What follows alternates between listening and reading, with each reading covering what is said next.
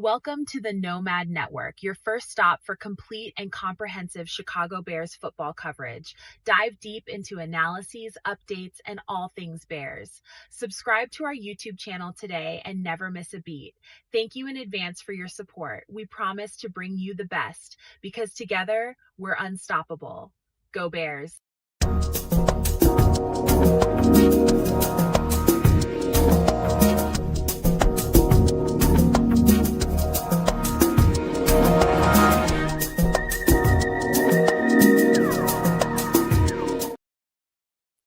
Yo, no maniacs. Hold on, let me fix this thing back up.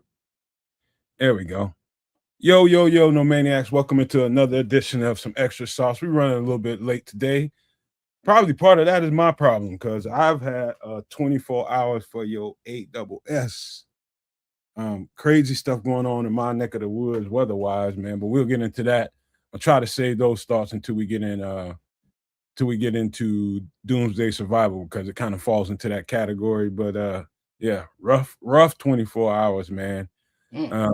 But yeah, man, you guys hope you guys been keeping up with what's going on in the free agent market, man, because we got a lot to talk about tonight, man. Matter of fact, I was just in the back in the studio talking to Trips about some concerns he had, and I'll be glad to speak to him once we get to that part of the show. When we get to that segment, it's a lot of Bear stuff to cover here, man. I do think some other things might be in play that I'll hold my tongue for now, and when we get there, we'll get to that, man. But we got plenty of stuff to talk about.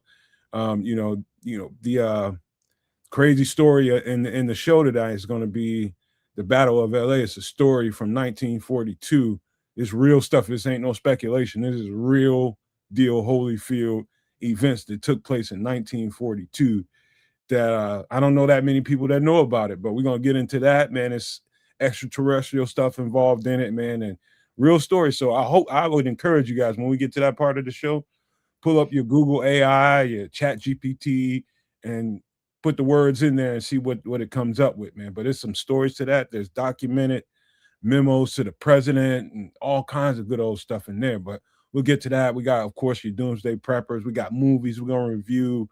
And it's a bunch of stuff. We're going to get into the food and drinks probably first more than anything. But let me stop talking for a second and pass it on to my guy, the Triple R is in the building, man. We waiting on kids to pop in the scene. He's there, just an empty seat. So pass it on to Triple R with a bounce pass, see what he does. Hey, what up? I get a bounce pass. I'm gonna take it between the legs and then do an up fake and then come back and go, yeah. Okay. Just finish it with a dunk. That's what is. That's the dunk. So what up to everybody? Happy new NFL year, as you know, the league year officially starts, free agency officially starts, not the tampering period, but when everything becomes official. And it's like there are familiar faces that are departed and new faces that are going to be entering Hallis Hall, and we're going to talk about all of those and some questions that some may have for the front office and how they're approaching certain position groups and such. But yeah, that's a teaser. That's what that's called in the industry. But so sit back, settle in. Then we got all of the extra sauce, if you will.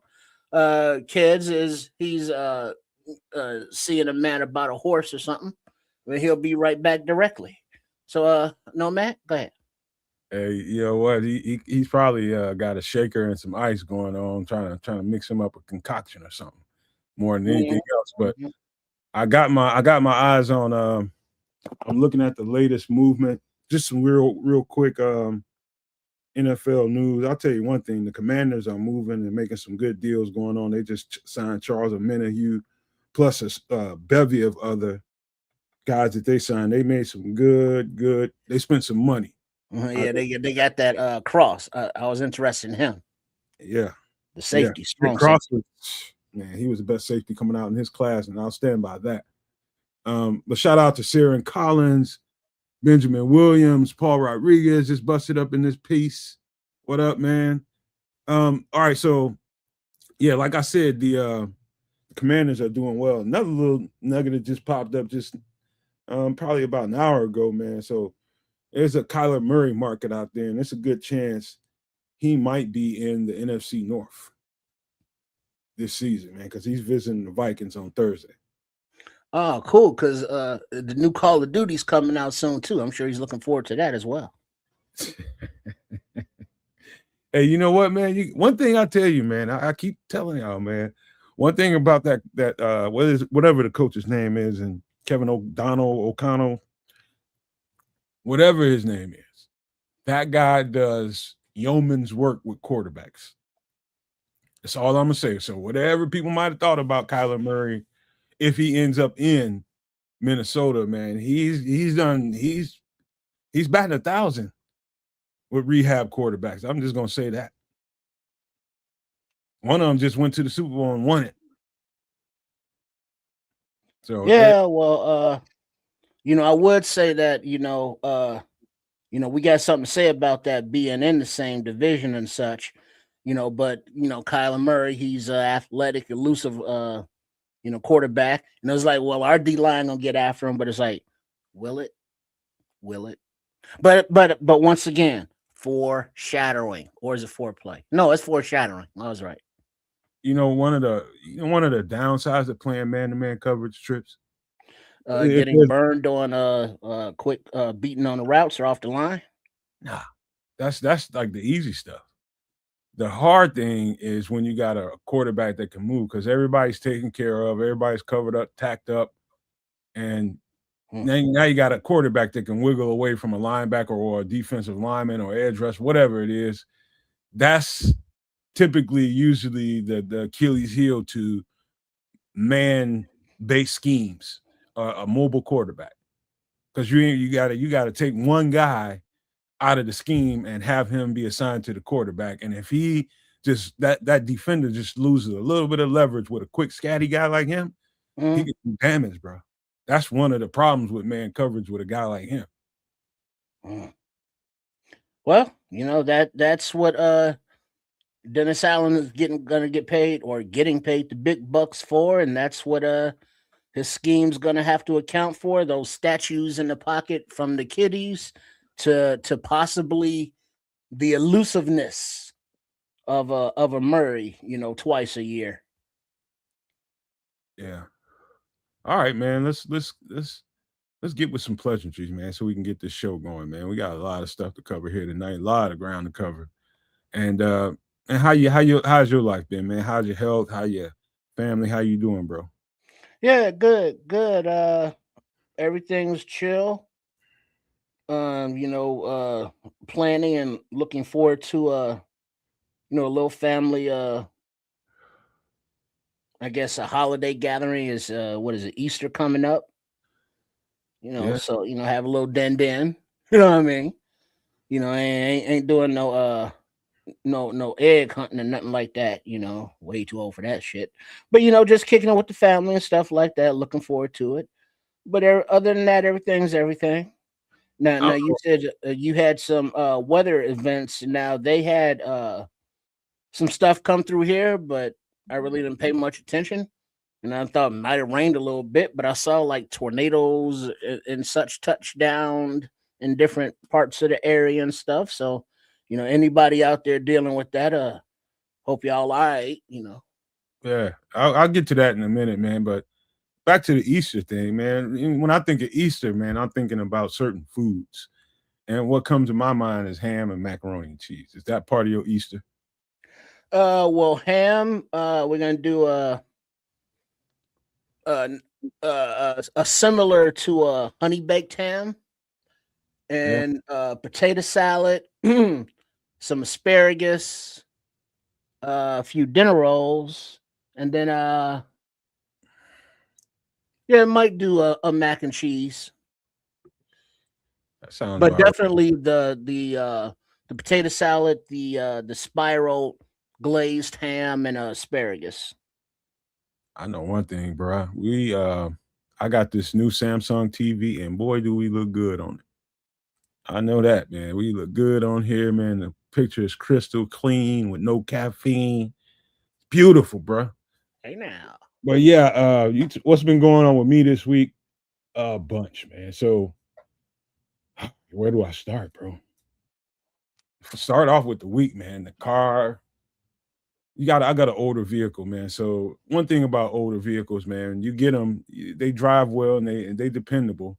But when they older, it get to a certain age where you got to start changing out parts, right? And like Yeah, some of yeah. the stuff that's been in there since the car was made, you got to start changing out little things, whether it be a spark plug, whether it be a sensor, this, whatever it is, always something with an older car. But you don't mind that because you're avoiding a payment every month. So that's the point. But it's starting to get to a point where it's just like, golly, man. And so anyway, the car breaks down on her again, and we're in the middle of trying to figure out something. And I mean, we got sensors on the car and everything. We're getting some details about what's going on, and they starting to dial it in. And all of a sudden, the weather starts to change. Let me see. Shout out to True Pilgrim, Cloud Chasers, What up? What up? Marcus Jones. Shout out to everybody that just busted up in here. Of course, Paul, Cornell Bryant, Donnell Berry, Sports Highlights, everybody, man. Thank y'all for being here as we get going, man. But anyway, we're in the middle of that. Ended up letting my truck go to a family member, a family friend, man, and all that was going on. Transaction. I ain't really charged them nothing, but that was going on. And then all of a sudden, a couple days later, here come this weather. And man, when I tell you down here, I'm not used to tornadoes. I don't know if I ever known of a tornado to hit in my area in my lifetime. And all of a sudden, here comes this EF3, EF4 with all this big softball size hail. Cars already broke down, so we getting beat up with softball size. And I'm watching big chunks of ice coming out the sky. It's hitting the house, it's hitting the windows, and I'm back and forth checking to make sure ain't no windows busted out in the house. I'm all over the place. My cat's starting to get nervous. I'm trying to calm her down. And man, dude, this shit went on for like 4 instances of it, Trip. It was like it went on hard for like 15 minutes, then chill for like 5, 7, maybe 10 minutes, and come down hard. And every time after that, the hail was getting bigger and bigger. And so I'm like, golly. So it's going crazy, and it finally stops. And I'm like, holy shit, man. I'm checking around the house again. There's limbs and all kinds of shit going on. And I'm hearing about tornadoes not too far south from me. And I'm like, damn, man. My phone started ringing. The good thing about it, Trip, is I lost no power. Most of the other people around me lost power. I lost no internet, lost none of that. But I'm checking around the house and making sure ain't no windows busted. We good there, man. But it's a lot of damage, man. And then, I get on the phone with my mom, make sure she good, my grandma good, and my other family members good. Finally make a trek out the house, and everybody on the block, Trip. And I say everybody on the block, all they shit busted up. All up and down the block. I mean, some of them had, shattered windshields, but not broken. And then other ones had all their windshields busted out. I mean, all the windshields, back window, side windows, everything busted out, all up and down the block. It's limbs everywhere. It's crazy out here. And so everybody's scrambling around. And, I'll get to the second half of that story and when we get to Doomsday Survival, but I'm thinking we got out clean. And so my car is parked a little bit down the street, a little bit down the curb. And I'm just looking at it front facing and I'm not seeing no damage. I'm looking that much problem. It's some got dark time now, right? And so I'm out there with a headlamp on. Everybody's looking at me like I'm from outer space or something. Like, mama, you ain't got no headlamp? What's wrong with y'all? Anyway, so I get back there. I go back in the house. I go back out there just to double check everything, trying to help people out. And I go back there and my whole back window is busted out. Oh, damn. The whole damn thing gone. I'm like, holy shit. It's already one thing. The damn thing ain't running right now. Now the damn window busted out of it. Man, it's just crazy. Anyway, it's been hell, man. So the last 24 hours pretty much, man. I've been, not only trying to get my stuff together over here, been trying to help other people, up and down the block, people calling and just trying to be of assistance, man. I prep, man, so I have shit. You know what I mean? So, but most people around me do not. Not only that, it's elderly people on the block. And so I'm doing everything I can do to try to, assist the best way I can. But it's crazy out there. Yeah, I bet, because as they say, Father Time is undefeated, and Mother Nature can be a very vicious and vengeful biatch. So, when she decides to do her thing, all you can do is hunker down and hope the damage ain't too bad, and then rebuild. Ain't that right, kids? Yeah. Sounds like you guys are having weather issues out there in Chicago. Yeah, Mother Nature came through and was like, "What up, fools?" Well, I guess it's just par for the course over here too. So we have an ice storm going on, and that's always fun. Yeah. So like, just don't go outside at all, and you'll be fine. It was that false spring. Gave us a little hope. Put on the short pants for a couple of days, and then now Nomad got golf ball, or bigger than golf ball, grapefruit size hail. Ice storms in Canada. I still feel a little chill. Got my hoodie up, and it's like, damn it. But pretty soon, y'all. The skies will open up. Be springtime unless Mother Nature has other ideas. Hey, you know what, man?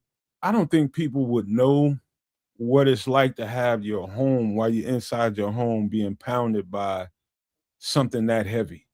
Like, imagine 1,000. Oh, we get them over here all the time. Like hailstorms like that, and I'm talking like size of your fist. Yeah, no, these are bigger. These are bigger than your fist. Grapefruit. Grapefruits are bigger than your fist. Grapefruit. Oh, damn. It was some huge. I should have took a picture of that shit, man. But it was so crazy. I wasn't thinking on my feet, and I was just like, man, nobody's gonna believe what's in my yard, man. You should see. I mean, it was like boom, boom, boom, boom, boom, boom, boom. Like you getting bombed or something. I was like, God damn. My cat's a cool customer, but she was looking around like, what in the fuck is going on? And the wind starting to pick up, and I didn't realize that not just south of here. Like, when I say south, we talking about a few miles, just south of here. It's getting tore the F up by EF3, EF4. And so we just barely missed that, like barely. But we got the remnants of it with the wind and the hail just tore up everybody's stuff. This area is being declared a natural disaster area and shit, man. It's crazy out here. It was just ambulances. It's been ambulances around the clock. As a matter of fact, right now is the most quiet time in the last 24 hours, right now as we speak. It's been nuts, man. Well, sounds about right. Like I say, I remember going outside on Monday going, damn, it's springtime. You know what I mean? All my snow's melted. There's no ice. All the ice is gone. This is beautiful. And then I looked outside this morning for about 2 seconds. Like, nope, I'm not even gonna pay any attention to this. I just gotta go. And I went right to my office and got down to work, man. Got the business, because whatever's going on outside, I cannot control. You know what I'm saying? So no worries there. Left it alone. But apparently it's just gotten worse. Wife just came in a minute ago, and she was like, I just heard somebody's wheels squealing and a crash. And I said, F this, and went back inside. And that was her little story. And I was like, man, okay. Yeah, it's one of those days, man. Good thing I don't have anywhere to go. The worst thing in the world is being around people like there's a nice little handful of moms over here, single moms over here with multiple children. Oh. You know what I mean? And so, those ain't the most prepared people in the world when it comes to stuff like that. And she's got all her windows busted out in her car, every one of them, like several of them up and down the block. And you don't want to they just sitting there they don't know what the F to do. Some of them ain't got no insurance. Some of them, this is like the last thing in the world they need. because you're a single mom out here trying to live, and it ain't good, man. You strapped for cash as it is, and you at wit's end because you got multiple children you got to worry about all the time. Yeah. And that's the last thing you need, man. So now I'm like, hey, what can I help you with? You need something to cover up your windows. Okay. And so I'm out here trying to help people with the windows, giving them plastic, trying to tape stuff up because that's what you got to do. But the tape ain't really being an adhesive right now. The duct ain't really all that good when everything's wet. Right. So now we got to figure out other things. Now I got to play and Jimmy rig stuff. So it was a long night, bruh. And it's been a long day today because I was still out there helping people, man. But I was not able to manage to get in here and try to get this thing together for the show. But man, dude, I feel bad for a single mom in a situation like that. What you gonna do? Just leave her out there to dry? You gotta help her. Well, you help her as much as you can. And then it's like, you can't fix all the situations. You can't help them all, but you can do what you can as long as you can until, your time or resources run out.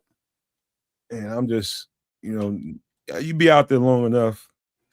You got to realize too, man, once that happens, everybody's looking out for their own well-being, checking on their family members. And it was some women out there for a while just trying to do it all by themselves. I was just like, man, come on. I had to rally some of the dudes around the neighborhood, man. Come on, man, find some stuff to help them out, man. Let's try to get this right, man. Don't just stand there and let her do it by herself. Help her out. And they see me in action, then they jumping in. Next thing you know, things start to get done. People finding stuff to rig things up. And it's not that much rigging you can do with busted windows, but there's things you can do.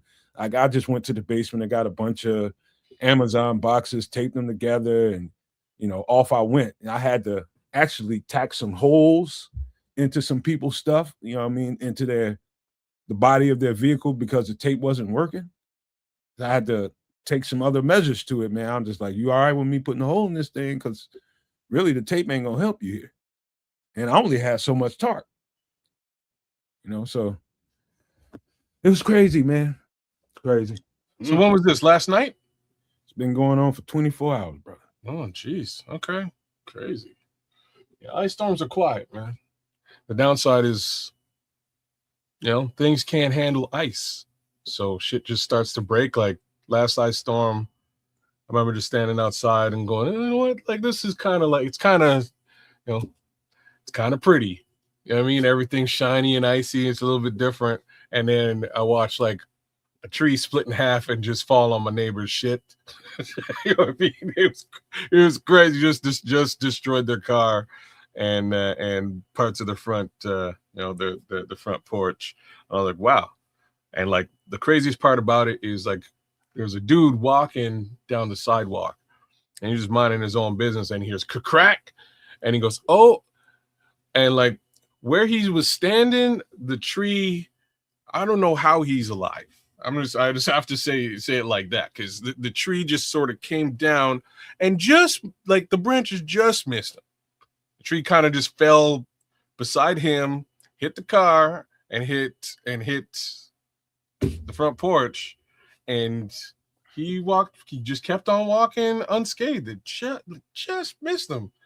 And as I'm watching, I was like, oh, like what happened to that dude? Like, is he, did he make it? And he's just, slowly skipping up the street. And I was like, wow, man, nature's a thing. But yeah, welcome to Canada in that respect. Looks like you guys have just as much fun with the weather out where you're at. So that's what it is. That's the good thing about it, kids, is nobody had to bust out the chainsaws. I didn't hear no chainsaws in the area. That happened just south of here where all the major damage is at. But man, it's enough damage up this way to be like people are immobile right now and kids ain't in school. It's just crazy. So yes, it's a lot of cleanup to do. It's going to be like this for a little bit, man, until, get enough people on the scene to help out. But boy, you got to be helpful. Try to be your best to be neighborly during times like this. That's the best thing I can say. If you can help. When you can't, you can't. You just do what you can. But there's nowhere in the world you should be as a human watching another human go through some things that you can possibly help out with. Nowhere in the world. Well, or you could be my asshole neighbor. Anyways, that's a whole other story. I'll leave that shit alone. Yeah. Yeah, I remember you telling me some stuff about that guy. Maybe if you don't wipe diapers on people's cars, you don't have these problems, man. Hey, I don't do that to my neighbors, mind you, but I will do it to random French women who tried to run over my children. What can you do? All right, man. I'll tell you what, man. Just so we can keep this thing moving and grooving. How about this, man? We're gonna do a little drinking right quick, man. And I got a feeling you might like a couple of these kids. What do you got going on here today? Okay, yeah, I do this for sure, man. I like me some grapefruit juice. Grapefruit ginger paloma. Look at this.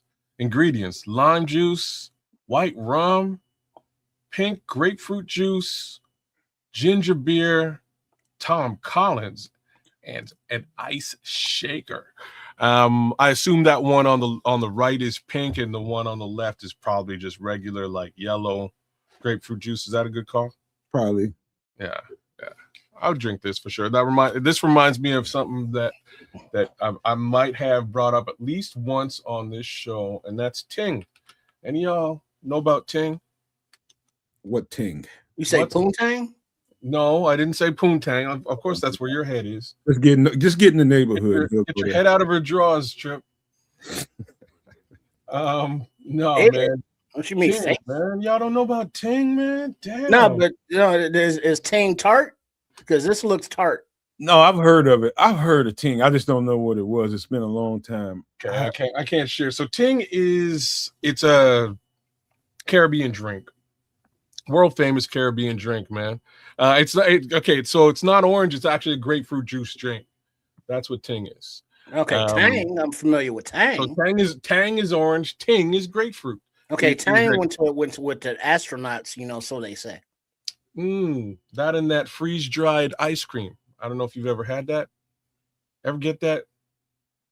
The freeze-dried ice cream? Yeah. For the was that like generic? No, it's like an astronaut thing. I remember, like, when I was a kid, there's a museum here in town of science and technology, and there's like a big exhibit for the space mission, and that's what they have. They have like packets of Tang. They give you a packet of Tang when you go through, and they also give you freeze-dried ice cream, which is ice cream. Yeah, which is like the most average thing you could possibly have, but it's just wait a minute. You know what I mean? It's vanilla. Go ahead. Freeze-dried ice cream. How does that work? Yeah. That's the answer I give you. So it's like, oh man, I don't know. It's like hard ice cream. So it's like a hard vanilla stuff that it's vanilla and chocolate that just melts in your mouth. You're like put in your mouth, it kind of melts, but it's hard as opposed to being like wet ice cream. It's weird. So it ain't ice cream. Well, like it is. Let me rephrase. It was ice cream at some point, and then somebody freeze dried it, and now it's just. So it's not ice. So it's ice cream the same way Tang is orange juice. That's a real good rendition there. That makes a lot of sense. That's ridiculous. That's about but this grapefruit ginger paloma looks tart and good. And it's like, it kind of looks like it burns all the way down. It wouldn't burn. I'm surprised there's no. That's the last thing you would drink. You would think drinking this. Oh, ginger beer. I must have missed the ginger beer just mentally. So that's exactly what it is. This is real close to a Ting with a little bit of booze in it. I'm gonna have to drink this one for sure. Because why? Kids, did you know that there was a spicy ginger beer? Well, yeah. Like the ginger beer I get is the ginger beer I get you can get in like regular or spicy, and the spicy got some it's got a little bit of kick. It like tickles your nose. It's weird. I wouldn't call it like hot, but it's kind of got a weird spice to it. Nod, shout out to Nod. He says, truth be told, NASA astronauts drink. He would know. NASA astronauts drink Florida orange juice, not Tang. Have you met NASA Orange astronauts? I know he's out in Florida. I'm just checking. He works at a space station, man. Oh, does he really? Damn, Notch. Shoot. Yeah. All right. That's so, like, was the moon landing real, Notch? Do you know? Yeah. Anyways, you know what? You know what? I'm starting to master. You know, I do like to mix up my some of the drinking profiles that I like. You know, I like to have fun, especially in the spring and summertime. I like to experiment with some different stuff, man. And I'm really starting to find stuff with ginger beer in it. And I really gotta up my game there, man, because I just never really saw ginger beer as a mixture to a cocktail. And I just want to see what that's like. It's good in cocktails. I have to admit, it's actually good in cocktails. Like, it took me, again, my family's from Jamaica. I've been drinking ginger beer my entire life. I haven't found an appreciation for it up until 5 years ago when somebody put some booze in it. So that was about it, right? Like that was what it took to get me on some ginger beer. It was Geneva, which is gin out of Amsterdam, some lemon juice, and some ginger beer, and it was dope. I like it. Shout out to Naj. It's so good to see you back in here, man. And I know you've been through a whole damn bunch, man. And hopefully your spirits is getting back to somewhat normal. That's the best thing I can say. And I love you, man. We love you. Just want to put that out there, man. He's been through some stuff, man, recently. Yeah, man. Rough world out there, man. I'm glad you're doing the thing out there. Oh, you know, since we're talking about similar things, shout out to a friend of mine who passed away, Caesar. I'll tell y'all a story about Caesar. Caesar passed away 2 days ago. I just heard stage 4 cancer, terrible situation, unfortunately. Haven't seen this guy in years, man, but I'll never forget. So this guy, he's Latino, and we met because we're sort of running in the same group of friends, and he wound up going to the school that I just left. So like the old buddies I had in my old school, Caesar sort of came in and sort of filled the void when I switched schools and basically made a whole new set of friends and stuff. But we would bump into each other all the time. And he was like a third Dan Taekwondo master. This guy's a dangerous man when it comes down to it. But super cool. Black Caesar. No, he's white. He's Latino. He's a Latino guy. I wish he was Black Caesar, but he's just regular ass Caesar. Brown Caesar, I guess is what you call. Anyhow, so we're going to this bar on the French side of, like, over on the Quebec side, which is about a half hour away from where I'm at. And I go to the bar with a whole other set of friends. And I don't know, to make a long story short, I wound up in this full on brawl in the alleyway outside of this bar. Fighting, like things are, it's insanity out there. There's a whole football team for a school fighting my friends, and I'm fighting. It's wild. And all I know at one point is there gotta be 4 or 5 guys on me, man. And I'm basically pinned up in this corner fighting. And this guy kind of charges me. You know, I'm now up against this. I'm up against a dumpster, and he's kind of got my lower half, so I can't kick. So it's just punches, and I'm swinging, and like I'm about to get overwhelmed. Things are crazy, and I just see bodies dropping, heads flying. I'm like, what the heck's going on? Like, whatever that is, and it's coming towards me, I'm cooked because I can't get out of this spot.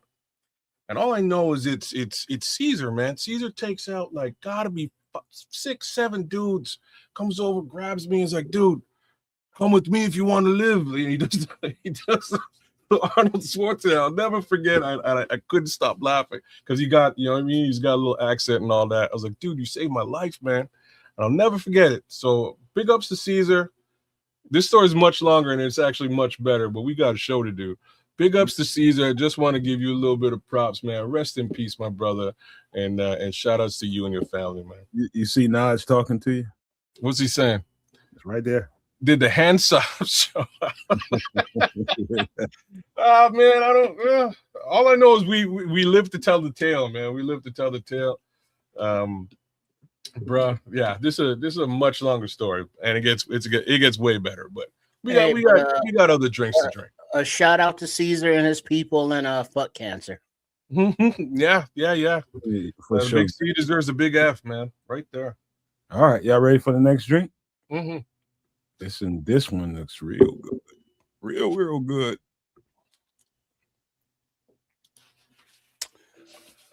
Dark this and one, Trip? stormy. Dark and Let's stormy. see ingredients: lime, dark rum, Ginger beer. lime juice, ginger beer, spicy, ice, and what is that, kid? Angostura bitter. Angostura bitter in a shaker.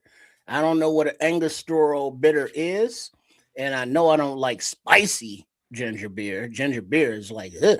But I like the little the borderline, between the wrong side of the tracks.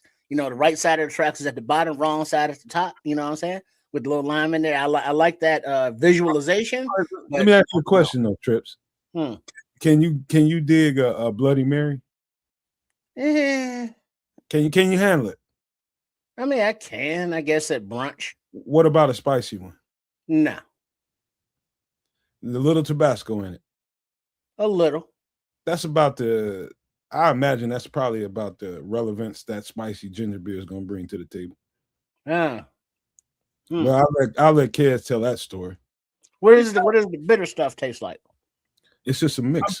I'm trying to figure it out. I think that's where the dark color comes from. Yeah, but it like I'm looking up what that taste is right now. It's it might be orange. Wait, hold on. Levante got a definition up there for us. Highly concentrated botanical infused alcoholic flavoring essential for classic cocktails like the old fashioned, Manhattan, and pink gin. Well done, Levante, man. Appreciate that, bro. I'm just, hey, Paul. I'm just trying to get people to step their game up a little bit, man. And thank you for that too, Levante, man. That was great. But yeah, it's I only know about a couple of these things because I just had to go deal with the ritzy ditzy side of the world when I was selling temporary agency jobs to people. You know what I mean? That's the only reason I would know about it, because I got into some high-end places eating filet mignon and people order shit like this, and I've had a couple of drinks here and there with some of this stuff in it. Yeah, man, but this is not complicated whatsoever. Not complicated whatsoever. And take Levante's take on this, man. It's a great mixer, man. It tastes really, really good. What makes it like two-tone? It's like white, and it almost looks like it's just when they decided to put the Angostura in there. Okay. Yeah, because I mean, I see the words. Bitters are highly concentrated, botanically infused flavor. I don't know what none of that shit means. So you got like look at you've heard. Hey, Trip. So you've heard of the last. I'm sorry. 2 of the last 3 I know for sure. An old fashioned. You've heard of a Manhattan, right? Well, I mean, but like a highly botanically infused. That mean like they ran it through the garden. It's like botanical gardens. It's real talk, Trip. Like I feel exactly the same because I'm looking at other descriptions of this, and it's all word salad, bro, based on gentian herbs and spices. Like, what the fuck is that? Hey, Doc, it tastes so unique. Like the first time I had it, is it sweet? Is it sour? Is it bitter? I had it in a whiskey on ice. Somebody was trying to show me, some of these different things that they use to mix in Atlanta, Midtown, and it's got a unique taste to it, but it's good, really good. So I should probably keep some of this around.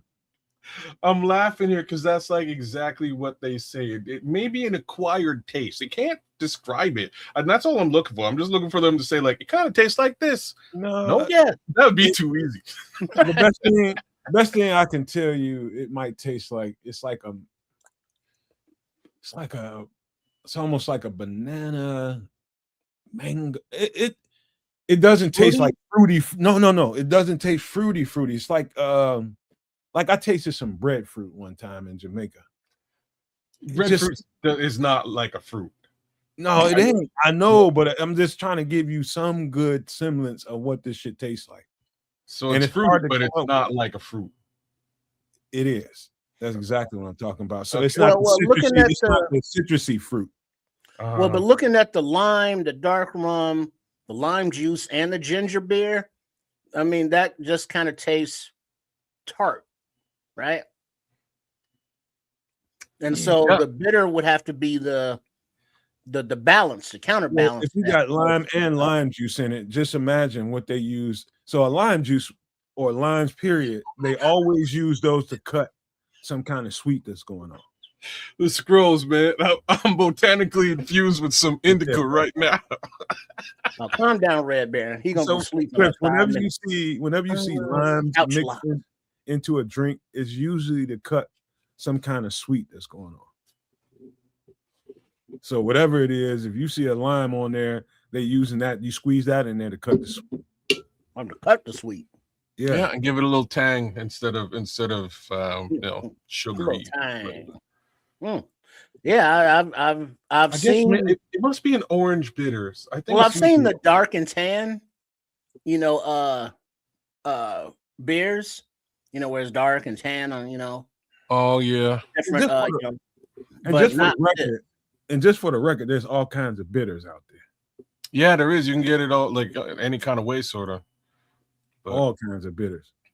Yeah, this one's a little bit different, but I think as I'm going through its Wikipedia, because it's the only way I get a viable answer. They say like there's different types of this one, but usually orange. So whatever, man. Dark and stormy, y'all. I tasted the orange one in a Long Island iced tea. Okay. Tasted that.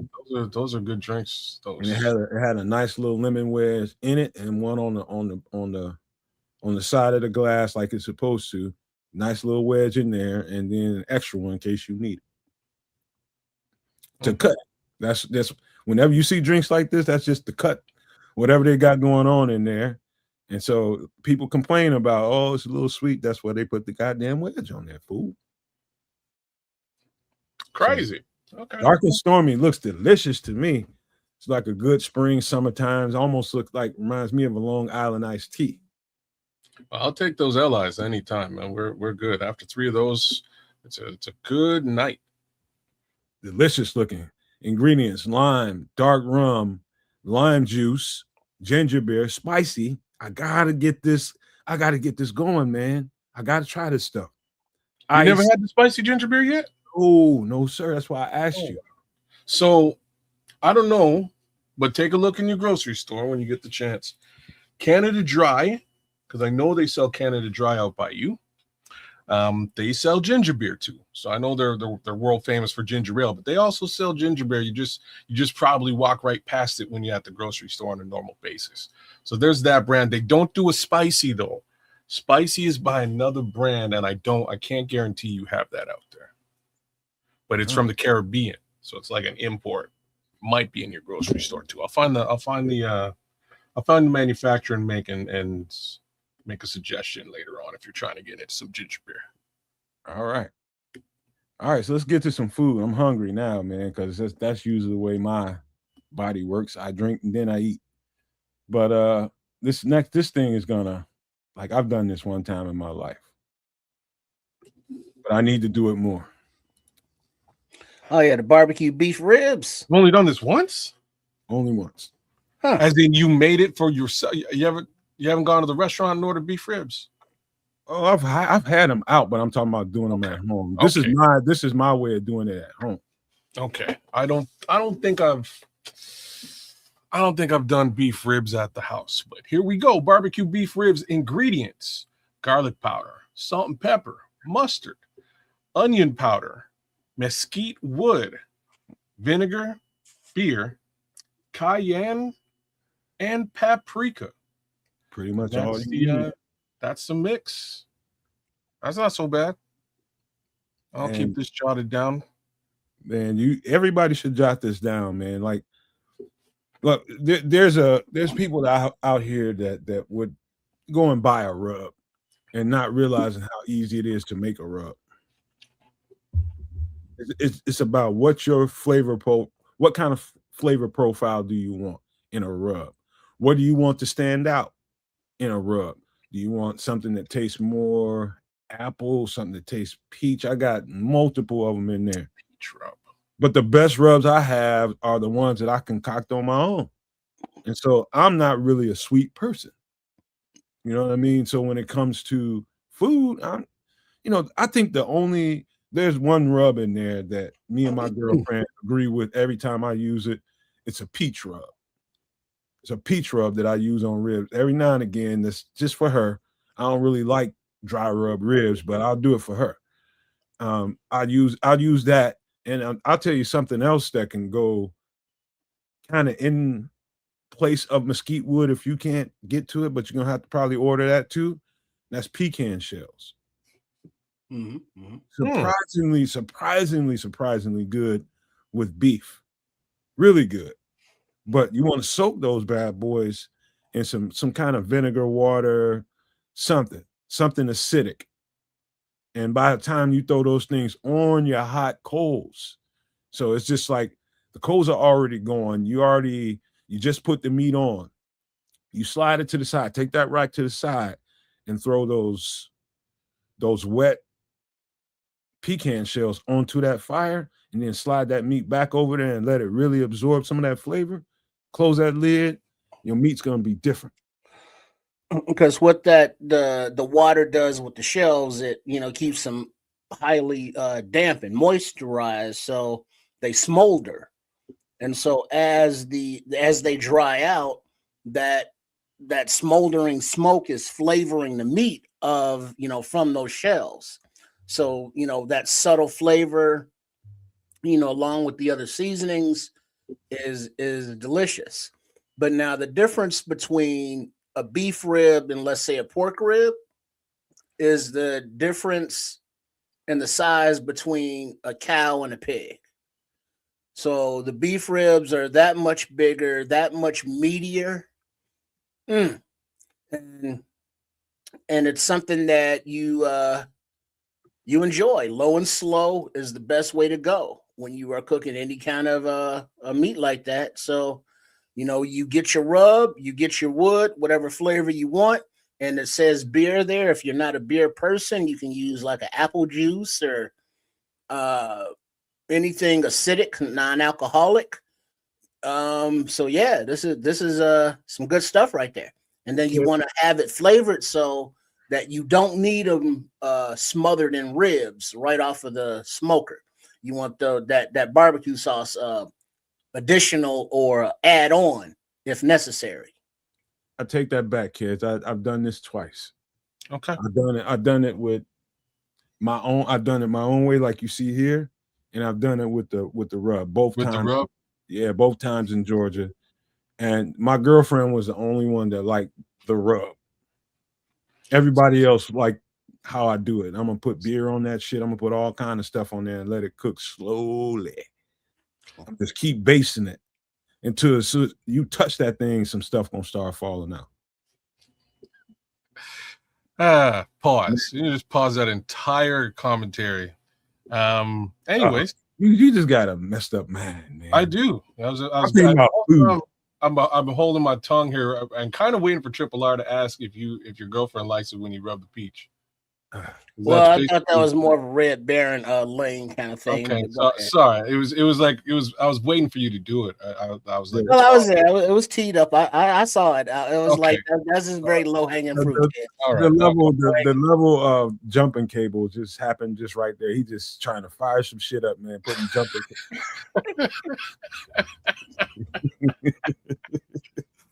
Man, Lee, that man is doing fine, I'm man. Just saying, you're sliding in the meat and you basting it. I'm like, damn, bro. That man is having regular. Leave him alone when he's having regular human conversation. I'm trying to mind my own goddamn business, kids. Leave him alone when he's being human. Kids does this shit all. And there's kids. Did you hear? Did you hear him, Trip? Did you hear him basting? Did you hear him, Trip? I even gave you a lean in. On and off screen, this guy will instigate some shit in a minute, man. Did you hear him, Trip? She got a fresh pedicure. Jazz.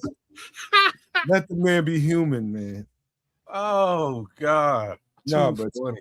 seriously though, man.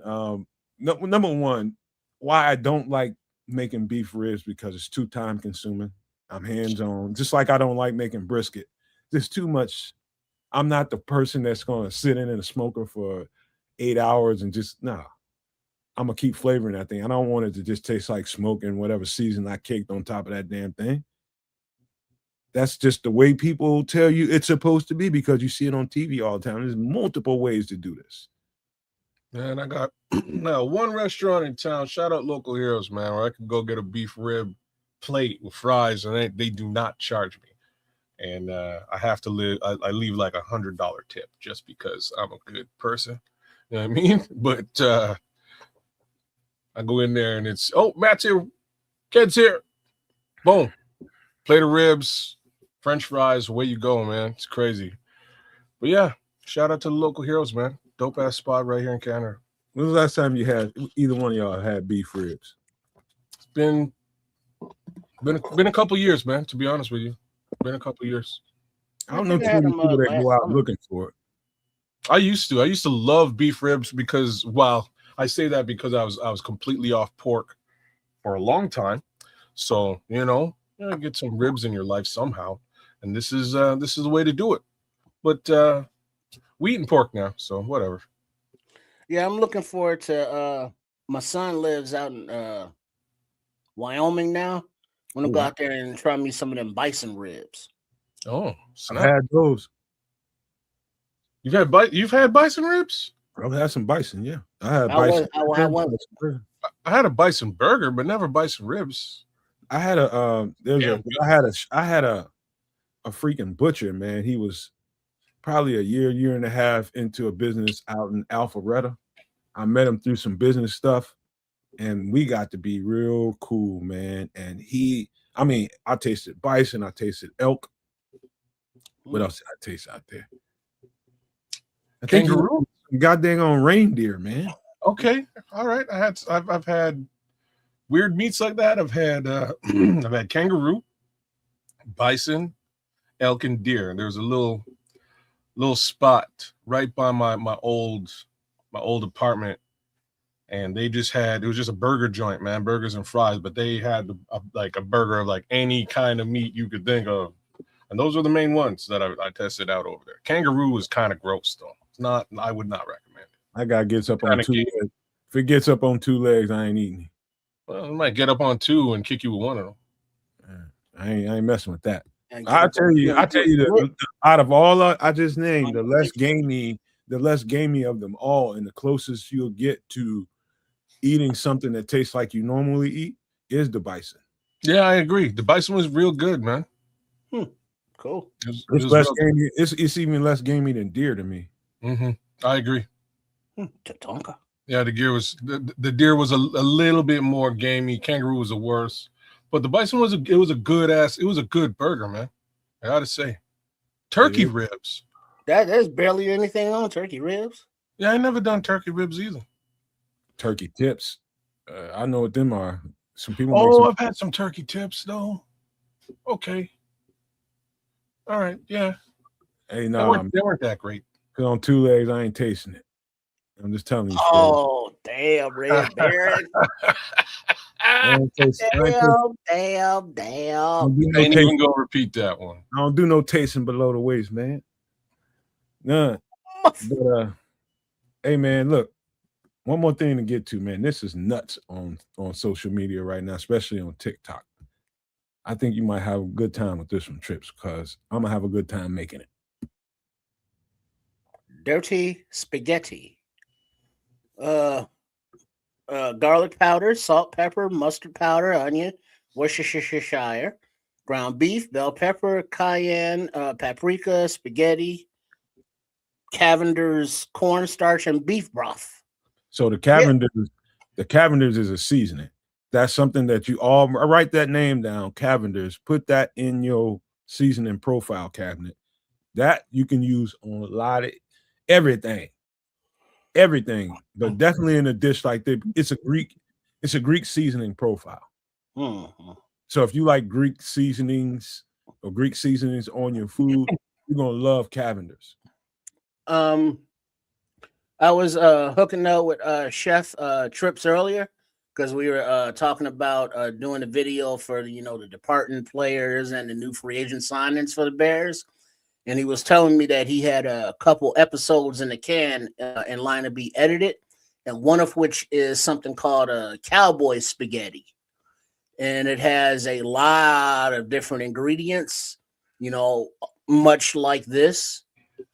With So barbecue dirty sauce. spaghetti, cowboy spaghetti, or I don't know what the differences are, but I know. something very similar is came out of the kitchen of Shea Trips. I know a country boy that made some cowboy spaghetti. He put barbecue sauce in that shit.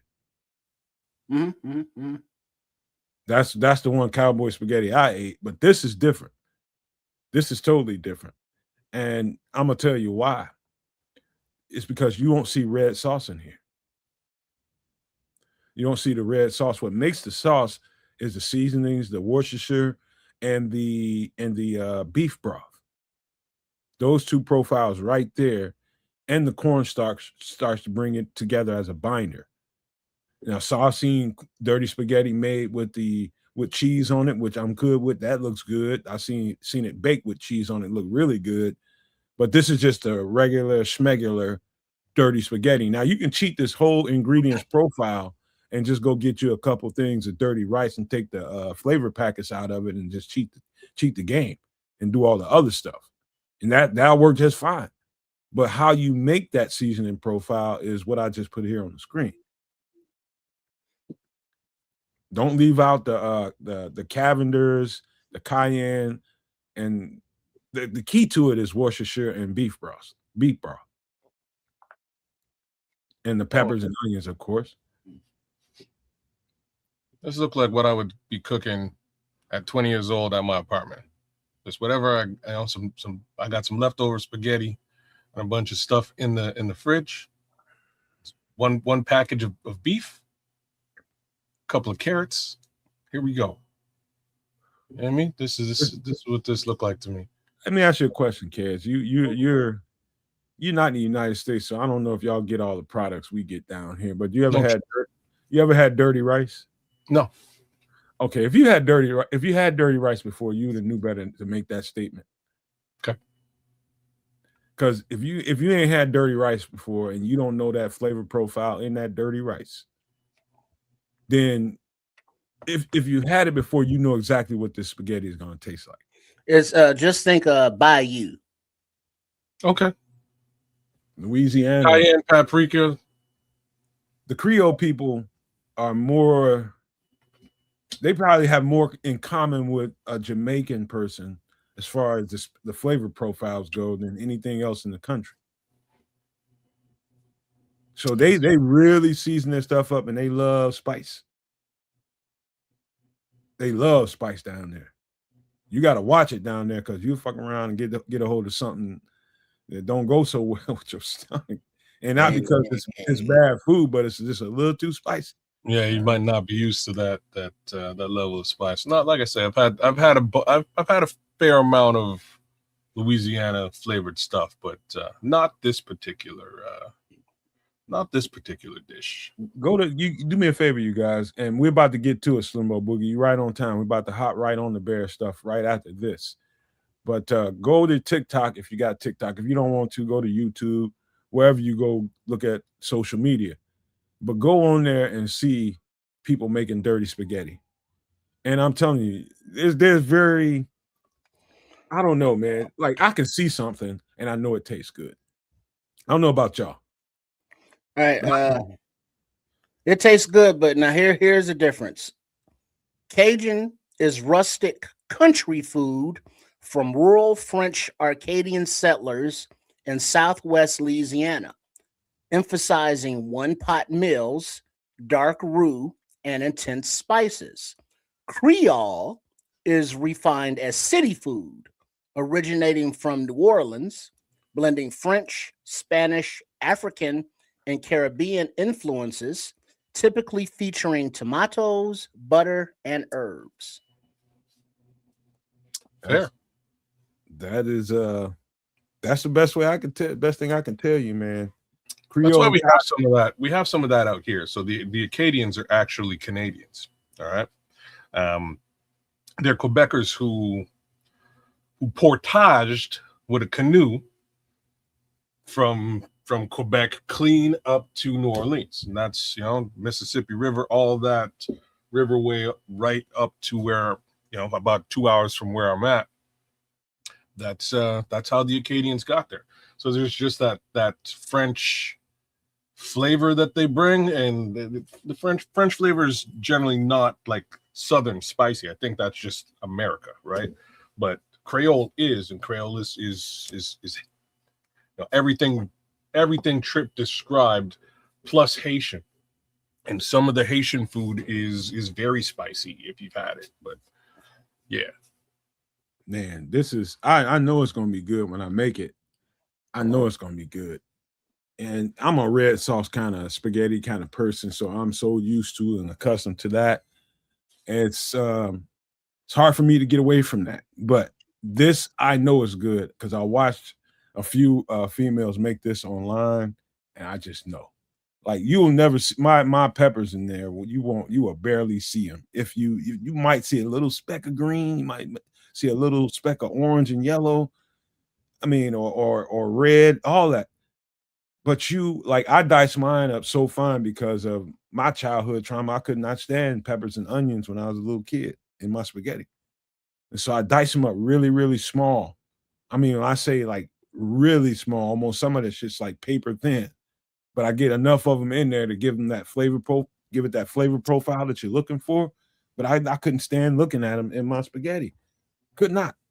But man, I'm telling you, I know this is gonna be good, and this is gonna happen soon. Telling you, they're like soon, like in the next week or two. I'm the same. I used to hate peppers and onions too, but now I think there's something wrong with you if you didn't add them both into whatever we're eating. Why is there not peppers and onions in here? You know what I say to that, kids? Your palate ain't grown up yet. If you don't, yeah, for sure, you still got that young man's tongue.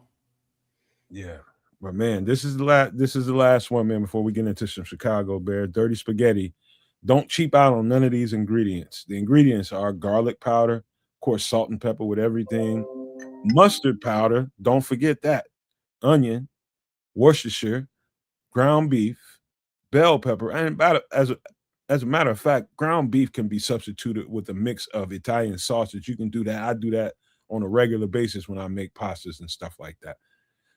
But make sure you get ground beef and or Italian sausage. Mild Italian or sweet Italian will work here.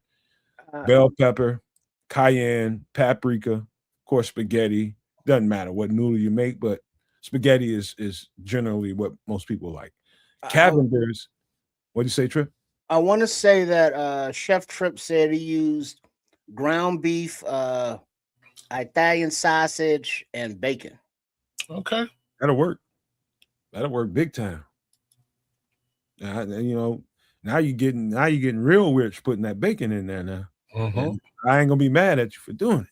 Now, that paprika spaghetti, Cavender's, y'all get y'all some of that, man. It's a Greek seasoning that I'm telling you, especially on poultry, whether it be chicken, turkey, whatever fowl or bird that you like, that thing is gonna jam on that.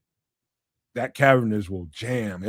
You will have it for the rest of your life. I'm telling you, that's how good the seasoning is. Cornstarch as a binder and the beef broth. That's kind of like your tomato sauce, but it's not. That cornstarch is going to bring it together like a tomato paste. It's going to be a beef paste, if that makes sense to y'all. So that's the flavor profile. It's the beef flavor. Cool. All right. Let's get up out of here, man, and get to some Chicago Bears. Let me pull this up. All right. So, Trips, you want to start this off because we'll get to some of the guys that we just picked up. We'll break them down here in a second. Yeah. But Okay. Well, all right. So yeah, I can start because not without specifically mentioning the guys we picked up.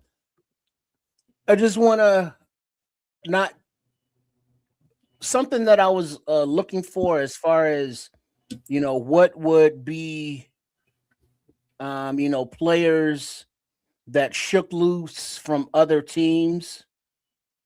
You know what I mean?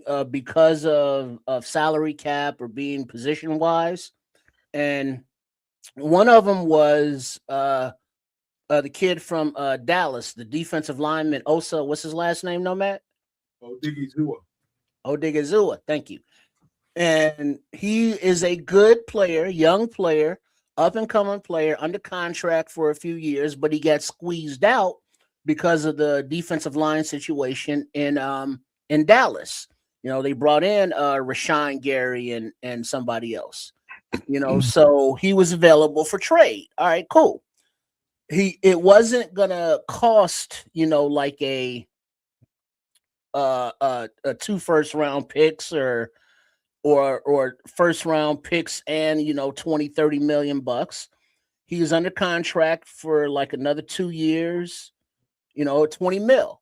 And the rates that free agents and or contracts are signing in the NFL, that's kind of going rate. So when he went to San Francisco, who has a menacing defensive line as it is, and we have question marks and hopefuls and possibly up and comers. This was a guy who's coming in day one. He's probably going to be your defensive tackle one, and he's under contract for another few years. Deo and Grady Jarrett can be off the books next year, so it's a wash there. You could have sent Javon Dexter back with him or something, or with the to Dallas, but that was the kind of young player that I thought that Poles would go after to bolster the defensive line, because the replacements that he got depth wise that we'll go into seem to be decent at all, but this guy was clearly your defensive tackle number one, and at going for a 3rd round pick, which can be recouped since we already have the 1st round and 2 second rounders, so you can make that up. So that just seemed to be a logical move that would bolster the defensive line, and it didn't happen. So I was kind of perturbed. Well, Trips, I think you represent a lot of Bears fans right now, and I'm just going to say what I said behind the scenes, and this is why we do this show, is because some of the behind the scenes content that we actually produce, not on air, is funny and it's fun and it's worth talking about live. So that's why we do some extra sauce. But to your point about Odigizua, that's definitely a cat on the rise. Definitely a cat on the rise. He's more an interior tackle. He's more a 3-tech than an edge, but he can get out there and give you work on the edge, man. He's that dynamic, and he's just getting better and better. I've been watching him for a couple years, and I knew Flus wanted to get his hands on him when he was at Dallas. But guess what? Flus just went to San Fran. Mm-hmm. And what did he do? Make one of his priorities to get one of the up-and-coming players off of that defensive line that he's been working with, O.C. Odigizua. And so let's just say the Bears could have been in that conversation to try to make a move on him. And if it's left to Odigizua as to where to go, humans are humans. They're going to probably go where they're more comfortable. He knows Flus. He knows what Flus asked for. He knows how to deliver what Flus asked for, as opposed to Chicago, which is an unknown here. Let's just say Chicago was in that market and trying to do that, and he had a choice. It came down to the Bears and the 49ers. If I was Odigizua, I'd go where Flus is. Yeah, but the thing is, he wasn't a free agent. It was a trade. So that was up to Jerry Jones to where he wanted to send him. Well, Jerry Jones has some extra draft capital. You know what I mean? See what Scrolls is saying? Got a little bit out of that Micah deal.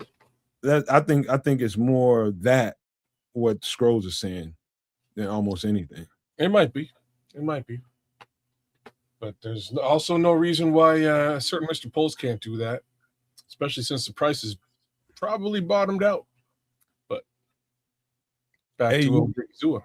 When you playing in defensive, Scrolls, that might sound wild to you because Flus has been a loser everywhere he's gone except for Indianapolis. We're talking about just defensively. And him as a head coach, that ain't jiving with nobody. But him as a coordinator, I don't think it's been that great. But he's not the actual coordinator in Frisco. He's there as an assistant head coach and kind of helping with the defense. What I think it's Raheem Morris that took the job over there. And Raheem Morris he's been doing a 3-4. It's a completely different scheme that Flus runs. But Flus is there for some reason, defensive line wise. That's kind of the reason why he's there. Maybe to bring in some talent to help. Why would you bring in a guy who's like when did he have a successful defense? Indianapolis, man. Okay, all right. I have to He go. didn't get that job for nothing. We got to go a couple of years back, way back in the way back machine. You know what I mean? When he was able to, now to give Flus some credit, this is a team when he was at Indianapolis, he drafted most of those pieces on that defense. Those pieces are still playing well in most places, wherever they are, whether they're still in Indianapolis or wherever they are. Here, whatever it was, not so much. Just hear me out. He knows how to identify talent. He knows how to identify talent. I'm not just because I can't verify. You know what I mean, I cannot verify because he was not a successful coach here. I'm not taking his chops away from him. The guy knows. Well, Pickens, Dexter. Who else was on the defensive line during the Flus era? Let's not do this. I'm trying to tell the story, man. Let's let him have this one, Trip. I'm trying to tell the story. So if you don't, he went to San Fran.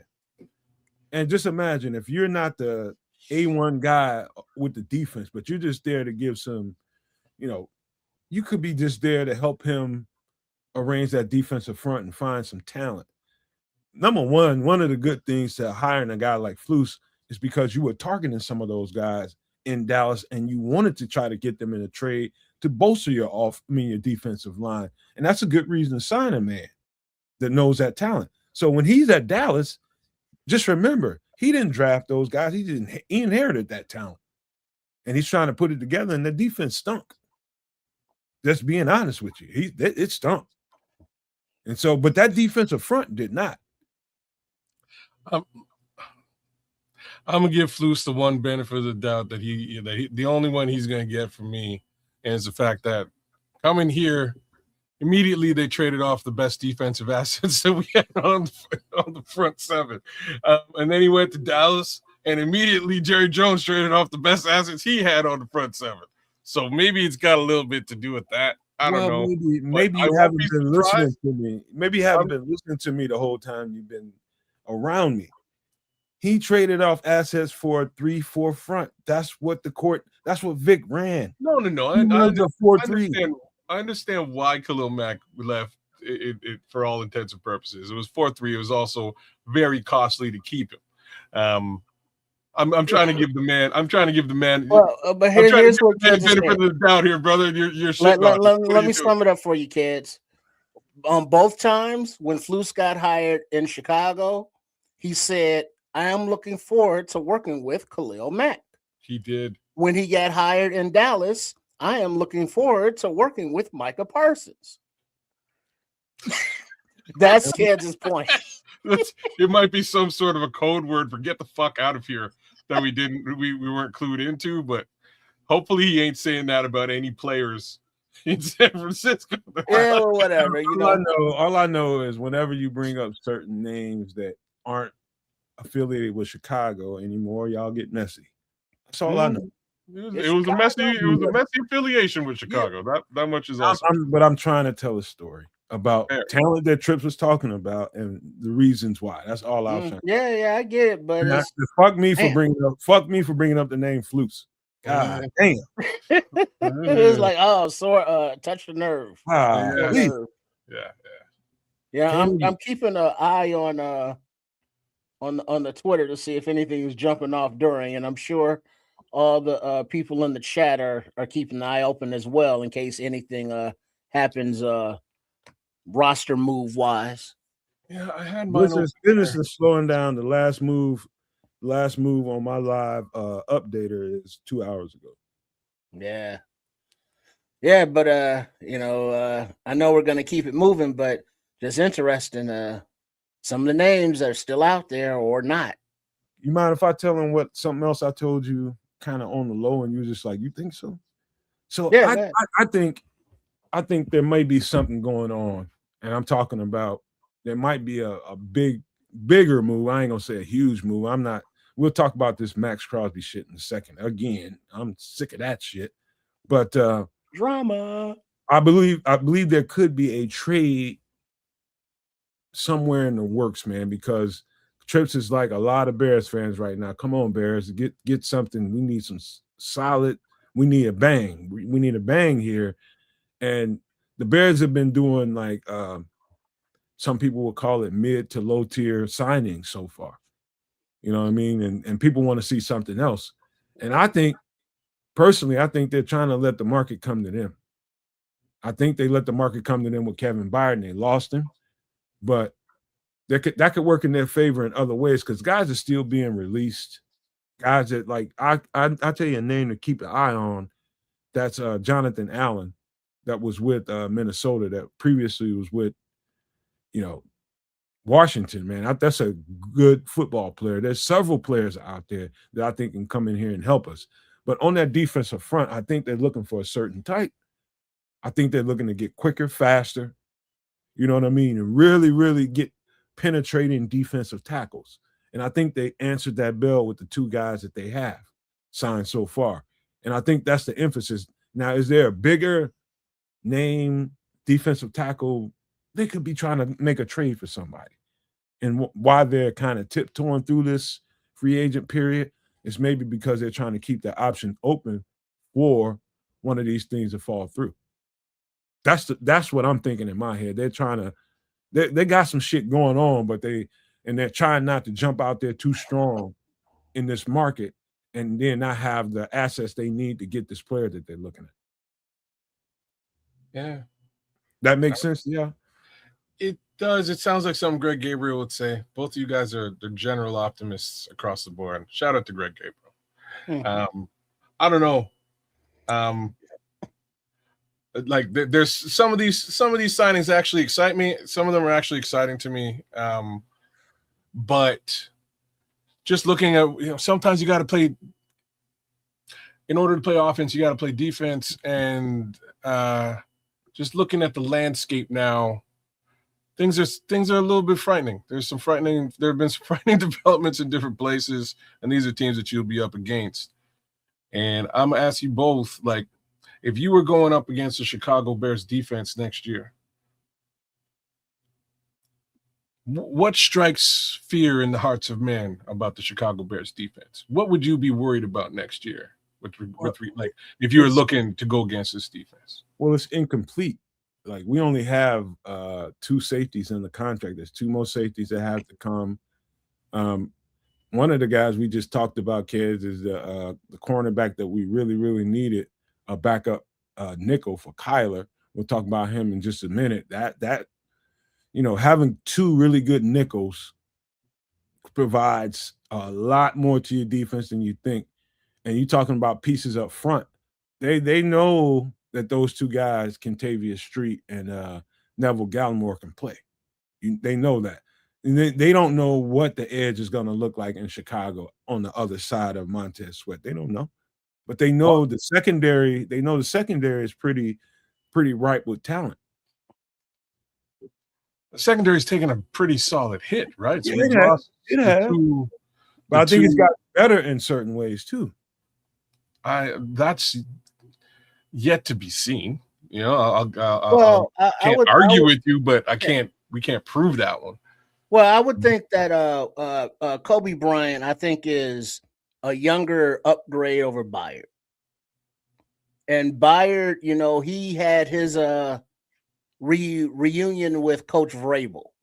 It came down to the Bears or the Patriots, and he was like Patriots because of that relationship. And so, all right, I'm good with Bryant. I see that as nice, but other than that, we got depth guys and in Street and I want you to pause for a second Neville. because the potential for us to go up against that particular team in the Super Bowl is high. Patriots? Yeah. Yeah. Right? Like they were just there. And we're sending our Pro Bowl safety over there. That's tough, man. You know what I mean? Well, And yeah, that's what I mean by the landscape. I just well, wanted yeah, to... but I understand but it's like, well, we got to sign Byard so the Patriots don't get him. But it's like, nah, I'd rather have Bryant because he's an upgrade over Byard. Where the chips fall, the chips fall. But other than that, who is not that you fix a team in free agency, you get your depth. But now, as we look to the draft, we can see the picture developing on what the draft needs are. And it's like obviously edge. It's obviously a defensive tackle. Do we want another running back? Do we need another tight end? Linebacker. Need a starting safety. So I mean, there's starting positions that are needed, and so we are looking to the draft for that. So it's like, okay, we have to trust the staff for identifying talent, and we got to trust the coaching staff to coach them up and develop them. And hopefully we have a impact draft class greater and sooner than last year's, because it's going to be mostly on defense. And these first, second round picks are going to be coming in, and fighting for starting positions. Well, I just say this, Trips, and I say this to every Bears fan out there. Be patient. Number one, they're executing their offseason plan starting right now. They're moving pieces. They're not signing. This is so incomplete. This like pieces are all over the board. There's only a few pieces in the heart and the guts of the puzzle that's together. Only a couple. There's a few pieces on the outside of the puzzle, but there's no clear picture whatsoever. So it's hard for me to sit here and judge how well they're doing, and they just now getting started with their plan. So I say look at it that way. Well, yeah. So the plan's not complete by any stretch of the imagination. I'm just right now. I'm a little bit disappointed in the loss of Byard and Nashawn Wright, and it has a lot to do with like Levante's saying like they didn't send Byard anywhere. They lost Byard for $1.5 million difference from his existing contract each year, right? So that's $3 million difference. It's an $18 million contract for him over in New England versus a $15 million contract for him here over the last 2 years. It's not an extreme delta that he was asking for in money. So that's what I mean by you're sending him over there. I think you could have negotiated that. Same thing with Nashawn. Nashawn is 1 year, $5.5 million. That's peanuts. Not asking for a lot of money. He got table stakes regular cornerback money. I was worried that after his season, he was going to be asking for like $12 million or something like that, and you just couldn't afford. You know what I mean? I thought he might have been priced out of the Bears case scenario. $5.5 million don't sound like a lot of money to me to make sure that your secondary is square. $18 million doesn't sound like a lot of money to me to make sure that you have that leader and intercept. Like those two interception leaders are were game changing on this team last year. You let them walk for something around $5 million grand total between the two of them more. I think that's crazy. Well, there's always a possibility they don't want him. There's sure. I don't know why you wouldn't want your defensive leader anymore. I don't think it's that at all. I think this is I think they're taking a page out of Seattle's playbook and getting young. And young as much as they can, get as young as they can in as many spots as they can. Hold on. And it's not like they do. We know for a fact that they value Kevin Byard. We know that. And we know what he can bring to the table. But there's no time better than now to if you want to go with the youth movement and really, really lean into that, now's the time to make a move like that. And sometimes that's hard to watch a player like that go to another team knowing what he brings to the table. But I understand it. But that's why I say, let them get this full hand of cards and let them play these cards and let's see what the total picture looks like. There's no need to get upset with the Bears right now because I'm not mad. Like I say, they've got a ways to go. We'll see what this all shakes out as at the end of the day. I'm just saying those two particular players, their 15 interceptions over the course of the season, you could have retained for a delta of about $5 million. And I think that's really low wallet share. I think the Bears could have afforded that, but they decided not to. I'm telling you, kids, Trips, there's something shaking that we don't know about. I hope so. I hope there's something shaking because there's still some clear work that needs to be done. I asked the question, what strikes fear in the hearts of men about the Chicago Bears defense? And hopefully by the end of free agency, that is answered. Perhaps it's waiting for draft day, but that's what I want to see. I want there to be something that other teams have to look at this team and they're like, damn, I got to double team that guy. I gotta do something to deal with this defense because it does this very well.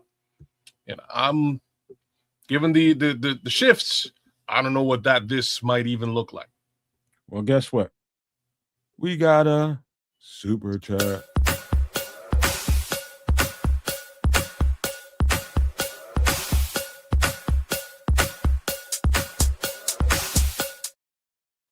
Slim, Bo, Boogie. Big ups, man. Appreciate Bears news and the offseason discussions. We appreciate you, Slim Bo. Thanks for coming through and thanks for the super. For sure, Slim. For sure. And what we're trying to do now is give a perspective from all angles instead of one being a fan and being a little disappointed in what you're not seeing. And then what you're seeing at the same time. Nobody likes to see really, really good to great players move to another team. Like Kevin Byard, that I almost feel certain when I say that they want to go young, and that's an indicator that they do. And they want to start now. And my gumption to say that is because of that move. They just want to get really young, really deep youth. And really, really get and just work around that youthful energy like the Seattle Seahawks have done. Draft well and work around that youth. Bring in a few veterans and put them here and there to keep this thing going. But I'm telling you, I think that's the mindset of Howard Hall. It's not that Kevin Byard ain't valuable as shit. He is. But right now, I think they're trying to keep this roster young. And I bet you, once this thing shakes out and they make their signings and do all the press conferences, I bet you all my money that's going to be one of the first things you hear coming out of those mouths, whether it be Ben Johnson or Ryan Poles. We want to be young and talented for a long time. They're going to say those words. Yeah, and I guess with a obviously younger defense, if they're going to take time to, kind of find their footing, it's going to be up to the offense to outscore teams. I mean, and we ain't used to that, but we know that Coach Football Psycho Ben Johnson and this offense is capable of it. And now with the second year of continuity in the system and pretty much all the same faces except for the additions or figuring out left tackle and the new Bradbury and Ben Johnson, I'm sure we'll get to, got another little weapon he's familiar with, and that added juice to the return game and other aspects. So the defense is going to have to, come along as the offense is going to have to pull more of the weight. Well, oh man, that's seldom happened in Chicago history. So like fingers super crossed that somehow this is what happens this year. But again, I'm gonna have to lean to Nomad right now and go like, this is still a work in progress. We ain't at the end yet. So hopefully something else, more than just something. Hopefully a couple of things pop. That being the case, I kind of like what they did offensively. There hasn't been a lot. I really, as soon as Rashid Shaheed got re-signed, I went through the list of wide receivers and I was like, damn, Kalif Raymond is a free agent. Well, let me just get to it, Trips. Kids, because you just led me there, and I got to lead that discussion. Okay. Here we go. I'm gonna tee it up right now. Let's go from the bottom, man. So we did, and I love the fact that out of all the guys that could have been moved, could have been this or that, they re-signed Elijah Hicks. And I'll tell you why. I always thought a lot of Elijah Hicks. For the longest time, especially in his first year or so, year or two, I think in year one was different than year two. I think he built up a little bit more, but it just wasn't enough. But I literally seen him in the preseason.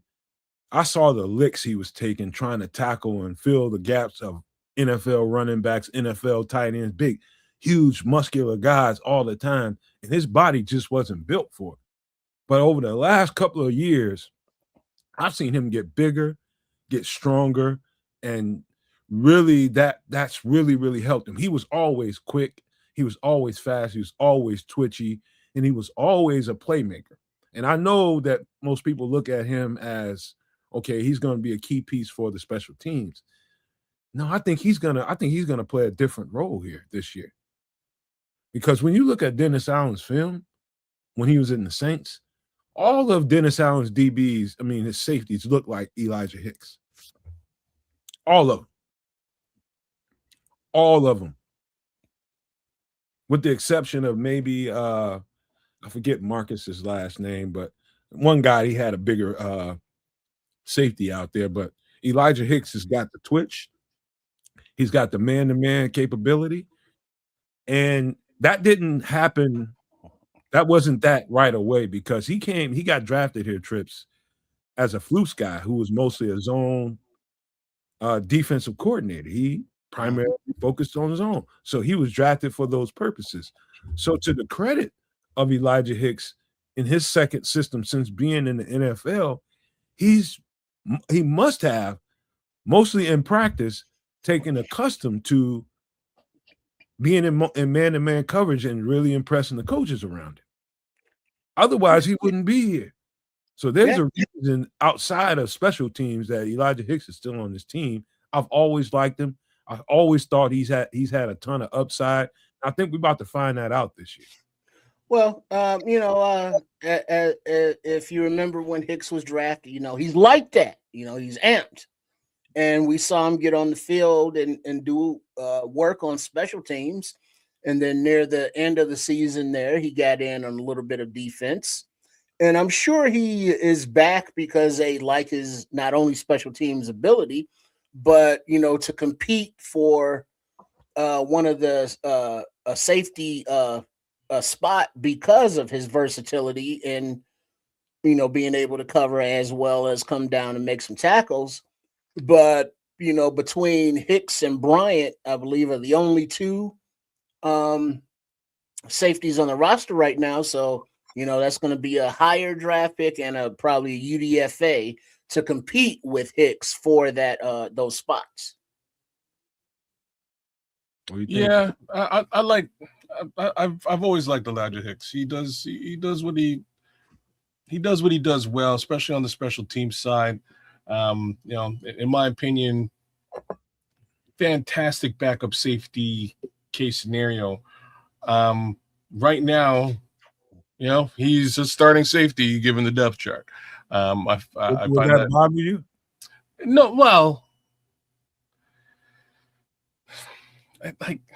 it's something. Let me be real about this one. It's something I can live with, I think, because there's been evidence of him in this role. I've seen him start in this role, and like it wasn't terrible, if that's the Well, way that it has to be, I can live with Elijah Hicks as a starting he's safety. let me ask However, you.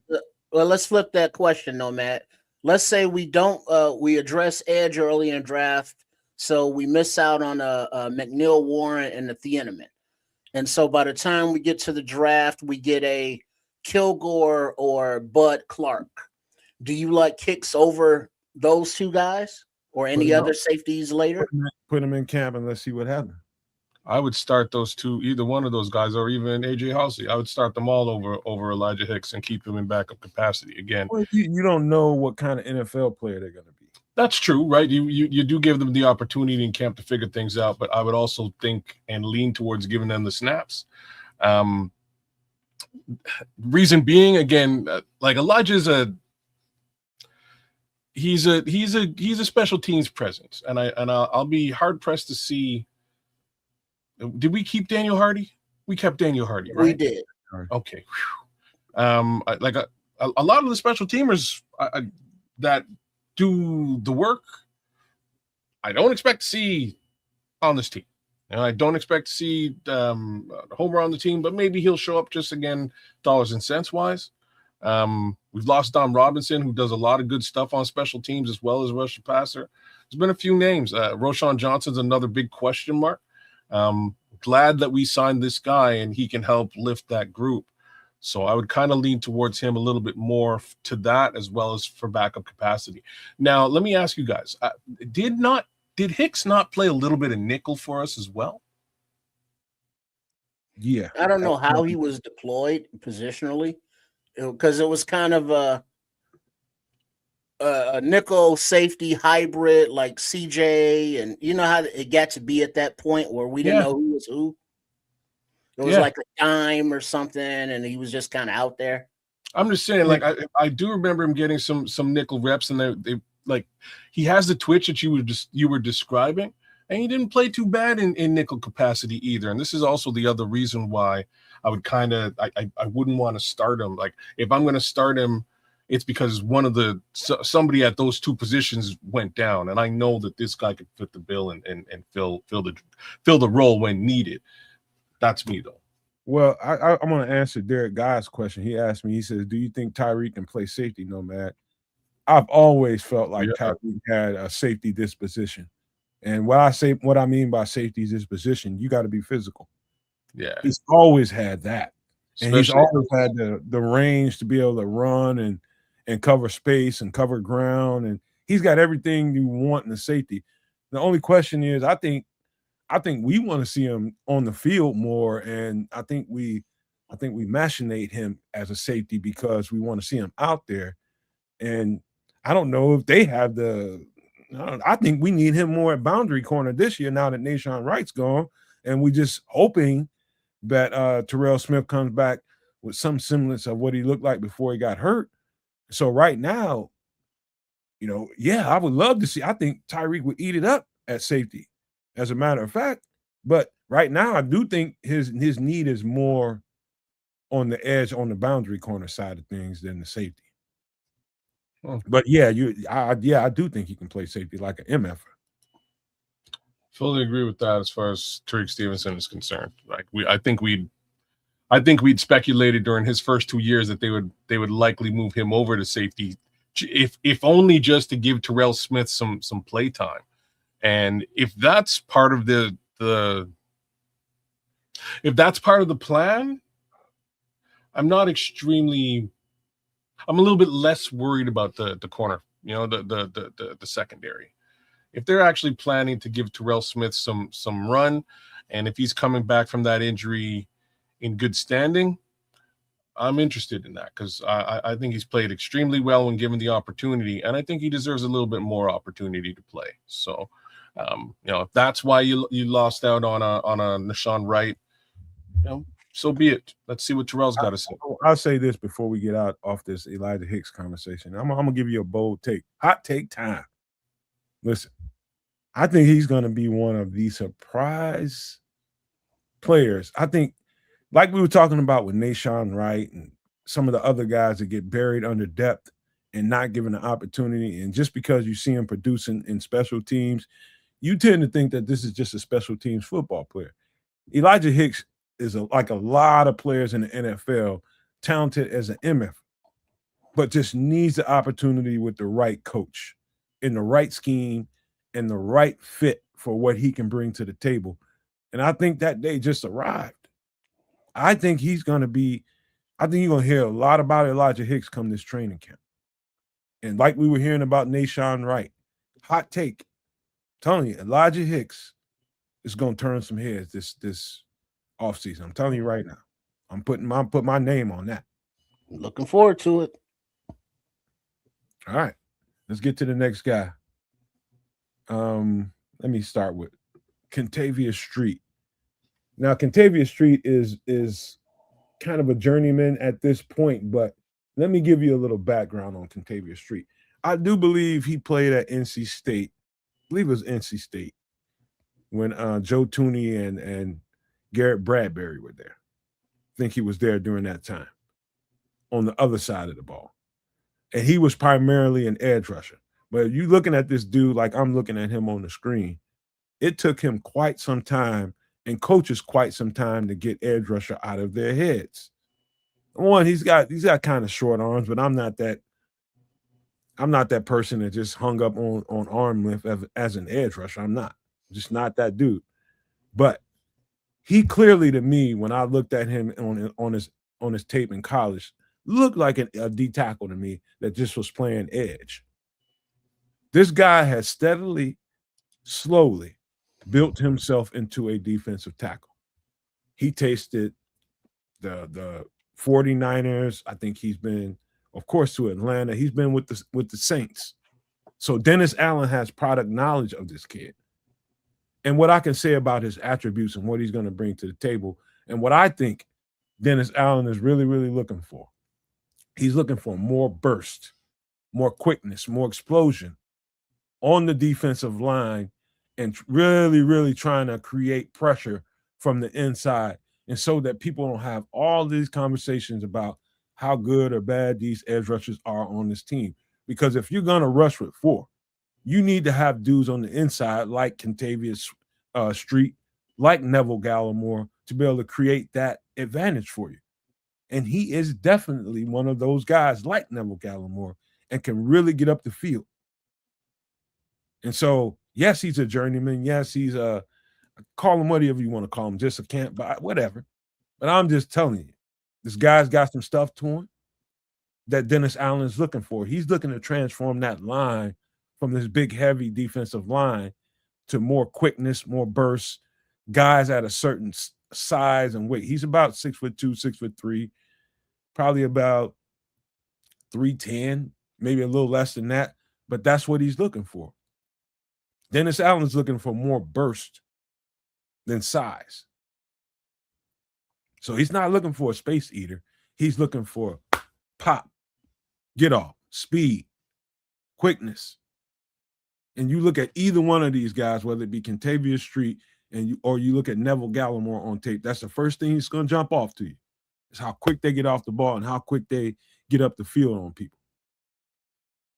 And so in that trait that both of those two guys have, Kentavious Street and Neville Gallimore, should give you all a clue as to what they're trying to do. They're trying to get quicker. They're trying to get faster. And that just doesn't stop at the defensive front. They're trying to do it in the secondary. They're trying to do it at the linebacker range too. Right, kids? If you're trying to get faster and quicker, if you want to be an explosive defense and really dictate the terms of the offense, that's how you do it. Fair enough. What technique does he? He's a 3. He's a 3. Mm-hmm. Well, we definitely needed a 3 tech of some kind.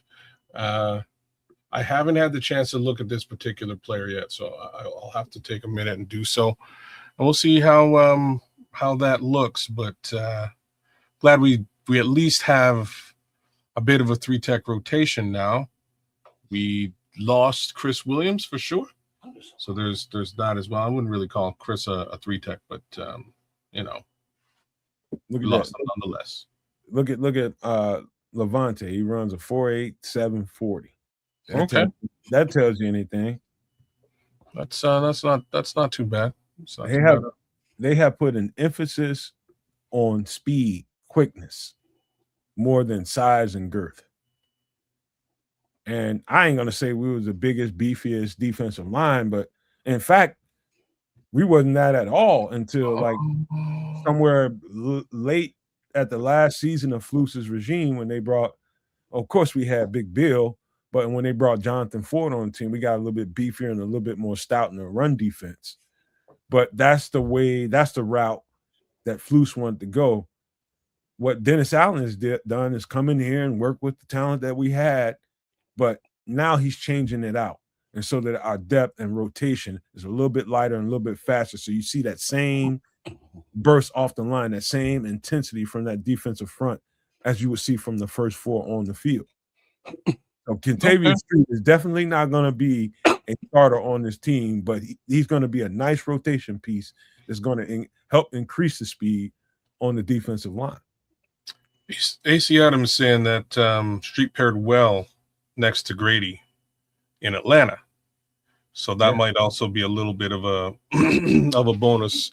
Maybe put him together and Grady on a line. They have some history working together. That might work out well. Yeah, I was looking at that How We Are Bears. I love Mario Edwards. That was one of the. I think these guys probably remember me getting upset about the fact that why in the hell would you let Mario Edwards go? But Mario Edwards is an attitude guy, you know, and under that, when Flus got here, along with Poles, they were looking for character guys, and I don't think he got along with those guys, and that was more of a reason for them to do. I think he probably had a better career down in Houston than he had here. He just got better. Mario Edwards became a monster down in Houston. Him and a couple other guys that I love their defensive line. Best defensive line in football, in my opinion. Well, yeah, that's and then where Don Rod went, Houston. Mm-hmm. He's gonna eat, and y'all gonna be mad.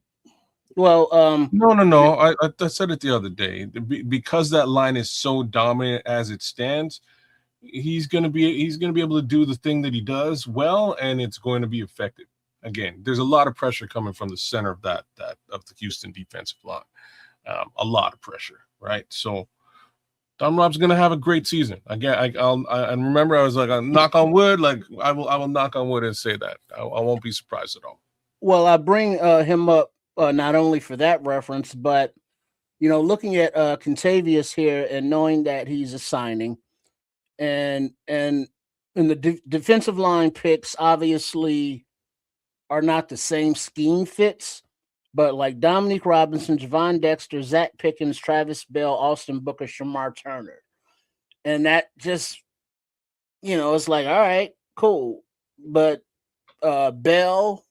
Street seems to be an upgrade over most of those guys, as does Gallimore even, and that's almost sight unseen. So if Dennis Allen and Coach Garrett, defensive line coach, if these are the guys that they want, the disruptors, the more lengthy and speedy than girthy. Settle down, kids. It's that's what we're gonna go with, and I'm good with it. I'm not doubting it, but it's like it just doesn't seem like enough up front, because what we've seen from the defensive line, whether it be the pass rush or run stopping, is just not enough. It just doesn't seem like, but you gotta let it play out. Gotta let it play out. Okay, I think this will definitely help the way you think in trips. Look at it this way. Look at it from a running back's perspective. And you at the line of scrimmage, you watching these guys, and you're trying to find, where the ball is going. You know where you're going to have to run the ball. Let's just say you're going through the A or B gap. And you're looking at some bigger, beefier guys up front. And you know for a fact that they're going to clog up, and you're going to have to decide at the last second to get through one of these tiny-ass little creases because there's some big dudes that can get off that block and cover up that space. And you have to decide it the right way, right? Mm-hmm. Versus if you at that running back spot and you got a little bit less beefier, girthier guys. And this is to your point, how we are Bears.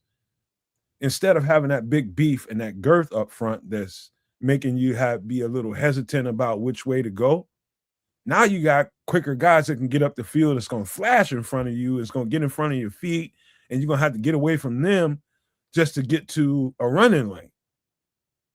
And so now you're looking at a totally different dynamic. You're trying to figure out what hole to run into versus, oh, shit, let me avoid this cat that just busted up through the middle. Neville Gallimore is already at my feet. Kentavious Street's already at my feet because they're quick and fast versus this fat dude who's just clogging up the hole waiting for me to run through it. That's the dynamic difference you're looking at.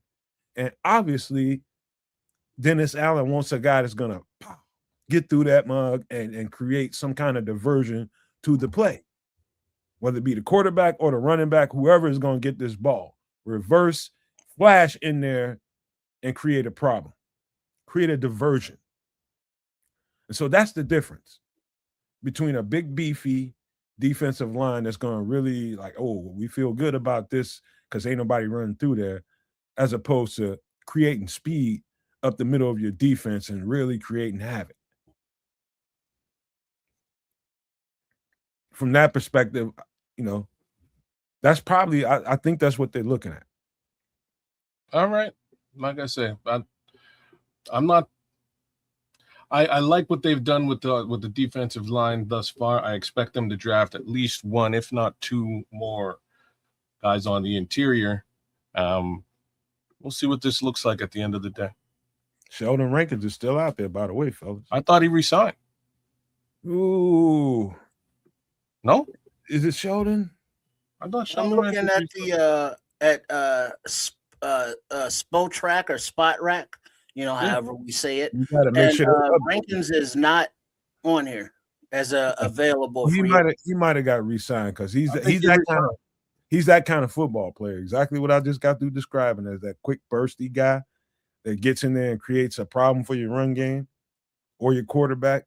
That's what they're looking for. They want somebody in their backfield and not sitting there waiting for you to run through my lane. That's right. the difference. That's what Kentavious Street brings to the table. And again, very similar to Neville, right? So between the two of them, they seem to tackle, right? I think the run game, running on us will be a little bit more challenging than it has been the last couple of years. Plus, these guys actually get into the backfield. So I appreciate that about both of these particular players. I'm going to have to go back and actually look at Kentavious a little bit closer to see what there is to be seen. But, I'm still looking at all of this as a bit of a working process. All right, let me get to the next guy, man. I think Kentavious Street's going to be a nice rotational piece. He's been nice. Shout out to Mutt Greer, man. Hit that like button.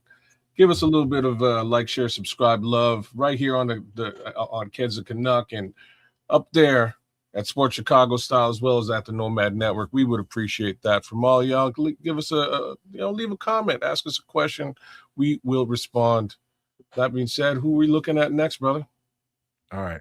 On Liberty, that's a negative. I don't think they're gonna be able. He's gonna be somewhere else. They might surprise us and bring him back, but I don't think so. Well, as of right now, he's not. Yeah. Who? They might bring Big Bill Liberty. back. Liberty's outlook is saying is Billings still on the squad? At present, technically, yes, but I don't think he's signed. So he's gonna get signed though somewhere. Somebody will pick him up. He's a free agent. He's a free agent. Well, and remember, even KB was saying he might be thinking about getting. He might be close to. Well, no, I saw something today because he won an award, community thing, and one of his comments in the Q&A afterwards was he's looking forward to playing wherever he's going to be playing next season. So I mean, he didn't mention retirement. Okay. It's like, yeah, he's playing next season, but he's also a free agent right now. Shout out to Big Bill, man. Hopefully he finds himself a home, whether that's Chicago or elsewhere. All right, let's get to the next guy. Yeah, how we stand. Rankins re-signed with Houston. Yeah, Kids, you and Trip probably can remember us having a conversation about like live doing a live broadcast about. I think we anticipated that the nickel position was pretty thick with Jalen Jones and Josh Blackwell being there, and we felt pretty solid when Kyler went down, and we gonna be good there.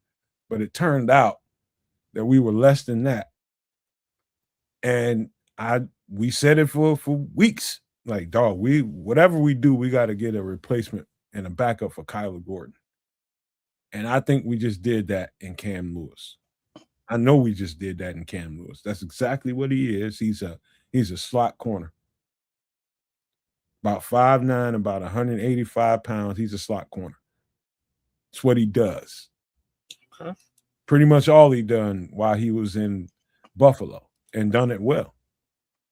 But Cam Lewis, you looking at your backup to Kyler Gordon. You're looking at your insurance for Kyler Gordon right here in this football player right here. And so it was definitely a need. It was definitely a need. I saw the weakness in the defense when Kyler went down and they, cycled through a few guys. And it was obviously a juggle with Dennis Allen trying to, play around that and making things work around the guys that they were working with. But it was obviously a need to Dennis Allen, and they made sure they solidified the kind of guy that they're looking for. And Cam Lewis is him. Well, I can tell you this, kids.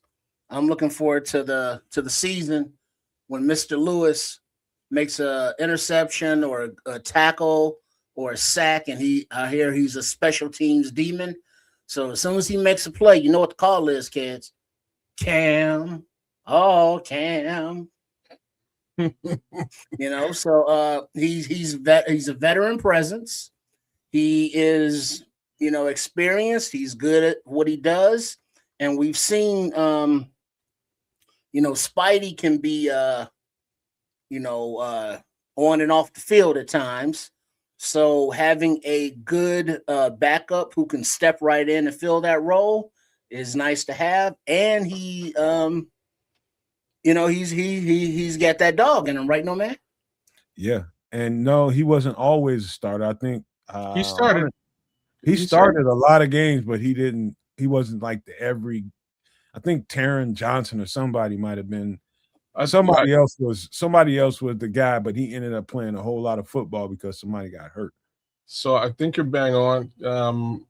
So I think he was a starter in 2024, and then they drafted at the nickel position, and he lost the starting job in 2025. But he played a few games, man. He's got 373 snaps, 35 tackles in 2025, 62 tackles in 2024. These are decent stats to me. And we definitely, we still got Blackwell too. So that, in my opinion, this is more of a CJ Gardner-Johnson upgrade at the backup nickel position than anything else. He may have value elsewhere, but I like to know that we've got a guy right there who can handle what we need to be handled at the nickel position. In case Kyler goes down, we are really lost without some serious help at that position until CJ showed up. So again, I'm excited about this one. To me, this looks like a quality selection, a quality depth piece to bring in. And Levante, I believe Blackwell's still on the squad. I think he's still under contract. And if that's the case, then awesome. He brings a lot to the special teams group as well. So I'm not sure if Cam Lewis plays special teams, but hopefully he does. Hopefully he's an addition to that squad too. There was trips. I want to say this, and I think y'all would agree.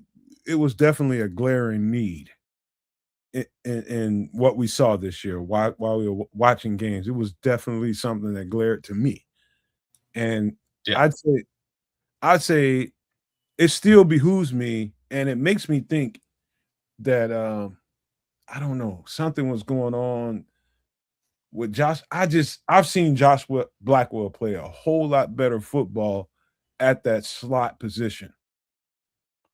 And for him not to even be somebody that they brought up in a tight spot when Kyler went down, that surprised me.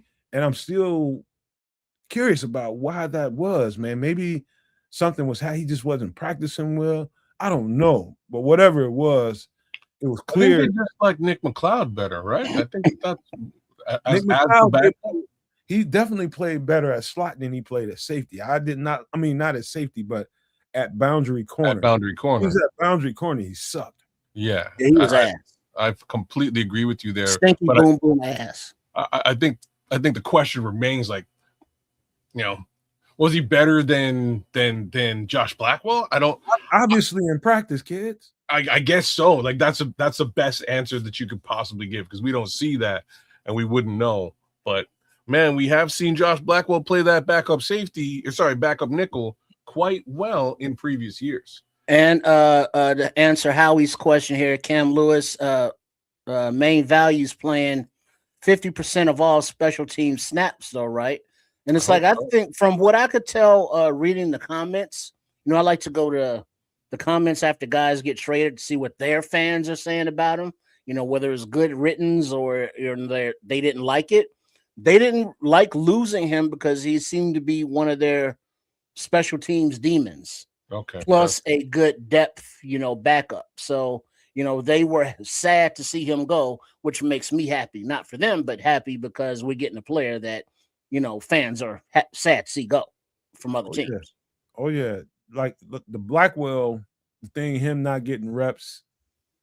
I'm telling you guys, I think because we watch games and we don't get to watch practices, I think there's a lot of in between there. It's a lot of stuff in between the practices and games that we don't know and could be the answer to all of our questions. I think Levante answered our question, actually. I think he might have been hurt. Could have been that too. You know what I'm saying? I think Josh Blackwell was hurt during the early period of the season. But that still wouldn't answer why they went out and got another slot corner. And to pay him that to come in here and back up Kyler doesn't really answer that question. Well, if both of your corners are hurt, I think if I remember correctly, I think they were both hurt early into the season, so that kind of left them no choice but to go find a third. Playing slot corner is a physical, thankless job, and I don't even know why they call them slot corners. You a slot linebacker that has to run and chase receivers. That's fair. Because you're doing more tackling than you're doing anything.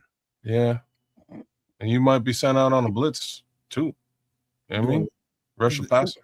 The advantage to it is that you get to play around the ball in the line of scrimmage, and you get more opportunities to make a play on the ball, which in turn gives you more opportunity to make splash plays, which in turn is going to make you more money. It's going to create the stats that everybody likes. Oh, he's got this many interceptions. He's got this many this, that, sacks, and all the stuff that helps people get money. When it comes to contracts, there's advantages to it financially, but the physical advantages are not.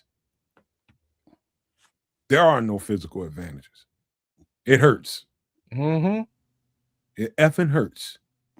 Take it from a mother that no. I ain't trying to hit Leonard Fournette in his goddamn legs, but I got to. Yeah, that's a tough one. I ain't trying to hit Ricky Williams, his big, thick ass thighs, but I got to.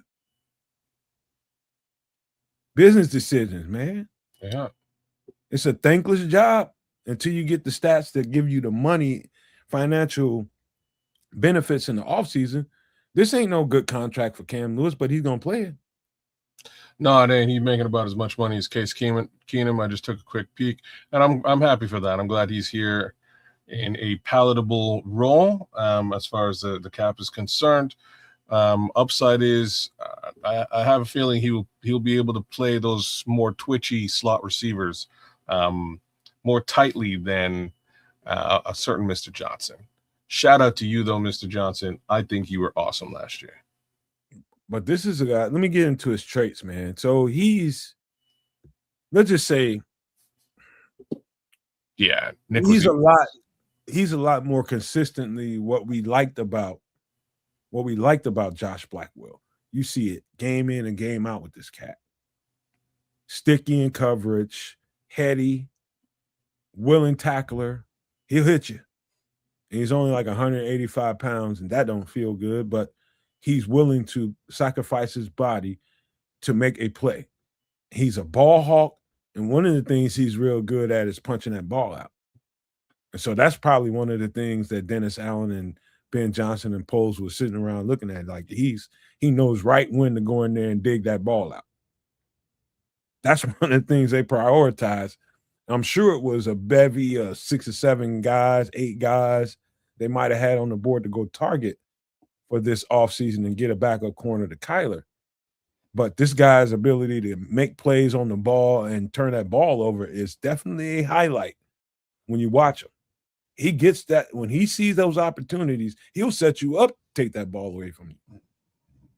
Make you feel like you're about to get away from him. He'll slow down, let you get away from him, and then come right from behind you and rip that ball out. And that's money for any NFL team. You get another opportunity to go score the ball. So he's got a lot of value. You won't really take a step back if Kyler comes off the field, and you feel real secure with this football player because he brings a lot of what Kyler brings to the table. Maybe not as much of that athleticism as Kyler brings, but that's okay. That's okay. This guy is going to be a solid piece in your defense, and when he has to come off the field for whatever reason, he's tired, got an ankle, whatever, you ain't going to feel like you're taking a step back when you put Cam Lewis on the field. He proved that in Buffalo. Yeah. Good. Like it. Good depth signing. Where are we going next? I like what Saren is saying. It's like he'll be in dime packages with 3 safeties. Yeah, they'll play some. He's dynamic like that. For the simple fact that he's a willing tackler, he's not scared to be physical in physical situations. So that's going to give you more incentive to keep him on the field in short area situations. And he's dynamic. He's quick. He's twitchy. They're accumulating a bunch of dudes that can do the same things.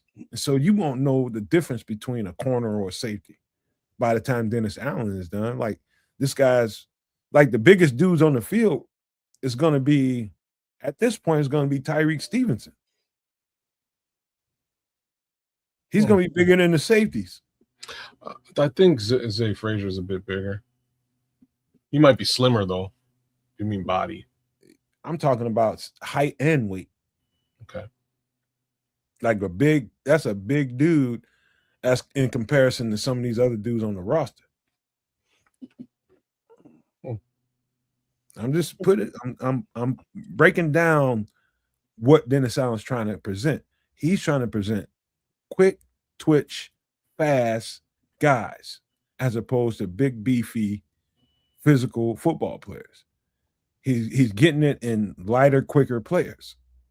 He's getting that physicality in all those dudes. And so everybody thinks we're giving up X amount of turnovers because Nahshon Wright's not here and Kevin Byard's not here. Actually, I think he's going to create more because he's getting quicker, twitchier players out there. It's going to get their hands on balls. Pause. Mm-hmm. Yeah, that's fair. I'll leave you with that. I will also say that I think we should probably set expectations correctly with the interceptions.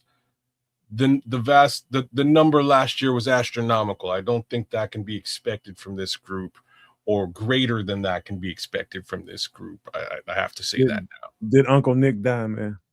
No, I'm just setting expectations, man. Don't let's not blow smoke up people's asses. You know what I mean? They don't like smoking their ass. I'm just talking about the dynamics of that much quickness. I understand what you're saying, and hopefully that's the case. Hopefully, again, adding that additional speed and youth proves favorable. But there were a lot of turnovers last year, and the 3 guys who got all of them are gone. But how did they get him? To Terrence's comment here, think about fast to ball, a lot of pick sixes. Yeah. So if you have a defensive line or front seven that are getting after that quarterback, you know, and getting There's that the ball out key. under 2 seconds, you know, that it puts the secondary in better position to pick the ball. To whereas, you know, Nashawn Wright's, you know, some of his picks were, you know, Johnny in the right spot. Byard, you know, used his brain and was in the right place, but they weren't, you know, totally athletic interceptions like that. So, you know, hopefully with the youth and the increased twitch and speed, if you will, they can get to more interceptions and picks. I was just trying. I'm glad you said that because I know kids has been around us long enough to know that there's a point to be made there. And I don't think it went over your head whatsoever. I just don't know if you're really conceptualizing what it means to have that much speed on the field and what kind of dynamics it can trigger. No, That kind of speed and quickness. I get it, but Trip actually nailed my point home. And my point is they were able to get those interceptions, those turnovers, those takeaways, almost in spite of that front seven hitting home or really creating a lot of pressure. They did. And this is where things to me get really interesting. If we are able to somehow put together a defensive front that can actually create pressure, and this is not an in spite of question, then I think the additional speed works and these guys eat back there in the secondary. But that's the grand question mark that I have. Have we gotten extremely better with the front seven? I don't know, but I can say we have increased speed almost across the board. So that is and I mean, do me a favor, kids. Do me one favor, man. I want you to, if you need to, write it down so you remember. Just take a note of it in your phone, whatever. I want you to do me a favor. I want you to pay attention to 3 defensive fronts. One of them being the 49ers, one of them being the Tennessee Titans. Just the most previous defense Dennis Allen ran in New Orleans. And what you will see right away, and I want you to focus on something.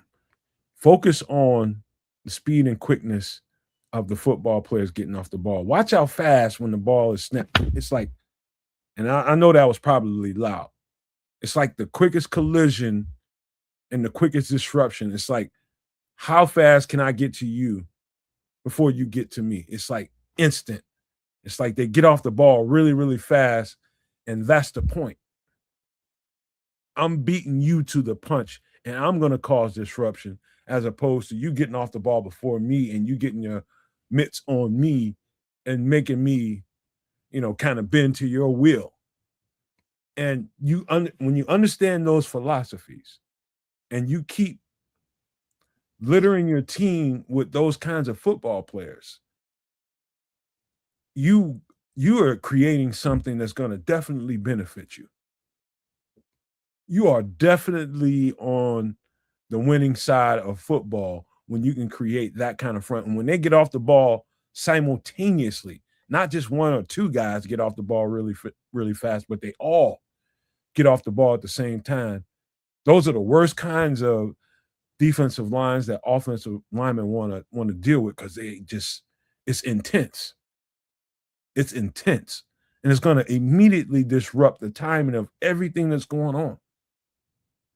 And so what I'm painting for you is that kind of speed, that kind of quickness on all 3 levels is going to create probably more than you think. As far as turnovers goes, opportunities to get those turnovers. I came to understand that when I got to college, man, and some guys started to really understand the system. That speed off the ball is going to create more. Like the team to circle in that conversation, kids, is the Houston Texans. Because that's, to me, the epitome of what your defensive front need to look like if you're going to run a 4-man front and a 4-3. Okay. Does this defense look like the Houston Texans front seven? Well, but that's what they're building for. That's what they're trying to get to. and it kind of answers your question. It's like, well, why would they let Nashawn Wright go for 5-6 mil and not resign him? Was because he was ass in coverage. And if they are trying to go to a more quick twitch coverage kind of thing, Nashawn Wright got the picks, but how many times did he get beat? So I mean, we will you give up the possibility of having those picks again, or do we believe that we can make that up in other areas with a more cohesive system or more cohesive players for Dennis Allen? Like who? Like like Neville, like Street, No, no, like no. You Lewis. made I mean, like you made a the guys that he's bringing in. you made a specific reference to Nashawn Wright. Who fills that void now? What you mean at corner? Yeah, and that was the Well, I reference mean, that it you could made. be Frazier, it could be a rookie. I don't know the specific name. I can't tell you, what guy specifically, but schematically, they are bringing in players that fit more of what they want to do. And, the guys that don't are out of there. So So, whoever the unidentified player is, is that now a cornerback, that is going to be a draft, or are they counting on, Zay Frazier to step up and do that, and then get another young cornerback in the draft to, develop, so your answer is Zay Frazier.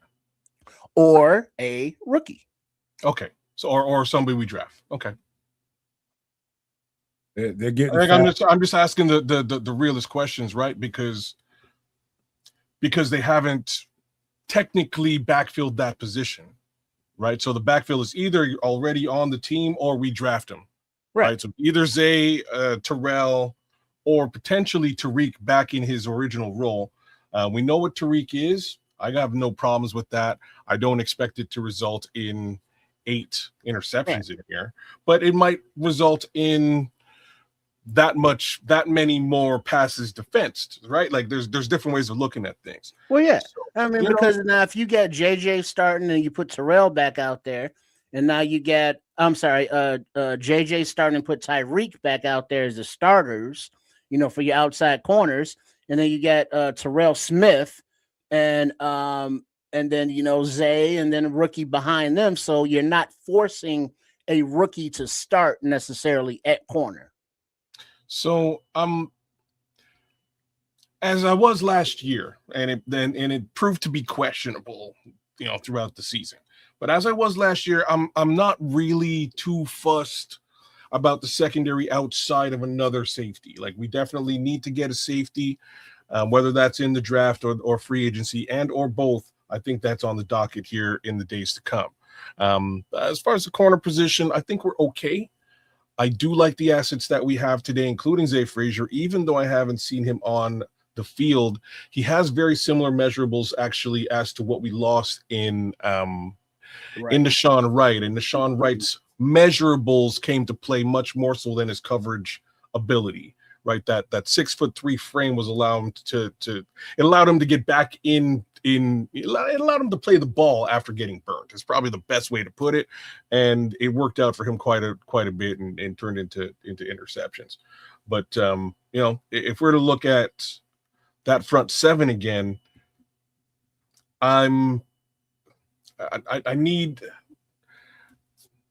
we need somebody to strike fear in men, man. That's whether that's Neville, Kentavious Street, Deo Dangbo, you know what I mean? I don't know who's going to really pick up the mantle and run with it, but somebody's got to do it. There has to be more pressure in order to enable that secondary to really make change in that, when the ball's in the air. All right, and again, I think this is the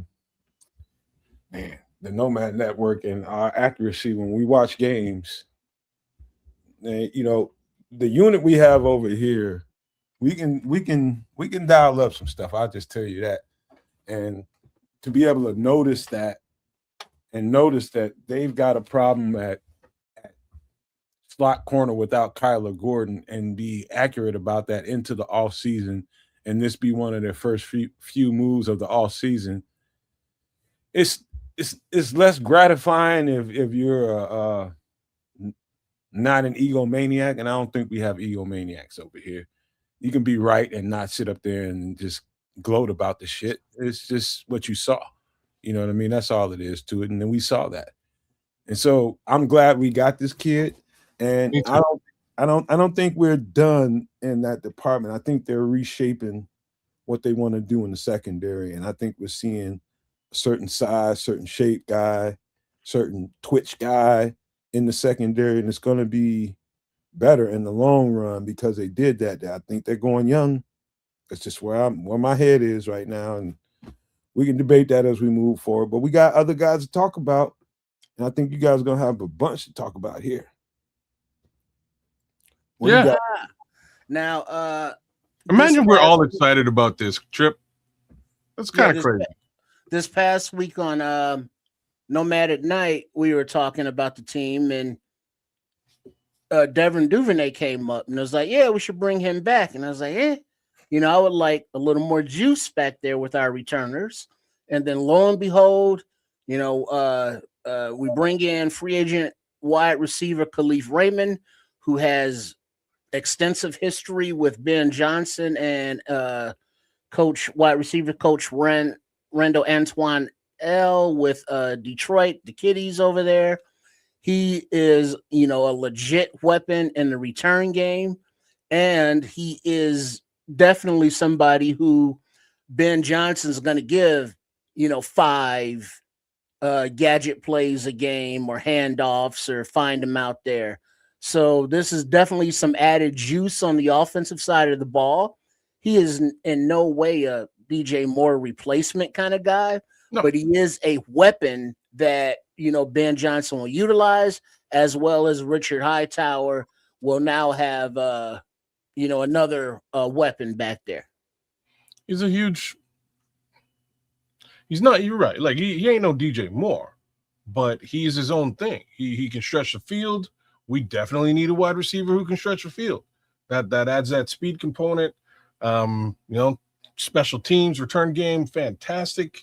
I'm sure all y'all familiar with Kalif Raymond. He's done some strange danger to us on a few occasions against the Detroit Lions. I have to say, he was sort of a little bit of, you go into a game like that and you're worried about Amon-Ra St. Brown, you're worried about their tight end. Those are two real areas that Laporta, you're worried about both of those guys in a big way, and somehow Ben Johnson would know how to sort of layer in Kalif Raymond and get some real business done with this particular player. So I only expect to see much more of that here on the Chicago side, and Chicago looks, smells, and feels very similarly, except we've got both Rome Odunze and Luther Burden that you got to be worried about, as well as Colston Loveland. Then again, here comes Kalif Raymond, right? So I think things will look really interesting with this particular player. It'll add a bit of a different dynamic to what we do. I'd say a lot like what Olamide Zaccheaus brings to the table, but maybe a little bit more. And this guy generally actually catches the football. Oops, sorry, Ozzy. I would say this, man. Wow. When you start thinking about younger, faster, it's the guy you're looking at. He played his first 5 seasons in the NFL. He's still young. Just to be crystal clear with you guys, he's still young. He's still got a lot of juice left in him. Lots. And you talking about getting younger, faster, that applies to both sides of the ball. That applies to if that's not, if what we've said so far in these breakdowns is not, something's got to be attaching to you. Something's got to be attaching to you. If younger, faster, it's not an emphasis of what we're talking about tonight, you ain't listening, or you just got here. One of the two. That seems to me to be the common denominator. Would you guys agree with that or disagree? No, this is exactly what this is. And wait till we get to a couple other players. And I think that this conversation will just continue down the same road. Yeah, definitely younger, definitely faster, almost across the board. No, 31 is not young, but he's fast. 5 Right. years, man. 5 years. You ain't And old. he hasn't been a starter, getting regular game reps like It- that. It's about football years. You know what I mean? 5 years ain't that much time. And special teams and a few plays here and there. That's low tread on the tires, if you will. Man. Yeah, that is also very true. So yeah, definitely a whole lot of speed to be had here with this particular player. And I think I would sacrifice a little bit of that youth for flat out experience within the system and with the coach and offensive coordinator. I think that's worth its weight in gold. So you got a guy coming in here that already knows what Ben Johnson wants him to do.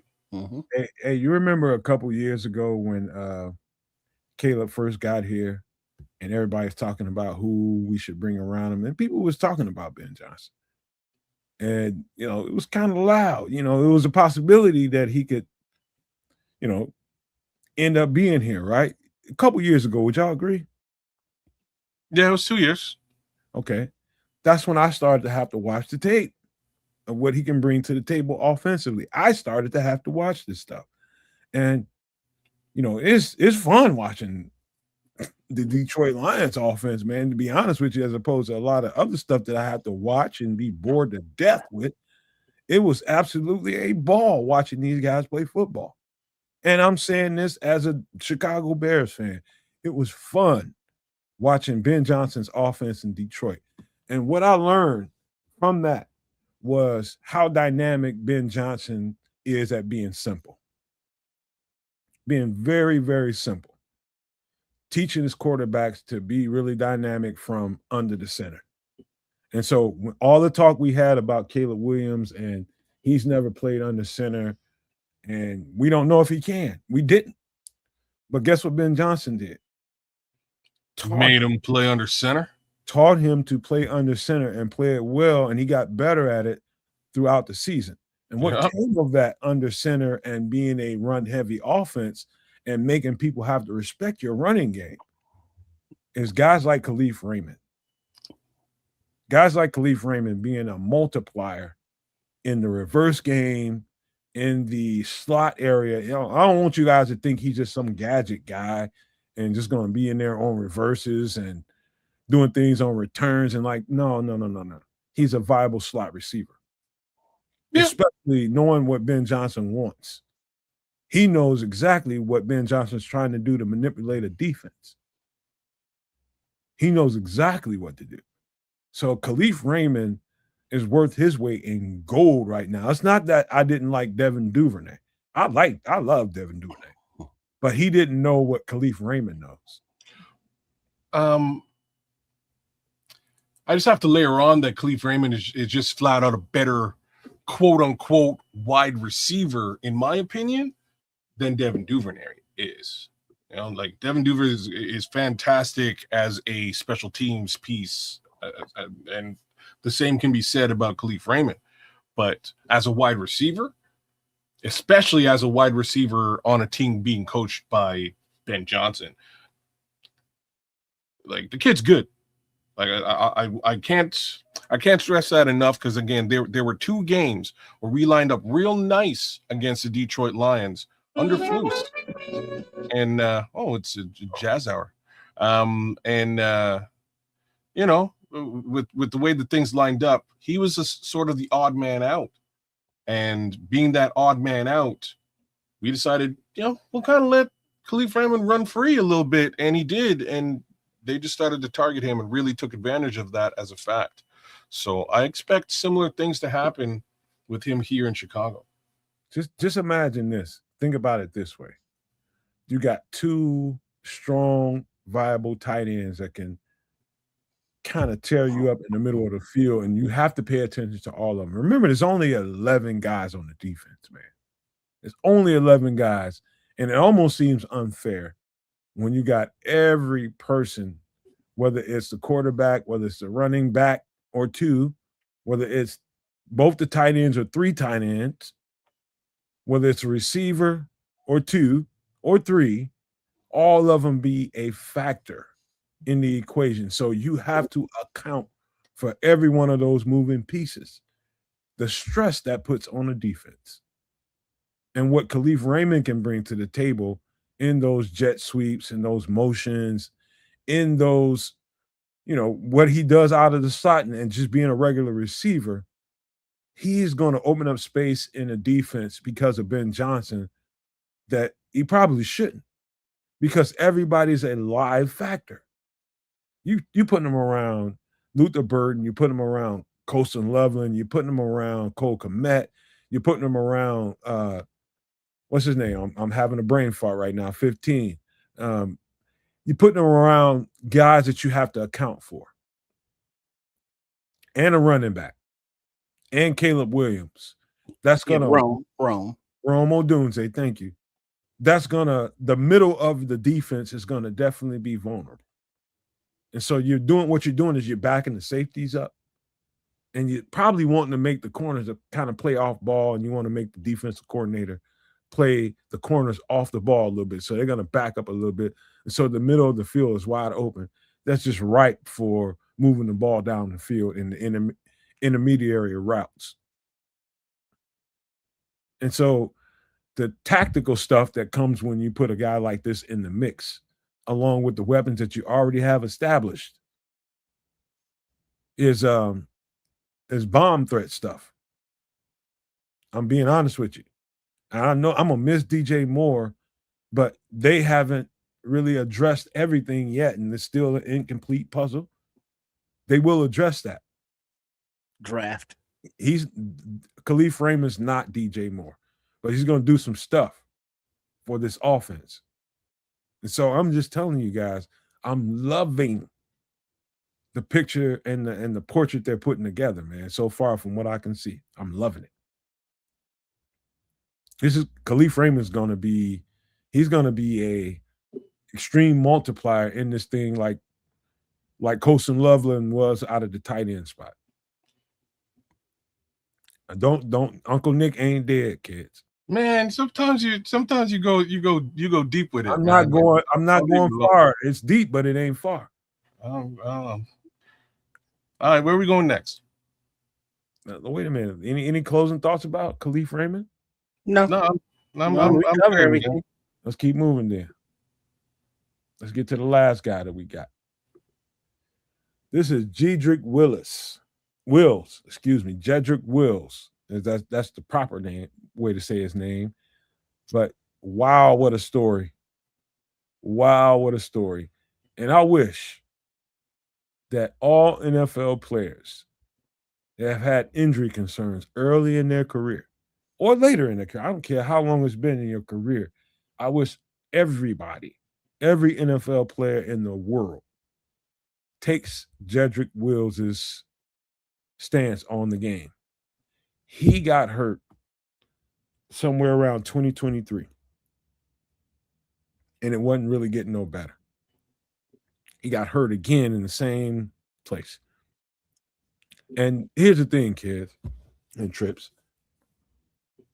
The money is so alluring that will keep a football player from doing things in his best interest, because the money and the checks are so good. Jedrick Wills did a thing that I hope most NFL players start to do. He took a year off football to heal his body. This was a number 10 pick in the first round of the NFL draft in, I think it's 2020. Yeah, 2020, somewhere around there. Top 10 pick, yeah.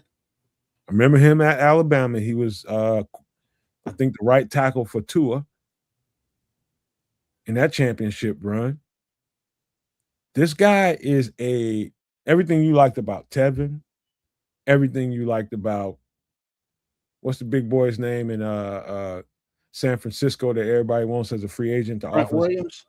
Everything you like about both of those guys. Nasty, absolute alpha is in Jedrick Wills.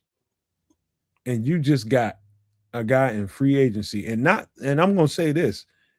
It's not that this is the only place that he had. He was in Detroit yesterday.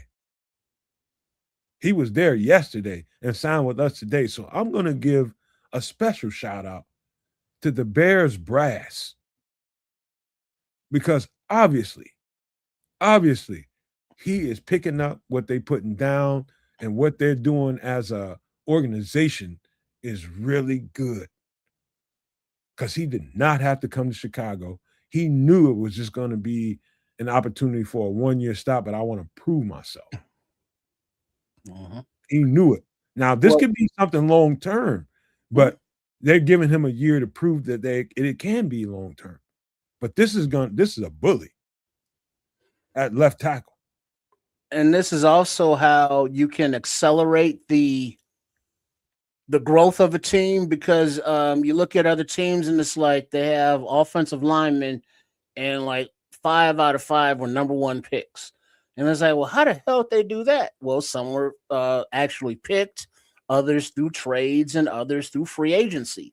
And this is one of those free agency pickups on a legit prove it year for a guy who has the talent to come in and tell Canadian Eagle Theo, who can come in and tell Braxton Jones and Karan Amagaji all to sit the hell down. Because, I'm taking this spot till Ozzie gets back, and Wills, has the talent level to make Ozzie go like, oh, okay, I see you. So the long-term aspect comes in if he is able to, show and prove on the field, come back healthy, and still got that dog in him. Now we know how the left tackle market is.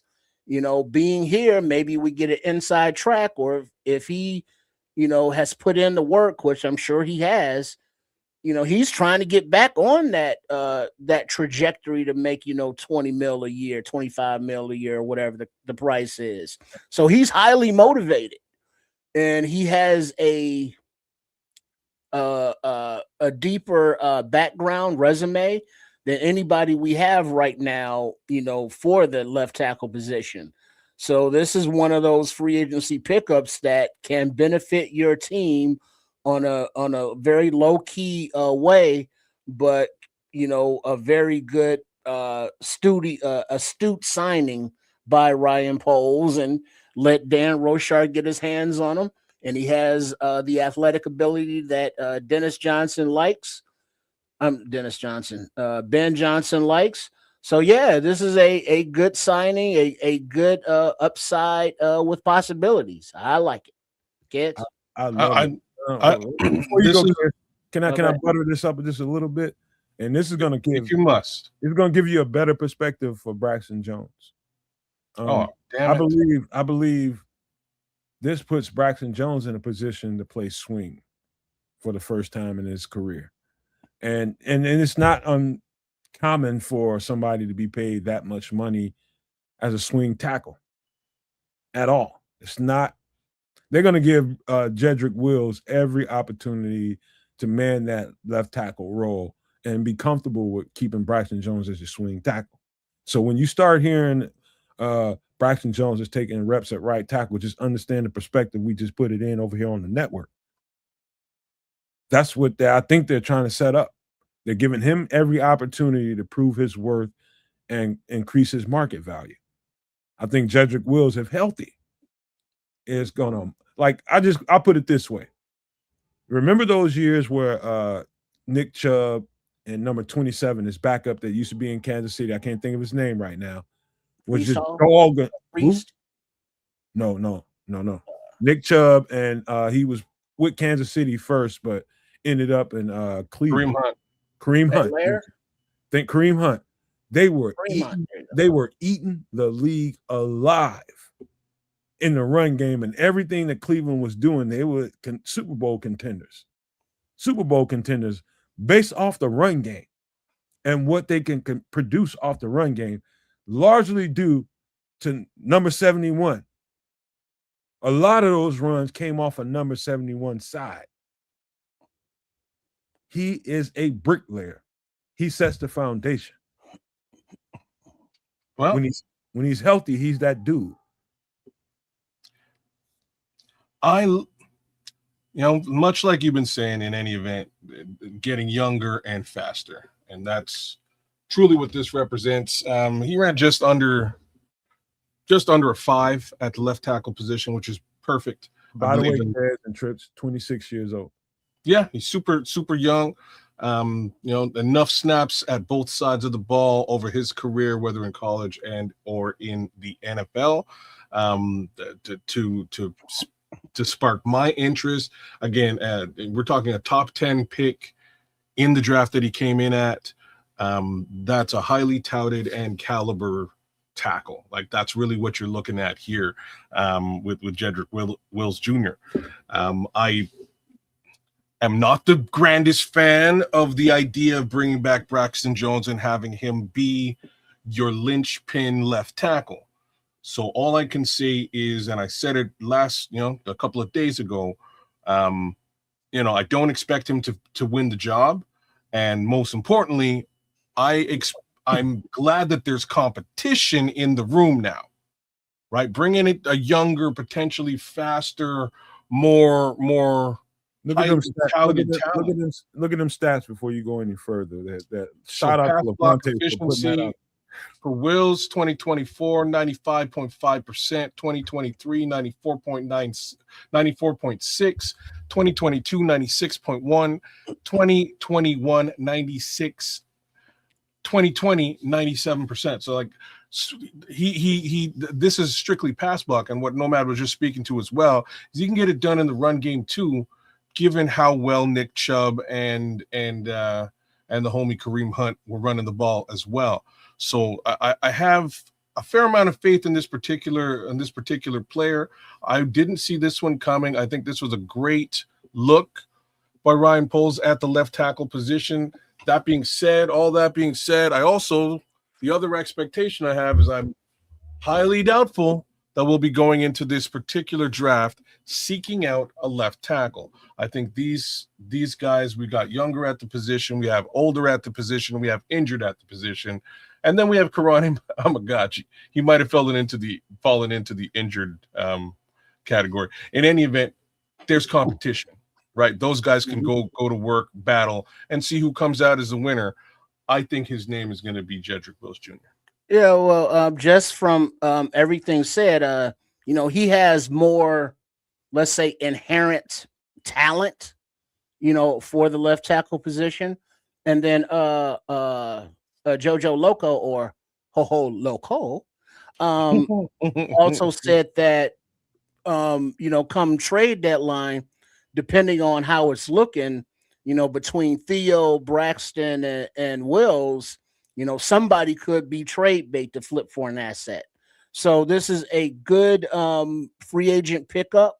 Granted, he's coming off of an injury, but who's not? You almost and those Braxton Jones, right? I guess that's a good way of looking at it. Yeah. But the juice is much more squeeze worthy with Wills, if you will. Yeah, it's a higher caliber player. At the end of the day, it's a higher, a more highly touted player, and I'm sure there's a reason for that. So you stack him up in the same room with the other 2 injured guys, and 3 injured guys, man, and you figure out who's wins the least injured and better player. That's it. Competition. Funny thing is, Poles got here in what, 2020? Is it been 6 years yet? No, it's 4 or 5, 4 years. 20 is 21. Okay, Wills came out in 2020. Poles knew of this player then. Well, he would have been scouting him when he was at KC either way. Okay, right. Now you just brought in some guys that you thought very, very highly of. One of them you had no chance of getting when he got drafted at number 10 when you were still in Kansas City. Now you're getting your chance to get hands on him. You got Dan Rochar in the building. This guy, Jedrick Wills, I didn't even consider in this offseason. Yeah, in fact, I didn't even know that he took pretty much almost 2 years off. And just real quick, Matt, on that part, we see the healing time of these injuries is, let's say, a year, but that is not counting the time to get back into football shape. A lot of these players come back in a year, but they ain't right until year 2.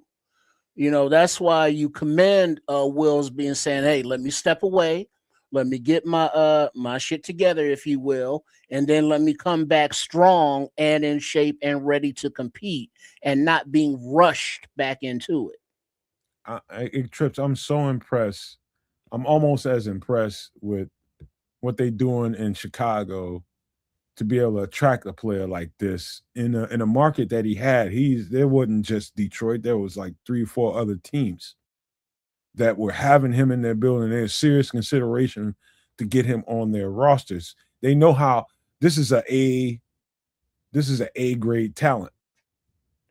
And it's about, okay, can I get him in my building, as opposed to, it's not like the Bears was his only choice. He had options here. I'm just trying to give credit to the Bears organization because, we've SHIT'd on the Bears for quite some time, but somehow the brass in that building is getting the damn job done.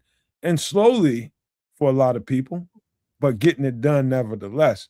But I'm just so impressed by the fact that he's versatile. He can go to the right side too, just for the record.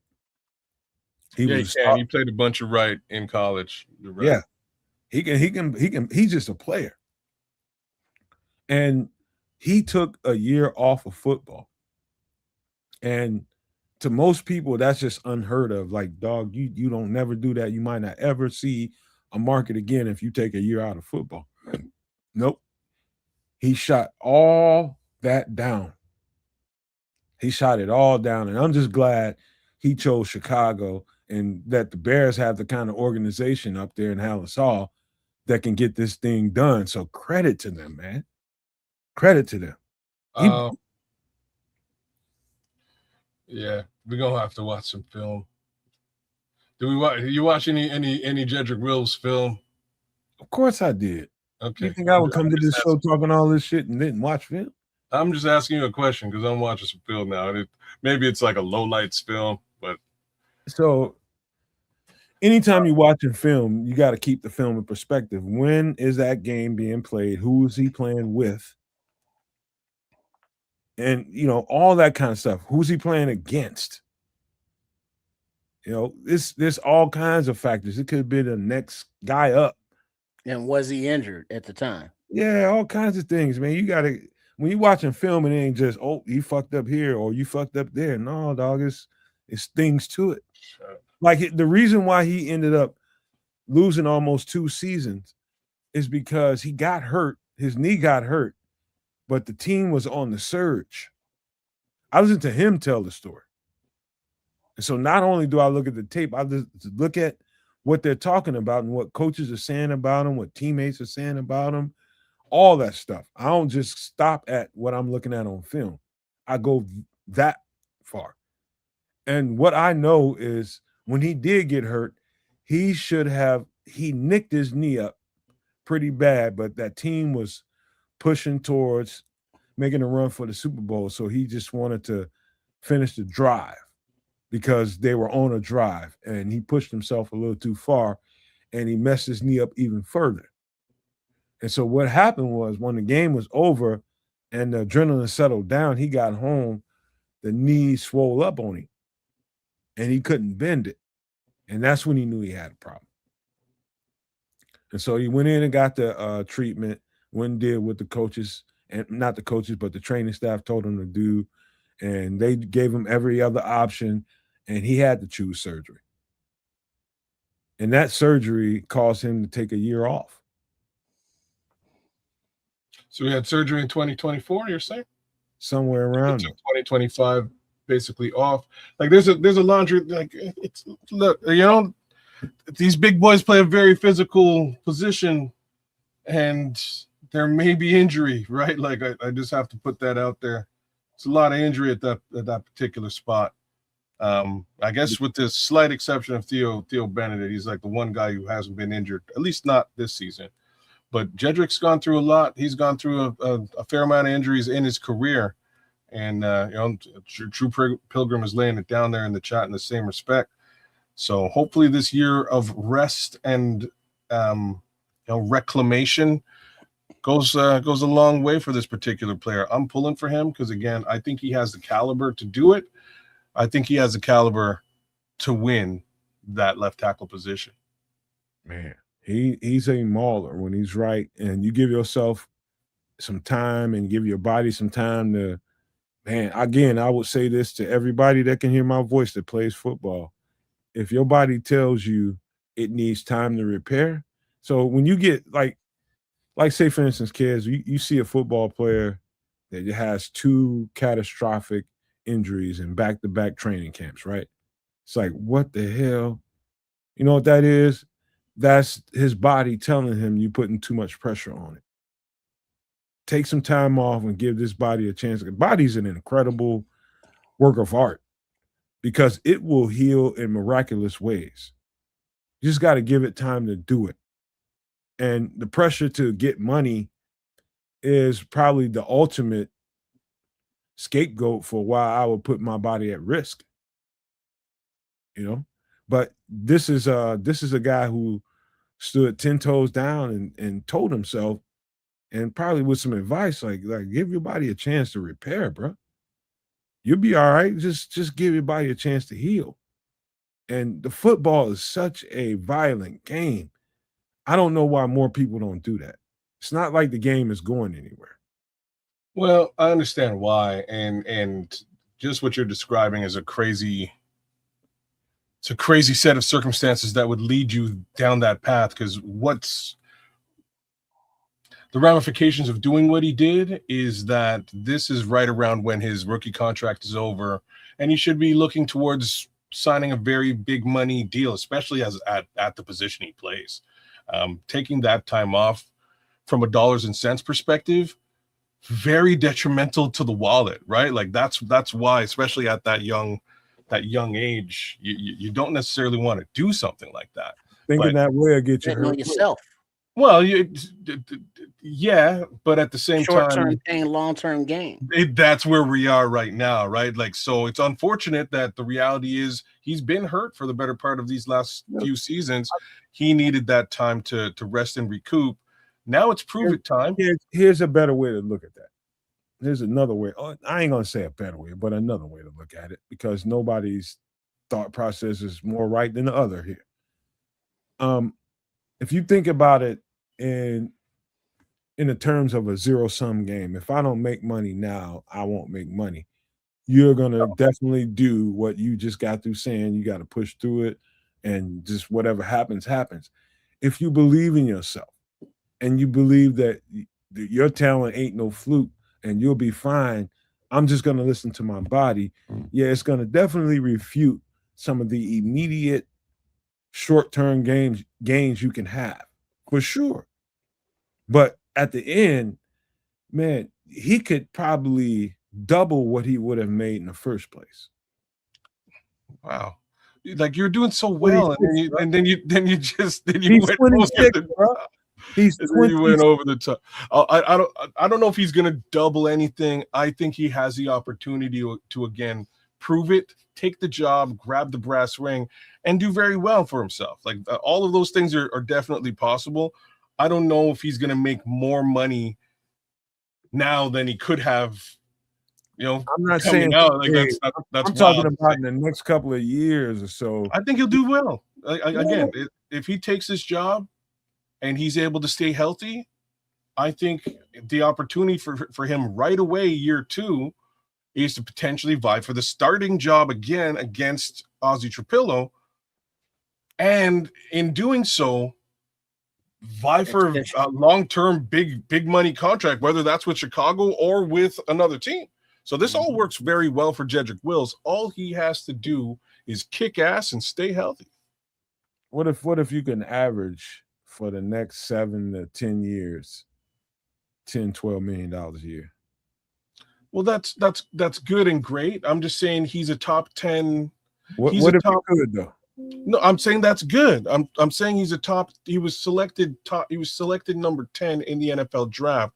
A number 10 tackle, if he lives up to his promise, could command $80 million a la Tyler Linderbaum.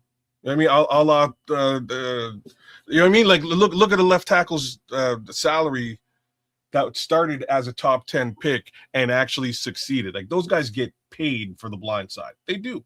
It's well known. It's a reason why they don't want to do what you suggest all the time, and that's move Braxton from right to left. You move him to the left, you're paying him, strangely, a lot more money on that left-hand side. So it's like he stood out to really make a lot of money in that role, and he decided to take care of himself. I respect that. Because you look at what was the former Packer left tackle Sean Slater. He's still on the market, but he's estimated asking 20 mil. Yeah. So if Wills can prove it this year, he's gonna want something along those lines. I'm sure. Look at Larry Borum. Right, Larry Borum. How much he got paid, but sure. I think he got paid about 19 per year, which is crazy talk. Wait, Larry Borum got 19? I think so, man. He's making more money than Tevin. I think he's making about 19, and it's a similar story minus all the injury. Oh, well, Larry just wasn't very good here. He left. If Bourne's making 19, Will's gonna want 30. I'm just saying he left and he played very well for the teams that he played for. He really stepped up and answered the call when needed. Great. That'll put you in a position to really make good money at that position. But that's the position we're talking about. If you can come out of all this and still command a $20 million salary, wow, well done. And that's hopefully what winds up happening to a Jedrick Wills. So I like this one. Like, this particular signing was low key, under the radar, didn't see it coming, but I think it's actually a really good quality answer, because I didn't want them, I really didn't want them to go back into the draft and draft another one so we have a conflict within the ranks. I want this to be Ozzy's job. And if it doesn't turn out to be Ozzy's job, hopefully it's because the guy who stepped into up to the plate is actually potentially a better talent and can actually hold down the fort in similar capacity at low wallet share money, which is really the important factor here. So I liked it. I like the way they are addressing the position, because knowing that they spent a second round pick on Ozzy, they want him to give every opportunity to have that, cash in to pay for itself. Yeah. But if, there's an issue and Ozzy has trouble coming back and Wills, plays good and, prices himself into a 30, mil, or, prices himself away or whatever. I took a peek at the 2027 left tackle draft class, and it seems to be hella deeper with a hell of a lot more talent. So, you can get quality rookie at left tackle next draft class if necessary. But, Wills and Amagaji and Theo and Braxton, all have the opportunity to make a name. So we should be okay. Left tackle still a big unknown, but it's been addressed, I think, the best way they can with the resources they have. And I'll say this just to close this out, because we got to keep it moving. Man, Jedrick Wills Jr. is his real full name, has got some of the strongest intangibles. I'm talking about demeanor, disposition, pure talent, and just physical talent that got you drafted at the number 10 spot in that draft in 2020. The intangibles are incredible. Incredible. And you fool around and give yourself a year off of football to get all of that stuff right. What we might be looking at here, and I'm gonna leave it here, is the potential for somebody to really, really, really blossom, and us not having a choice but to bring him back. And if they have some chemistry along that offensive line, he's got chemistry next to Tooney, and the whole thing works out. this could be a magnificent signing. I agree. But I got one question for you, kids. If you put Jedrick Wills, Jonah Jackson, and Darnell Wright in a lineup, would you be able to tell them apart? I think because I'm light skin literate. I would be.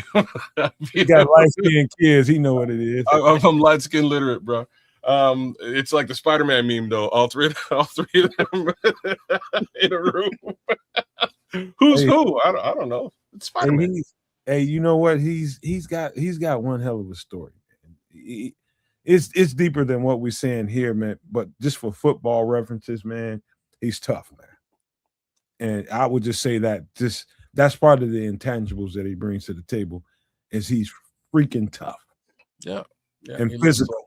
It looks like he might be at this point a little bit pissed off too, which always bodes well at that particular position. So here's to hoping he's an angry player. Does it surprise you that he's wearing number 71? What do you think he's wearing 71? I don't know. I don't get the reference. There's a number 71 that's dominant as all shit, that's built just like him. Who? Trent Williams. Oh, okay. So just like I think Deion Sanders is the best athlete that ever lived, and he happened to be a cornerback, and I was a cornerback, and so that's the guy that I patterned myself after. I wore too, and so this is what I'm talking about. The numbers tell a story too. He's Trent Williams, and that's who he patterns himself after. He's starting to sound like my dominant football player, and that's what the Chicago Bears want to be, especially Ben Johnson. He wants physically dominant football players that can really execute and force their will on the next man in front of them. And they just got that in Jedrick Wills. And I'm not even going to say nothing else about health. Just knocked on wood. This shit's finna ball out. Just gonna put it out. All right, y'all done with this? Because we got to keep it moving, man. We got. Yeah, I'm good with Jedrick Wills and the rest of these guys. I think there's a question in the chat, and I think it's a question for all of us. But I'm gonna pose the question, and I think we should readdress it after the draft. So I'm not sure who put it in there, but the question was, let's line up the roster now versus the roster, at the end of December, and which one looks better on paper. And I think we got to reserve judgment on that particular question until we finish the draft, because now this is an unfinished problem. Well, if you look at apples to apples of what we did, Bush, DeMarco Jackson's been here re-signing, but Bush, Tremaine Edmonds, I think Bush is a better fit, financial aspects aside, which he's more economical, but I think he's a better fit for Dennis Allen. Kobe Bryant versus Kevin Byard. I think Bryant is faster and a better, more versatile fit than Byard. And if you look at Billings and Chris Williams versus Street and Gallimore, I would appreciate the speed and the intensity more of these two guys that we've signed. Kalif Raymond, he is, I think, an upgrade over Devin Duvernay and or Olamide Zaccheaus. Who am I forgetting? From Buffalo, Cam. Cam. I think he's an upgrade over CJ Gardner Johnson. So I think depth-wise, we've increased the team speed and gotten younger, but I don't know about difference makers that have been added that are clearly difference makers that we can point to and say, yeah, we definitely got better there. Yeah, I think that's a good way of looking at it. I mean, what you didn't do is look at the negative side, and I'm not even going to do that at all. I'm just saying, I'm just saying at the end of the day, when this offseason has come to a close, and we know what the 2026 Chicago Bears team looks like, I'm hoping that roster looks improved on paper. And where we are today, we got a little ways to go to get to that improved letter. That improved. All I know is we got to move on, but we're looking at an incomplete picture, and I'm forecasting is the best way to describe what I'm putting down. Forecasting. I'm the type of person that can see around corners a little bit. Well, I don't care how you think about that. I've lived enough life to know that I've got that ability. Damn what you think. And this is a comprehensive thought of what the Chicago Bears can be with an incomplete picture. We don't know what they're going to do moving forward. We don't know how the hell the rest of this picture is going to look like. I'm just putting it down the way I see it now. And take it or leave it. You know what I mean? This is what we do around here. We break down football and give you the best representation of what's been going on with the Chicago Bears as we can with some educated guesses. I guess that's what you can call what we just said here. But I feel good about what I just said, and I stand by it. And I'm sure everybody else feels good about what they said about what they said. And so we'll leave that there, man, but we got to get to some other stuff, and I'm going to lead the conversation off this way. We started the show off with the conversation about what happened in my vicinity with the storms and what doomsday survival is all about is about surviving through calamities and tight situations when you got to have certain things to help you get through moments. To me, that's what doomsday survival is all about, is about making sure you get to the next part and having the resources and the supplies to help you get there. And doomsday survival isn't all about hoarding. It's not about hoarding. It's about making sure you have X amount of essential things to make sure you get through calamity. Calamities don't last forever, but they can last for quite a while if you're in a certain vicinity. You don't know how long stuff is going to last. So getting proper things around you and in your wherewithal to be able to apply them is important. And so I'm going to talk about that a little bit more after we get through with this introduction, man. Give me a second.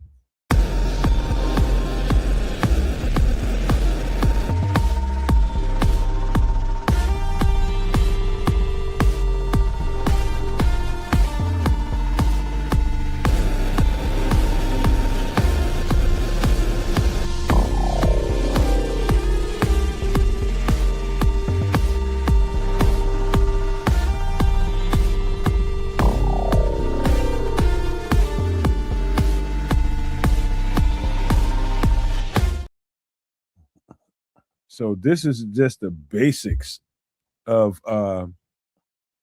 survival. Is making sure that you have proper amounts of tarp around you, various sizes, is what it says on here on the screen. And I'm just jumping ahead of you, Trips, before you go, because I just went through something here in the area. We just got through with a tornado situation, grapefruit size hail situation, and it got bad around here. And just this basic item, a piece of tarp.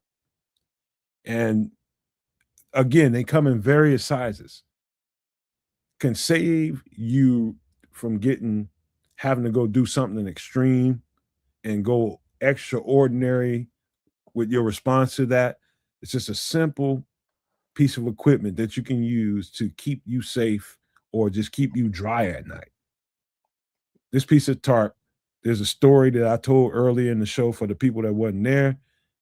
We had tornado in my area, but this was, man, if you didn't have this, you're in trouble out here, man. Have some tarp in your home with various sizes. Go ahead, Trip. Oh yeah. Yeah, tarp. You can use it to cover holes in roof, to keep the water out, and you can use it if you're out as a emergency shelter to keep you dry, to keep the heat inside, to strap things down on the back of your pickup truck on the bed there. I mean, it has many uses that are not necessarily on the directions. It's whatever you need it for, and or you put it down as a in your garden. If you want to block out the natural earth, and you put your own wood chips or soil or whatever on the top of it. So it's very adaptable to what you need. Different sizes, different prices, but you want to make sure you get a thick, good quality one. And it has the little holes usually uh periodically spaced out along the side, so you can strap it or tie it down as needed. Tarp is an extremely valuable component to any survival situation for all the reasons Trips just got through talking about. It's just so many different ways that you can apply this to your situation. Just so happened that my situation didn't happen to be roof. Luckily, this is draped over a roof that apparently took a whole bunch of damage. And just to be able to get up in the middle of the night, kids, when you're like, damn, a storm just came through and just effed up my roof, and now I'm leaking in the kitchen. I'm leaking in parts of the living room, but they both in the same area. However, I do have a tarp long enough to hopefully be able to cover the damaged area. And so all you got to do is get your ass up there and drape the top on there. Make sure you got it strapped down, nailed down, whatever you decided to do. But you just got a quick answer to something that might, you have to deal with that all night long, and you ain't gonna be comfortable because you got Well, drip and before you fans go, under there. kids, shout out to Mark. He's on the road. He's taking off. He's a Packer fan. FGB, but it's all love. And if you run out to Smitty out there on the road, give him a for us. All right, go ahead, kids. All right. Yeah. Okay. So I could have used the tarp last night. Is really where I didn't see this one coming. I didn't know what you had on the go, but could have used the tarp last night. I got a like a car tarp, which is like exactly what you're looking at here, but sort of specified with some rope to tie down your vehicle, and it would have been perfect in the ice storm. I could have saved a whole lot of hassle with respect to getting all the damn ice off my vehicle. That would have worked with the tarp. Wasn't thinking. Then again, at this point in life, I just don't care about Canadian weather anymore. I try to ignore the F out of it. But a tarp would have been helpful, and I actually have a tarp. Anyhow, my bad. You know what's funny about this? Nobody thinks about, because things haven't happened to them yet. Nobody thinks about, you know, everybody's got insurance. So you might have press a button in your car and supposedly somebody's supposed to come out there and take care of your whatever, your vehicle. Um, I have an old enough car where it's not worth it to pay for full coverage on it. And so you just pay for liability. And guess what? They ain't covering storm damage and shit like that. You got to cover that. If you got a newer car, you ain't even thinking about this. You're gonna get to the next part of your life, and you're just gonna call your insurance company and tell them to come out here and deal with it. That's what you're gonna do. But if you're not me, you this doesn't mean anything to you. You think everything is new and you just got all the modern stuff, but everybody's not like you. Everybody's not like you. One of these days you will fall into a situation where, whether it be in your car or your home, I don't care how good your insurance is in your home. Whether or not they come out there that night to assess your damage or come out and you got some kind of coverage that will make sure that somebody comes out there and covers your roof, you screwed. They might give you complications of allocating funds for you to get to a hotel for the night. You might get screwed over there. And so I don't care how good you think your insurance is, you might have to get on a roof and strap your roof down and cover the hole in your roof. Do you have what it takes to get it done? That's what it's about. It's about having those things that in a pinch, you can respond to a tight situation. It's not unreasonable, is it? No, All no, right. you got to do what you got to do, and if you have the equipment to support it, do it. All right. Let's get to the next thing, man. Keep it moving. This is another thing I really strongly suggest people keep. Stupid, dumb, practical plywood. Keeping a couple sheets of that around, whether it's in your spare bedroom, whether it's in your basement, whether it's in your garage, whether it's in your shed. Keeping a handful of sheets of plywood around will save your turkey. Go ahead, Trips. Yeah, because when the storms kick up and Mother Nature says, "Hey, I'm about to flex a little something, something on you," and the windows blow out, plywood, also needs some nails and hammer, but are good to seal a window or door that's been broken or busted out. It's wood, so you have a saw. You cut it to whatever size you need for whatever application or purpose you need. Or use sheets to lay over your compost pile, or to protect it. So plywood is very versatile, and if worse comes to worse, you have it as fuel for fire if necessary. Also, Trips, I'm glad you brought it up, is you can in pretty much every place you go to have it cut in proportion to the size that you want it for whatever reason you need it for. But I'm talking to the people that live in apartments and different places that they don't have a whole lot of space, but they have some space. Mhm. If you have a wall, you have space for some plywood. And if it helps you to slice it down to a certain size, whatever it takes for you, get it down to a certain size so you can store it and put it in a place where you can just sit it there and forget about it. But having it there is worth its weight in gold.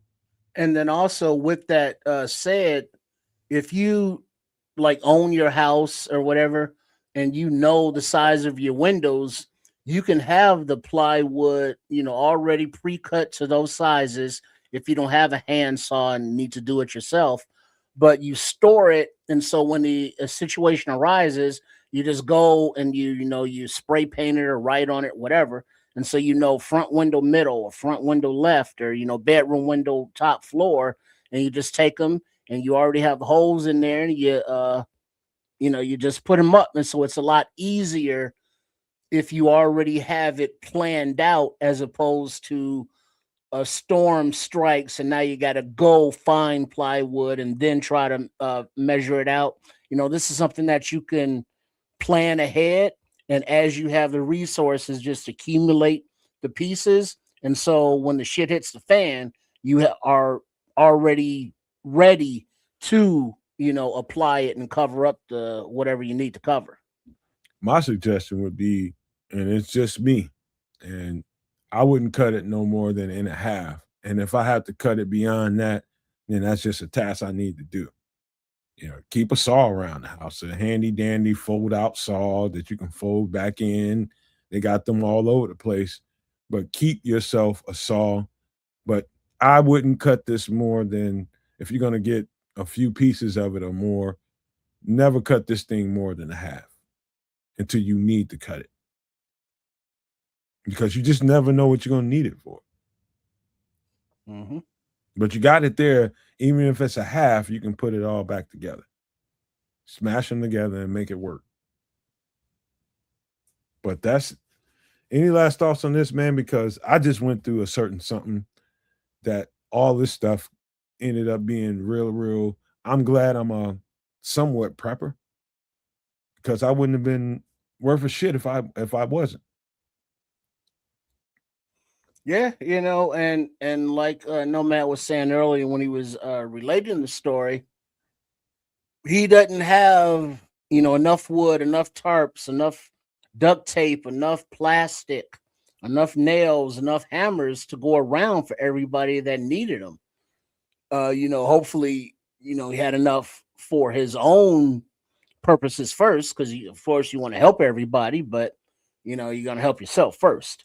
So if you have let's say not only a wall, but if you have storage issues, store it under your bed, flat on the floor, stack it under there, or some things like this you can figure out where to camouflage them in plain sight, if you have a space issue. But you can figure it out, and it's not expensive. um it's very versatile and useful. Amen to that. I'm gonna make an executive decision right now because stuff is going on around me, and I think I'm gonna have to get up a lot earlier than I thought I was, and that's gonna cause me to.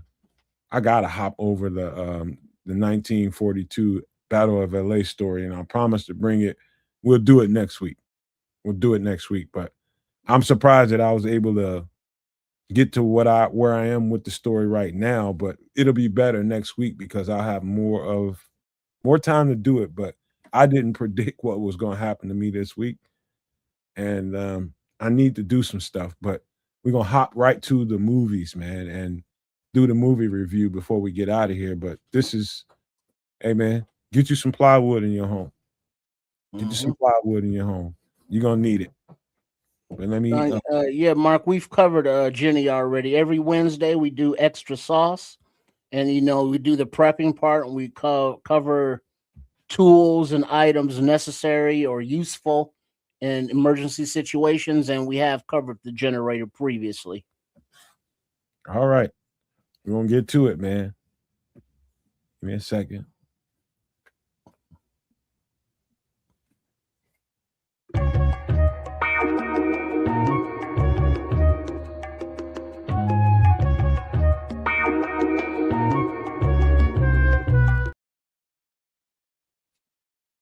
Triple R. Silence of the Lambs. Hello, Clarice. This has got to be. It's definitely one of the best movies I've ever seen. It's definitely something that's in my wheelhouse because pretty much I'm a psychologist. That's just the field of work I've done. That's the field of study I did in school. And everything about it attracted me to the movie. It's just, holy crap, what a game people can play on you psychologically and turn you into a situation where you never expected yourself to be. And you're this cocky, psychologist that's going to go in here and get into the mind of this man and break him down. And what the fuck happened to you? Man, there's so much going on in this movie, from the quotables, it puts the lotion on its skin or it gets the hose again. Buffalo Bill and Clarice Sterling, and it's not only the psychological thriller of this young nascent FBI trainee recruit agent, tracking down a serial killer, serial unaliver. There you go. It has the politics within the FBI. It has the interpersonal relationships or not, and then it has the look into this evil, horrific person in Dr. Hannibal Lecter, but you saw the human side of him. He was actually kind of fucking cool, and it's like fuck he wasn't. Shit, the people that deserved it, got what they needed. But other than that, he wasn't a arbitrary, just taking people off the street. He was you've wronged or you're deserving, so you're gonna get it. Whereas Buffalo Bill, on the other hand, he was, bad, taking people off the street. So, and overall, yes, Hannibal Lecter was a bad guy, but he was not an anti-hero. I mean, because he was a bad guy, but he was kind of what was he, kids? He was you were attracted to him. he He was very not he was like V, but in another way. like who?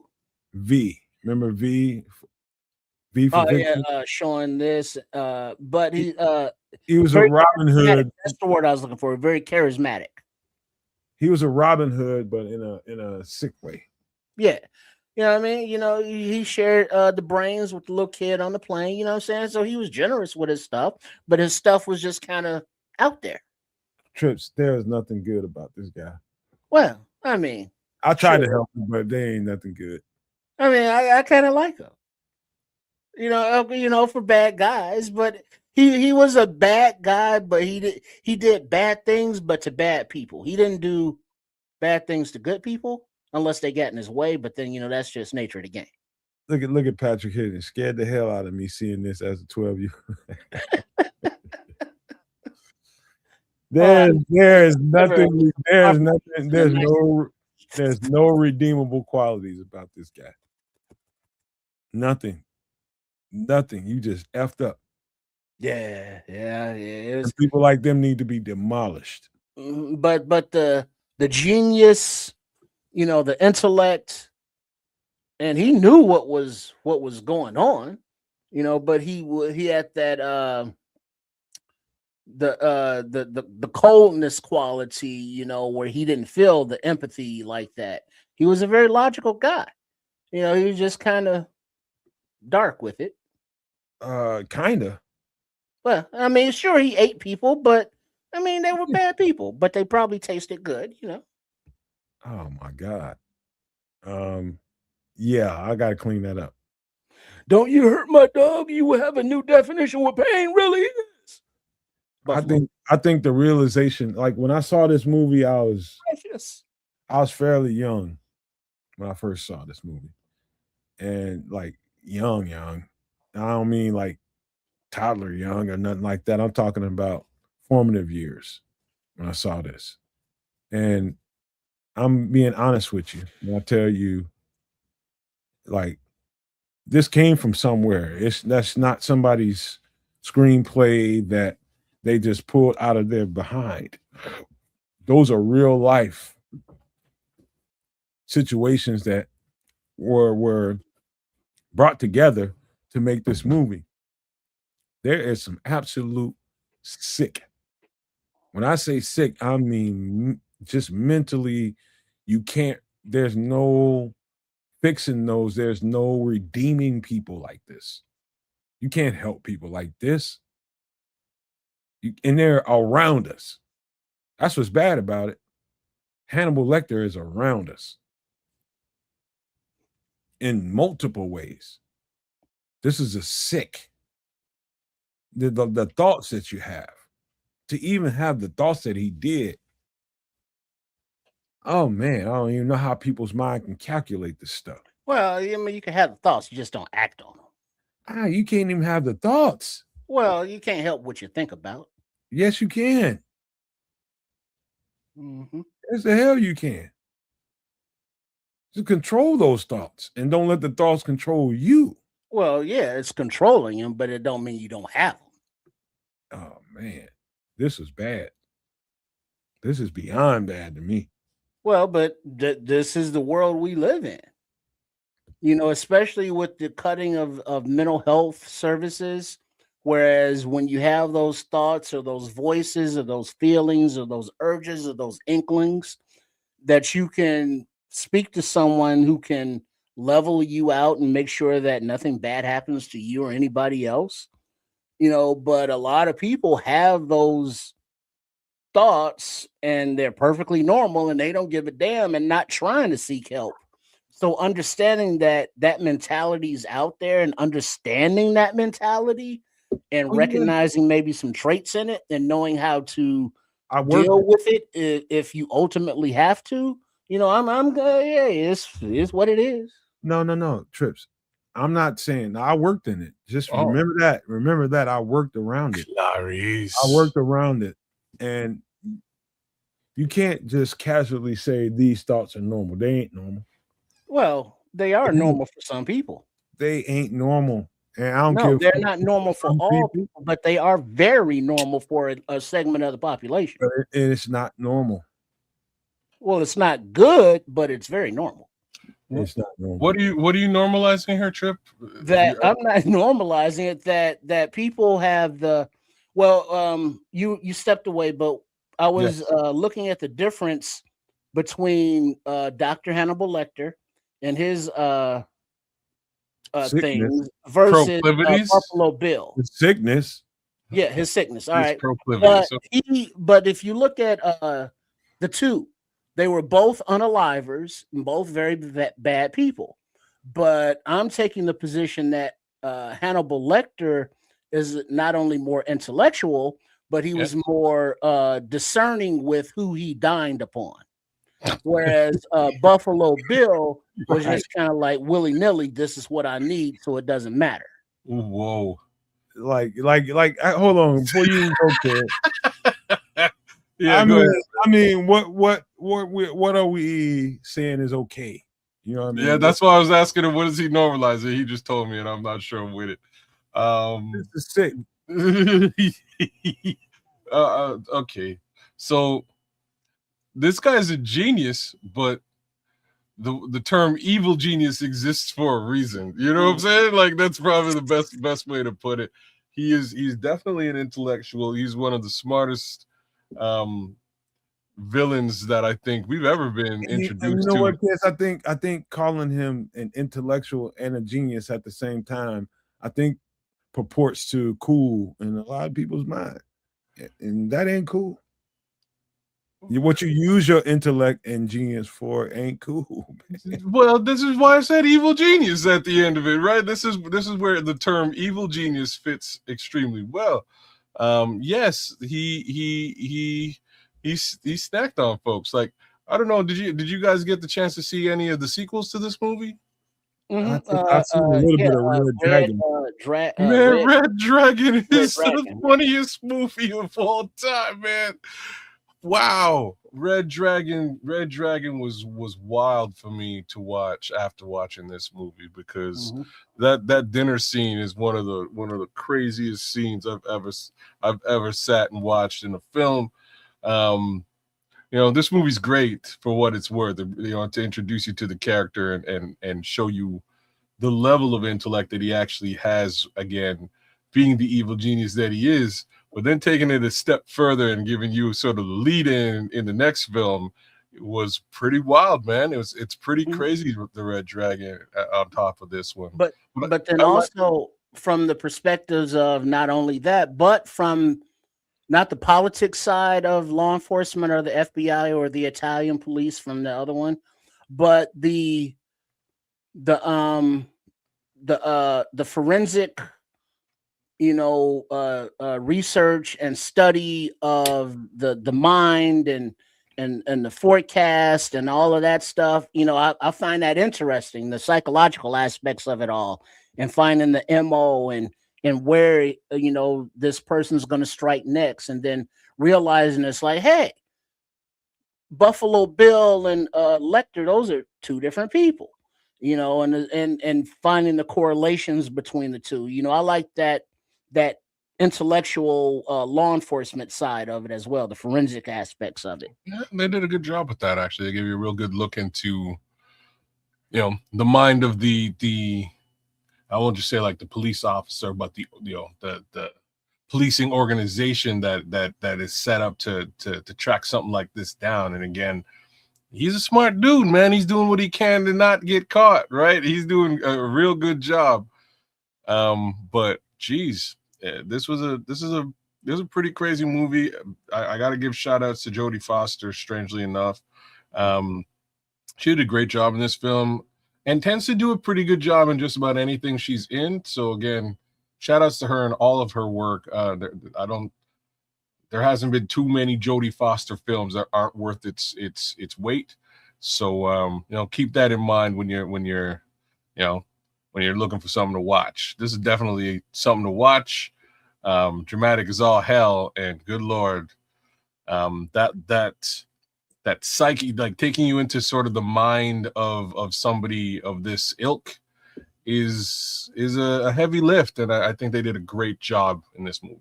And All tell me you didn't feel not only the intellect, the human side, but the dry wit and humor that Anthony Hopkins, did in all of this. And it's like, from the scene where he saved Clarice, Agent Starling, from the wild the boars. So he just picked her up and he was very calm, kept his heart rate, steady, so that these wild animals did not smell any fear or that he was prey at all. And he was just chill. It was like, hey, what up, piggies? He walked on and did his thing and then talked my man's servant into doing him. And it was like, yeah, I love that. But yeah, he's bad. Yeah, I get it, but I love that about him. I'd say this, man. If a human being has a moment or two or three, however many he has in his life, of, let's just say, generosity or what appears to be compassion, all I know is, based off experience, they aren't moments of compassion or feeling anything. It's just an opportunity to show that, okay, I don't want you to think of me as a bad person. That's what it is. In the world of psychology, that's what that is. They don't have any human emotion. This is like we do. Well, hold on, kids. Uncle Nick, let me finish. All right. This ain't like this ain't the moment where we're talking about UFOs, UAPs, and all that kind of stuff. When I start seeing this is like everyday life. There's people out here like that. When I start thinking about who ain't human, I start thinking about these folks who don't have normal human emotions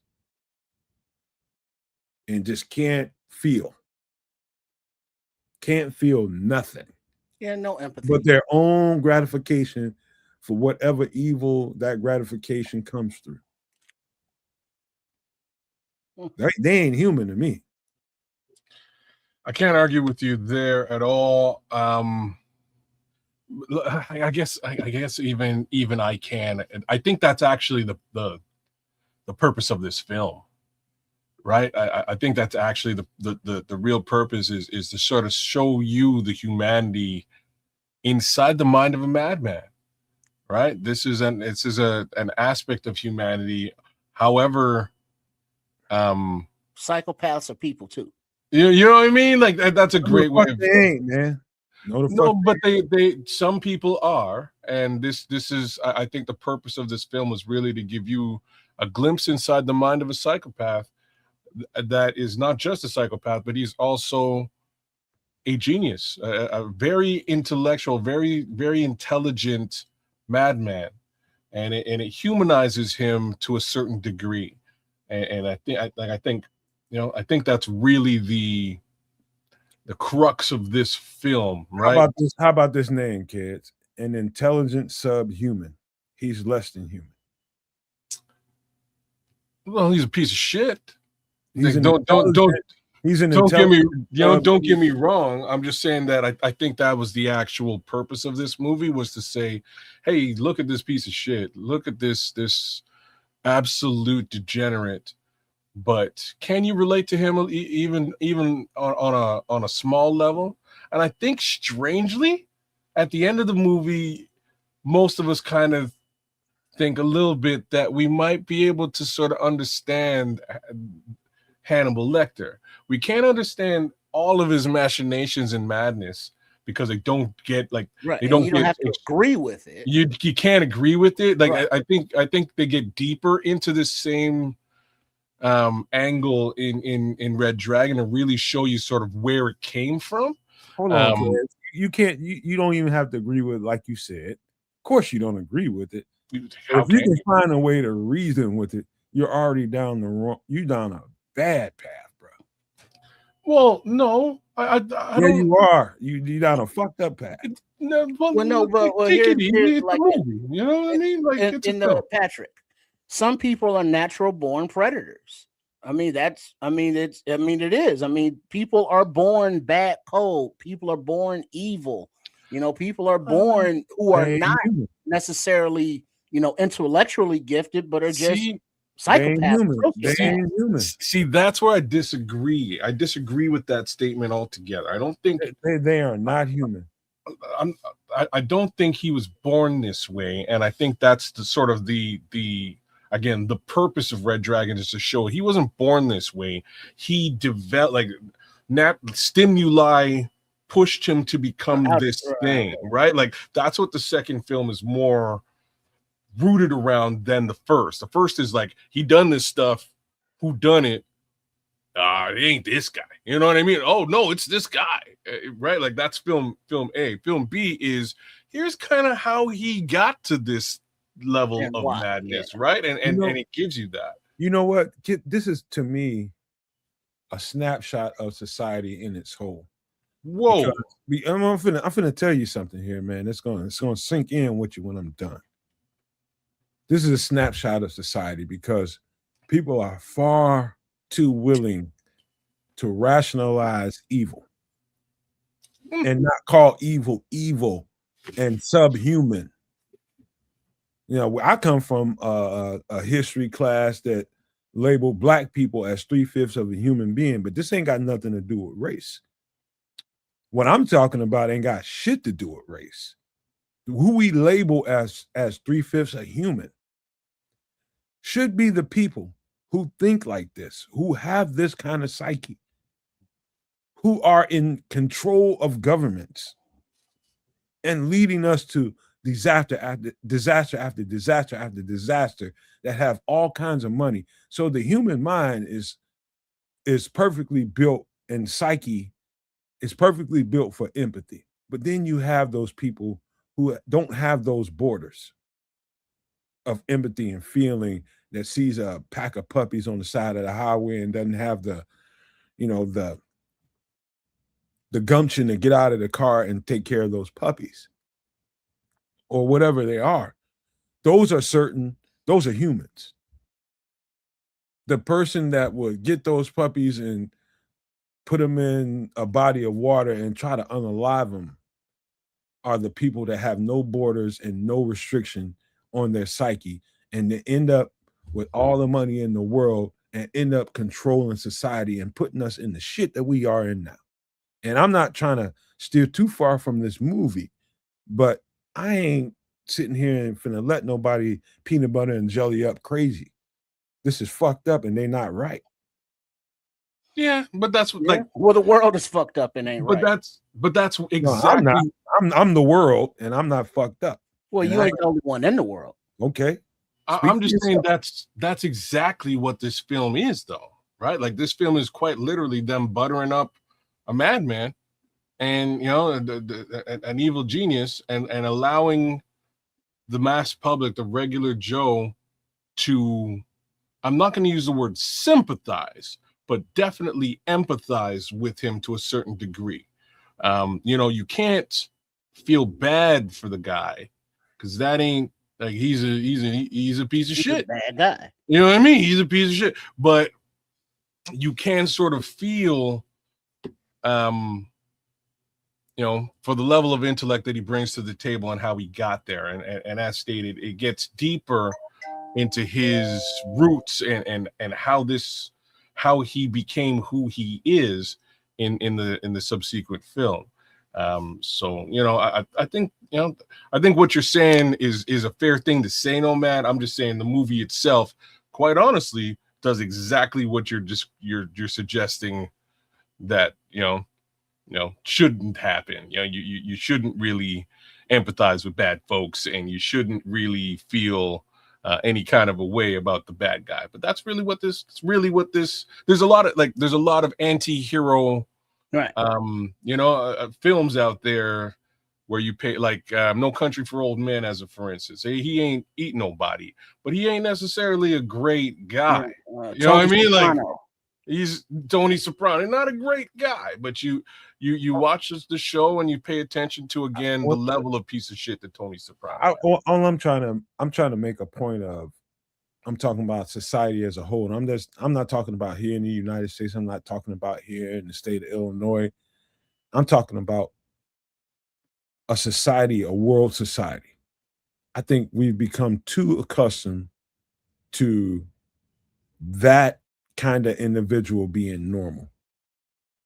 That's not. It's not, and yeah, and to that degree, I'm in full agreement with you. I like, and you know, Patrick is sort of hitting on something here in the chat. Don't put it up. I can't put it up Why? because he has the K word in it. Okay, cool. I'll read it. I'll skip that word. So, kids, you don't think some people are born this way? Some believe in nurture over nature. I'm not one of them. Some kids unalive animals for absolutely no reason other than to enjoy watching pain and unaliving. True. As fair, I disagree with that statement. I'm sorry. This is where parenting comes into play. And if you have a child that's doing that to animals, that's on you, dog. That's how I see Well, yeah, but you also have those that don't have parents to stop them, and then you have those that learn it from their parents. So all of those angles are genetics. It's genetics, brother. It's genetics. It's like genetics. What do you do? What do you do if you see that tendency in your child that you don't nurture that? Let me answer that. You don't nurture that. You don't encourage that. You deal with it and you curtail it and curb that type of activity or that type of nature if that's how your kid is. Like you do. Because very simply, you should be looking at your child. If you bump into your kid and he's like, "Mommy, I offed a turtle today," you should probably think about that for a second and recognize that your kid might not be in a good mental space, and you should work in whatever capacity is required to turn them away from unaliving turtles. You know what I mean? Like in my opinion, this is where parents really come into play. Sometimes, sometimes kids do dumb shit. No, right? How about this, kids? How about this? Now I've seen this in multiple instances. Multiple. You got a 2-year-old toddler that's the only kid until this infant comes in. And the infant comes in, and some people might consider this normal. It is, but keep going. Listen. I haven't even told you what happened. But I know where you're going. Where am I going, man? No. You tell me where you're going. If the 2-year-old haul off and knock the shit out of an infant, I'm talking about infant, like just can't even talk yet. That's normal? Yes. No. It is normal, and I'm going to explain to you why. It's just like a dog. Let me explain to you. It's just like a dog. You bring a new dog into his territory. That dog is going to feel territorial and beat up on the little dog. It's very, very normal. Or the 2-year-old will see the baby and give it a big hug and kiss. The big dog will see the little dog and be like, "Hey, give me some love." And feel protective. There's both sides of the spectrum here. But just to say, I've definitely seen the older sibling who was, again, getting all of the attention from the parents up until the new sibling has shown up, feel a bit of a way about that. It's very, very normal. Right? So and I'm not going to sit here and say that 2-year-old. Hold on, Ted. If he hauls off with his hand or her hand and just smack the dog shit out of him, that's normal. Right? I just finished saying nay, I'm going somewhere. Yeah, nay, that's normal. I just finished saying yes. It is actually very normal. He picks up all the time. He picks up his Tonka truck or his little toy and just crack the dog shit out of him. That's normal too. Yes. Yeah. No. Well, they don't know that they're causing injury or harm with the thing. They just know that they're mad and they're lashing out. It's not just that they're mad, but they're definitely lashing out because, again, all of the attention jealous ones for the last 2 years, the world was theirs. Like their parents' world was owned by the child, and now they have to share that world. They have to share their food. Like another example, without getting like extreme into them like hitting each other. Another easy example is just dinner time. very normal.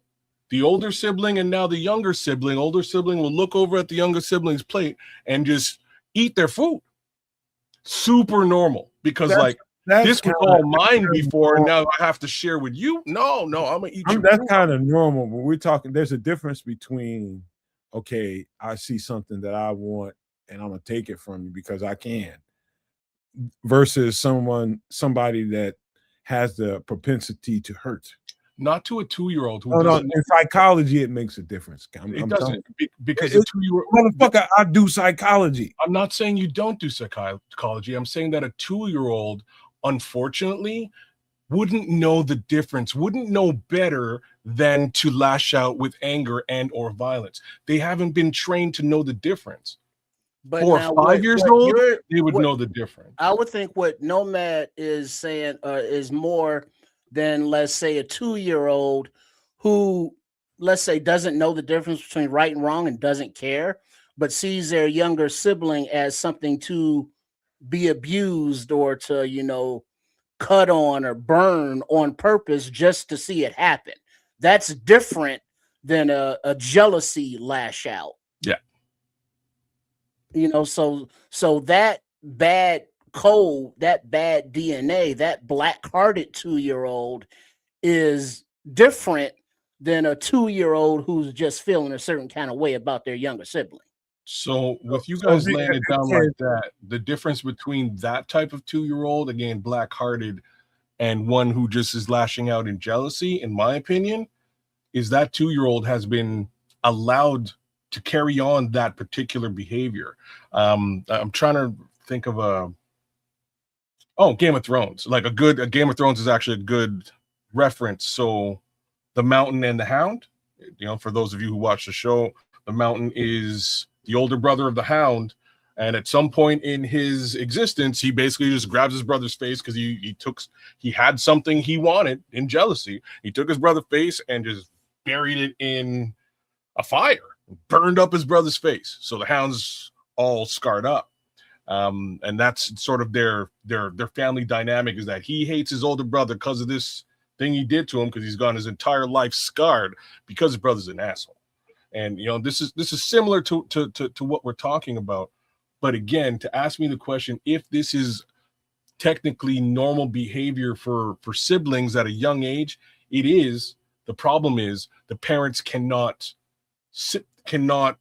abide by that with the older sibling. The older sibling must be reprimanded, must be disciplined to discourage that behavior from happening on a recurring basis. Let me say this, kids. In this world, there's a certain amount of behaviors that a child can exhibit at a very, very small age that can be trained out of that child through experiences, through repetition, just through basic rearing of a small person. Just consistently teaching, you can train some things out of a child, but then there's instincts, and what that small person's natural instincts are is less easy to walk that out of them, and that's going to manifest into other things in his life if that's his or her natural instincts. And there's no getting around that.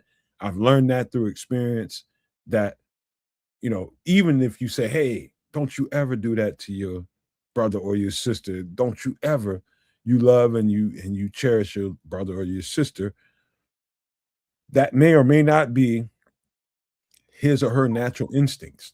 Yeah. So hold on, let me finish, bro.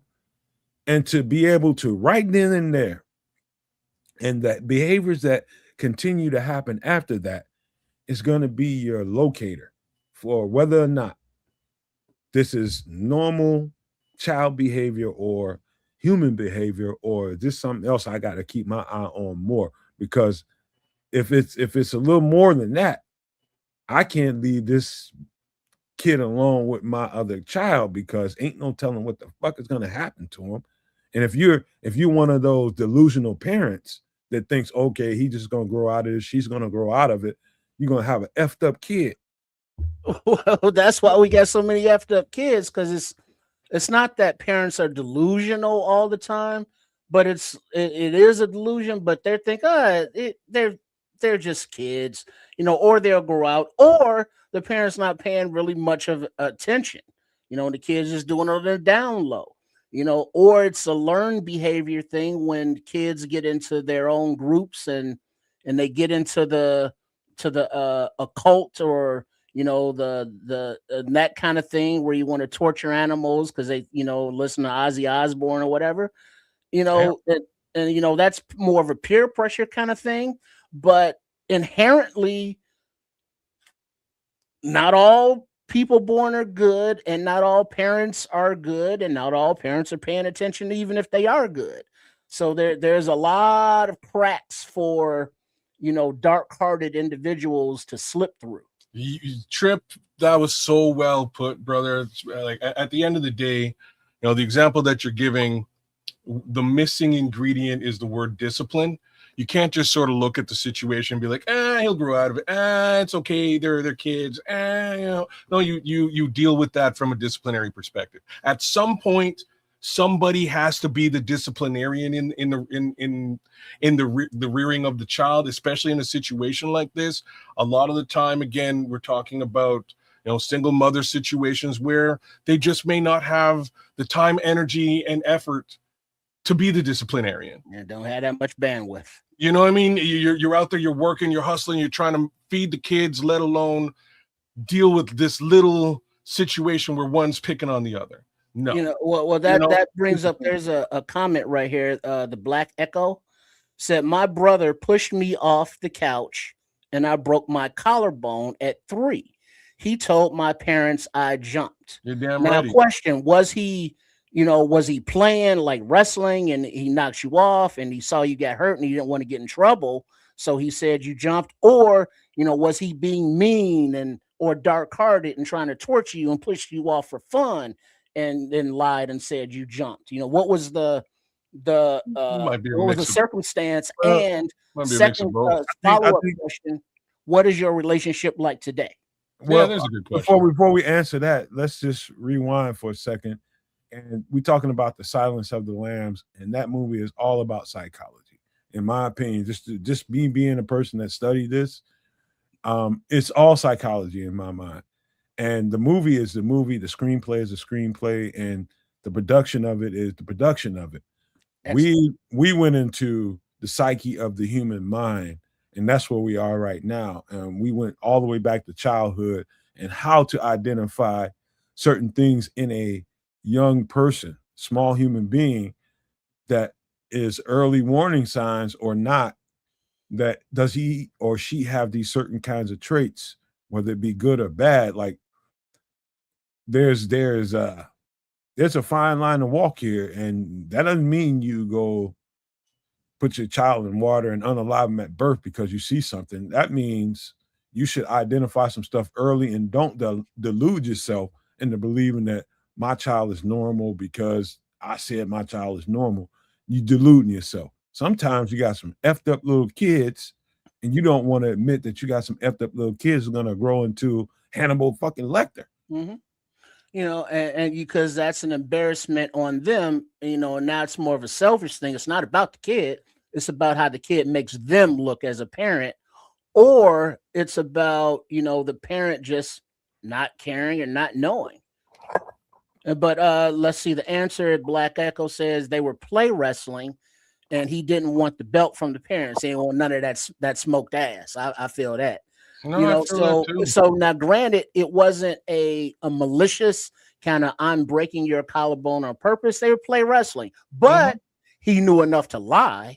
I bet you that they're cool now as adults. You know what I mean? I bet you that they have a great relationship.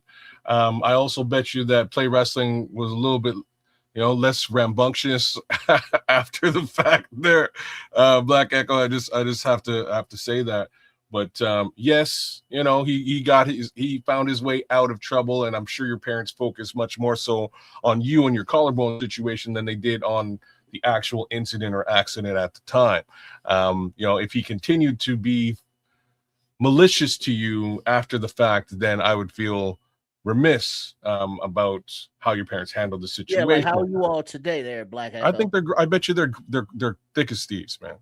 Well, What the does thing one is, cover? man, One cover. just to get to the next thing, we're talking about the human psychology, human biology, and everything that comes with it. And I'd say this, man, that cycles, if allowed, bad human behavior cycles will continue Yes. if not disrupted. Well said, And sir. become worse because when you are not taught, but from a young age, think this is how things are supposed to go, you know, the next generation that is affected by that psyche is going to be worse, and then the next generation after that is going to be worse. You know, it's a spiral downward, you know, into darkness. You know, there is no light in any of that, and if there was light, nobody's teaching them to go toward that light. You know, so that is how, you know, the cycle gets worse, and as those people have children, you know, there you go. Yeah. He said Black Echoes, we're all right. He wouldn't say that they're best friends or anything. Well, fair enough. I hope you ain't holding a grudge about the 3-year-old incident. You know Like, what I'm you know saying? what I He mean? ain't getting one of his kidneys if it come down to it. It's funny. It's funny that this conversation about the movie Silence of the Lambs has matriculated down to this conversation about human behavior as children. You know what I That's mean? what it's about. But it all has relation. All of it. Yeah. You know, so it's not that we're trying to make you feel like you're less than or better than or anything like that. This is about thought. This movie is you. I ask you kids and trips, give me a thinking man's movie. This is the ultimate thinking man's movie because it makes you think so deeply and makes you give reference to things in way in the back of your catalog in your head. It's like, wow, what was that all about? You know, things that happened in your own childhood, maybe, I don't know, but somebody else's childhood that you know that's experienced some things and some people that you've known in your life that's just like, that ain't right. What the hell is going on with him? Look, man, I don't know anybody like this guy though. You know what I mean? No. I'm just talking about some odd human. You know, some odd ass human beings. I know some holy terrors, man. I know some holy terrors, but not quite like Hannibal Lecter, man. Hannibal Lecter kind of takes the cake at the end of the day. He's a special breed of evil genius that I'm quite glad I have not come across in my tenure. He might have been sitting next to your ass. Well, actually, you may have. That's the thing about him. You don't know because he doesn't project as that dude that, you know, you see sitting on the bus talking to himself like, yeah, I'm going to avoid that dude. Or, you know, he doesn't project, you know, walking down the street, you know, looking all crazy. He's like, hey, how you doing, sir? He's the You most know, would you care for person some, you you ever know, some fava beans and a lovely Chianti? He's the most discreet person. He's the most discreet person you ever meet in your life. You won't even know he's there. You won't even know he's there. That is also those are very, very fair comments. Because again, if there's anybody that I've met that's anything like this, real talk, I wouldn't even know. You know what I mean? I wouldn't. It would only be in retrospect where it's like, you know what though. He's a little bit of a weirdo. Like, if I read the clues and put them together, he was a little bit. I remember that time that he was out in the forest doing it. You know what I mean? Like, yeah. He was a little bit cannibal-y. Let me pose this: Silence of the Lambs, top 100 movies you ever seen. Oh, definitely. I would have to say, yeah. All right, because it's one of those movies that no matter how many times I've seen it, I could watch it again and be like, oh shit, that's what that meant, or that reference or something. It is a great film to watch twice, right? Like it honestly is. You watch it the first time, you go through the movie, you see what Wagwan, as we say. This would F you up even worse the second time. Well, no, it might, but the thing is, more subtleties and the nuances of it.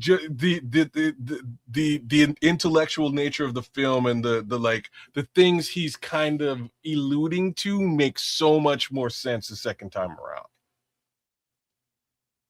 Young Clarice running from the screaming of the lambs.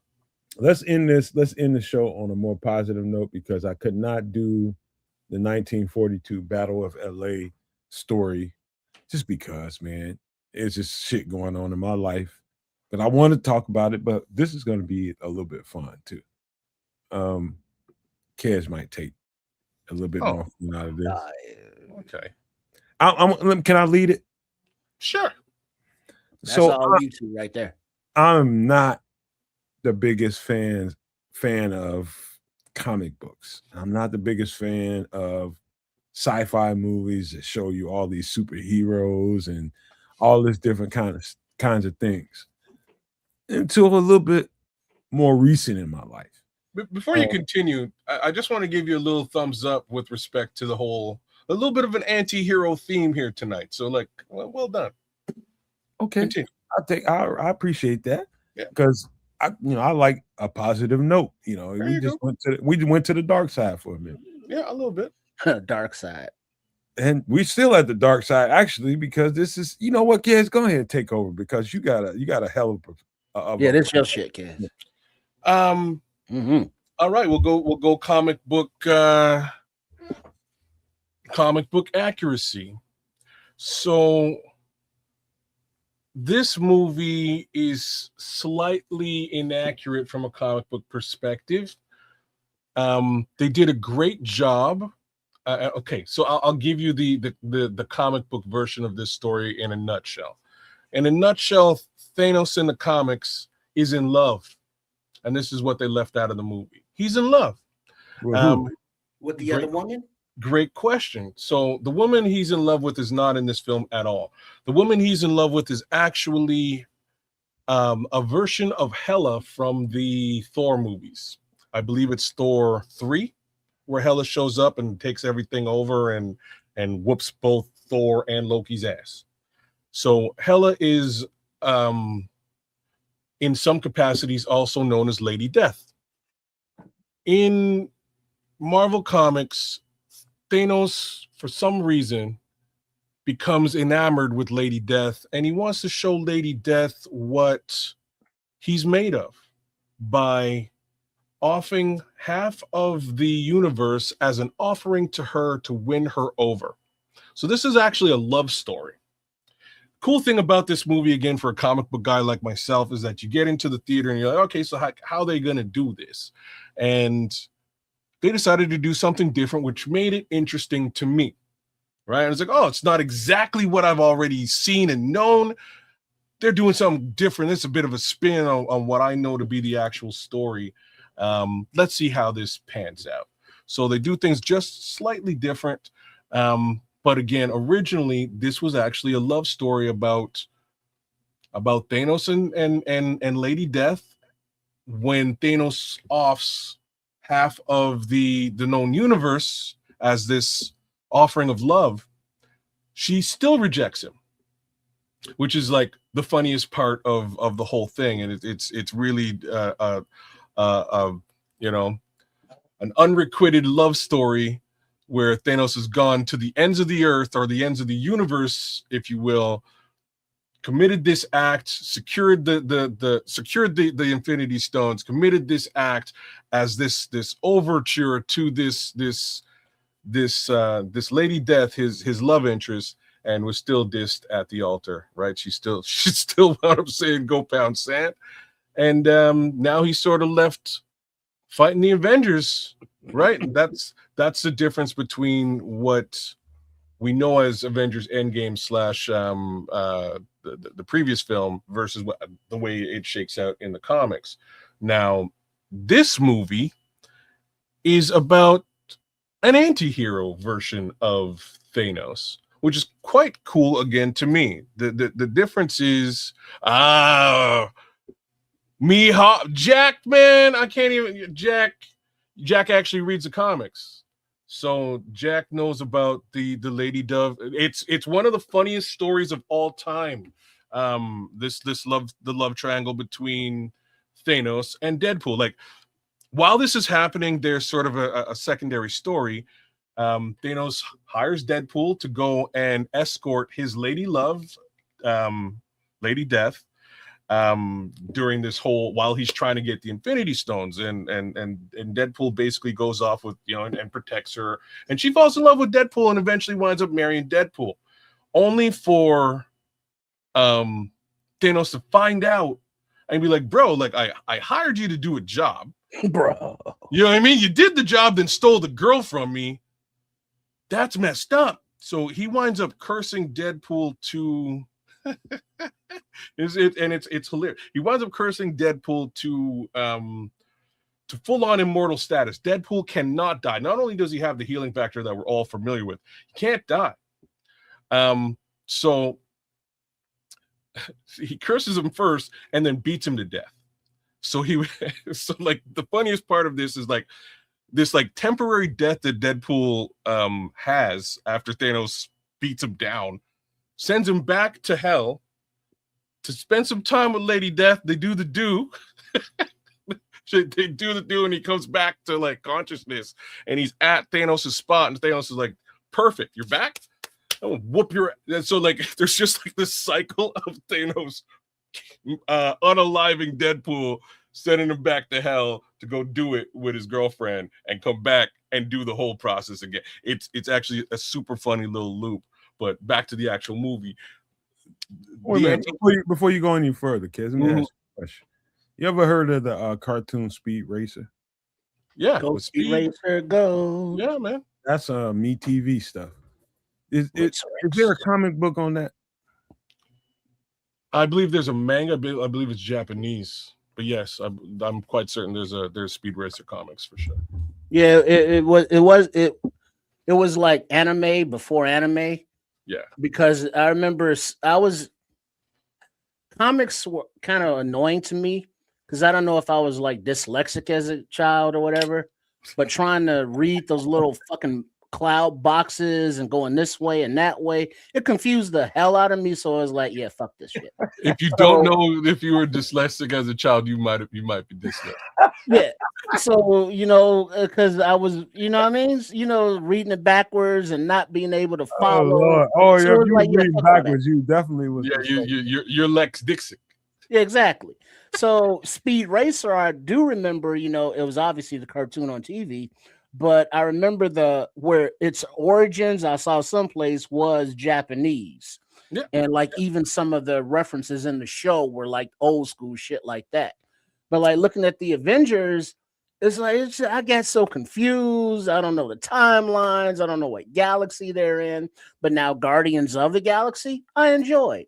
Groot and Rocket and them. It was funny. The soundtrack, kick ass. But like these guys, like once Chadwick Boseman was gone, I had no further interest in anything. So it's kind of like, oh, now what movie is this? Number 18 of what? And who has a spinoff? And who is this? Yeah. So since you brought Guardians in, Guardians versus like this Avengers story happens like, I'm gonna have to say probably like in the 80s. It might even be like early 80s. Like this is an old story, which does include the Guardians of the Galaxy, but the Guardians of the Galaxy's key, like the three movies you're familiar with, that scope of comic doesn't come out till much later. It's hilarious in the comic. Like those comics are super funny, and all of that translates very well to the silver screen. But like I was saying about this movie specifically, the anti-hero story is Thanos is trying to save the universe by offing 50% of the universe so that they can, so that they have resources for the remaining folks. Like there's like actually like, aside to this story where Thanos is like, I'm kind of doing something good for everybody that survives the snap. It's kind of like those that don't know well. You know what I mean? They're no longer here, so I don't have to worry about them. But the upside is now all y'all can eat. There shouldn't be any starvation. There shouldn't be any, you know what I'm saying? There's resources now for the remainder of the known universe. So they paint Thanos in a bit of a different manner, which I appreciated. It really turns him into an anti-hero. But you can actually, much like Hannibal Lecter in the evil that this guy does, you can kind of see why. Like, you know, you can kind of understand and sympathize, if maybe not sympathize, but again, empathize with the general idea that he's taken on and the purpose of his mission. Well, how is the expression, Chris Rock? I may not agree, but I understand. I don't condone it, but I understand. Anti-villain and anti-hero. I'm with you, Jack. Like, so you want to hear somebody that hasn't really got into this genre, his point of view at all, because I can tell you, I love that last part you just put on it, kids, about him being Thanos, just taking out part of the population, and it wasn't specific in who he took out in that description of the movie. One specific, he was just 50% of the population. Pop your fingers, it's gone. It's gone. And that kind of renewed the earth a little bit in a good way. And to what Kez is talking about is, you know, this is a heroes movie. Avengers, we're gonna avenge the earth and avenge anybody that tries to stop what we have going on. Guess what? What we have going on the earth, it probably is 50% of the mother effers that need to get gone. Be honest with you, because golly, when you got Hannibal Lecters running around across the world and they empower and shit, you're talking about segueing into another genre of movies. Hannibal Lecter is perfect reason why Thanos is the hero. Get rid of them motherfuckers. Well, again, so in real life, and I hate to say, I hate to do what I'm about to do, but I'm gonna do it anyways. You know, you could think of Thanos as maybe like a Bill Gates, right? Population control. You know, maybe a very similar altruistic goals. Very similar mission, right? Very potential similar mission if you guys follow what the kids is cooking, right? So, again, it gives you this movie actually. You use him for an example. Well, because of some of the platforms that they are promoting, you know, trying to save resources for those that survive and those that are weak, letting them, you know, fade away to not suck up those resources. So it may not be like, you know, snap your finger, get rid of half the population, but through pharmaceuticals and or research, maybe, you know, or starvation, you know, if half the population dies, you know, oh well. In that regard, I can relate. Let me just take it. I'm gonna cut it a little bit. I'm gonna give you some. You're about to bleed a little bit. What if the Avengers are really displayed as these more than human people that are here for society and protection of society, and let's just say Thanos is recognizing that these ain't the people that people think they are. I'm gonna say it again. These ain't the people that people think they are. They're a cabal of heathenists, and we talking about in relation to the world that we live in right now. A bunch of heathenists, hypocrite, lying pieces of shit. The Avengers that the world needs to be rid of. That the world needs to be rid of in order for the world to be all right. That these people are gatekeeping the heathen. They're gatekeeping the heathens and making sure that the heathens are protected. Okay, so look at it that way. I can, but that's, and I'll sort of speak to that. What you're describing is like the exact opposite of the framing of the film, right? So Oh, and exactly.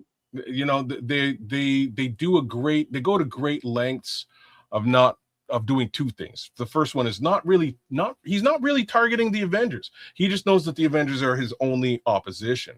He's targeting the entire universe, right? Without specification. The entire universe, we need 50%. Forget it. If you don't make it, you don't make it. Like tough beans, whether you're an Avenger or not an Avenger. So it's not really about them and or whether they are sort of separate from, Joe regular or Bobby generic, right? Like it's not about the Avengers. And again, the flip side of this is the Avengers avenge without really understanding that, like what they don't show is like maybe society was actually better off after the snap.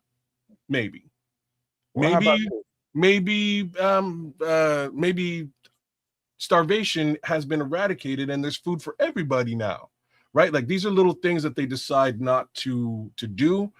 They definitely paint it as overall villainy, but they do give you a glimpse into the mind of the villain. And this particular villain might have had some general positivity about his mission. Well, what the mission entailed is pretty evil, though.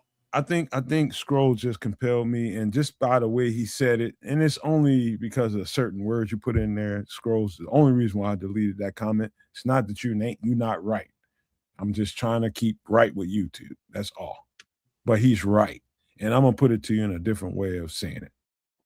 And so, in the grand scheme of things, we talking about gatekeepers, and let's just say the Avengers are the gatekeepers of this disgusting society that's been protected for hundreds and hundreds of years, maybe more. Let's just say at least a few hundred years. We'll leave it there. Been protected and been setting policy for the entire planet and setting up the design of everything that we deal with today, bills and the pressure that everyday working people have to go through and shouldn't have to go through. The design of that. Let's just say the Avengers are the gatekeepers to keep these people in power so that they can keep where they are. They want to maintain their status because they like their status. And the world has fed off of people like the Avengers to keep that gatekeeping up and keeping people from knowing who the F they're protecting. And yeah, I am flipping the story on his head, kids. It's exactly opposite of what the story tells you. But that's what media does. This is mass media scripting something to make you feel sorry and make you feel protective of something you shouldn't be. And then also remember that all of these, well, not all, because the Archer dude, he ain't had no superheroes. They could have broke him in half, and I don't know how he didn't, but whatever. But all of these heroes, quote unquote, from all around the universe ended up basically working for Samuel L. What was his name? I don't know. Samuel L. Jackson. Samuel L. Jackson. What was his name in the movie, kids? Nick Fury. Nick Fury. So who Nick Fury worked for? The government or a shadow part of the government? Who were they actually protecting? No one knew because they were following orders from Nick Fury. So if Nomad's premise of the Dark Cabal are the ones pulling Nick Fury strings, the Avengers are working for them because they never knew what was going on. They just saw, oh, bad guy. Okay, we'll take them out. Okay, there's a threat there. We'll take them out. Well, Nick said to go over there. Okay, that's what we're doing. So they're just following orders, no matter how powerful across the universe they are. So don't go down the dark side now. Don't worry about it. What both you guys are actually like, where you've gone is where Marvel actually winds up going in its own, in different capacities, sort of down the road. So, not the Avengers, and that's not their role here. There is there is an angle to which you speak here, Trip, with regards to specifically Nick Fury. Nick Fury is the, he is the government arm of all this, and he put them all together. And down the road, part of the comic book version of Civil War, which is, I believe, the Avengers movie before Infinity,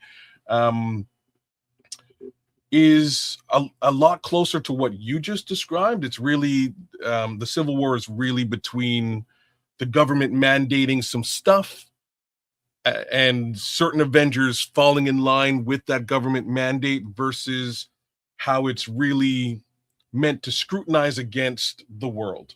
And then a sect of, Avengers under the same pretense leave the fold and they wind up clashing, right?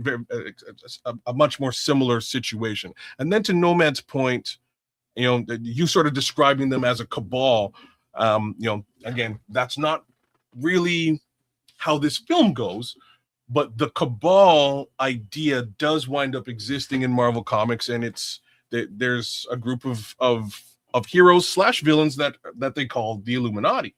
And I'll tell you who those heroes and villains are. It's an odd group. It's Professor Xavier, the Black Panther, Namor, who was the Submariner, Reed Richards from the Fantastic Four, smartest man on Earth, and Tony Stark, Loki, Doctor Doom. The Beast from the X-Men also winds up joining in some capacity too.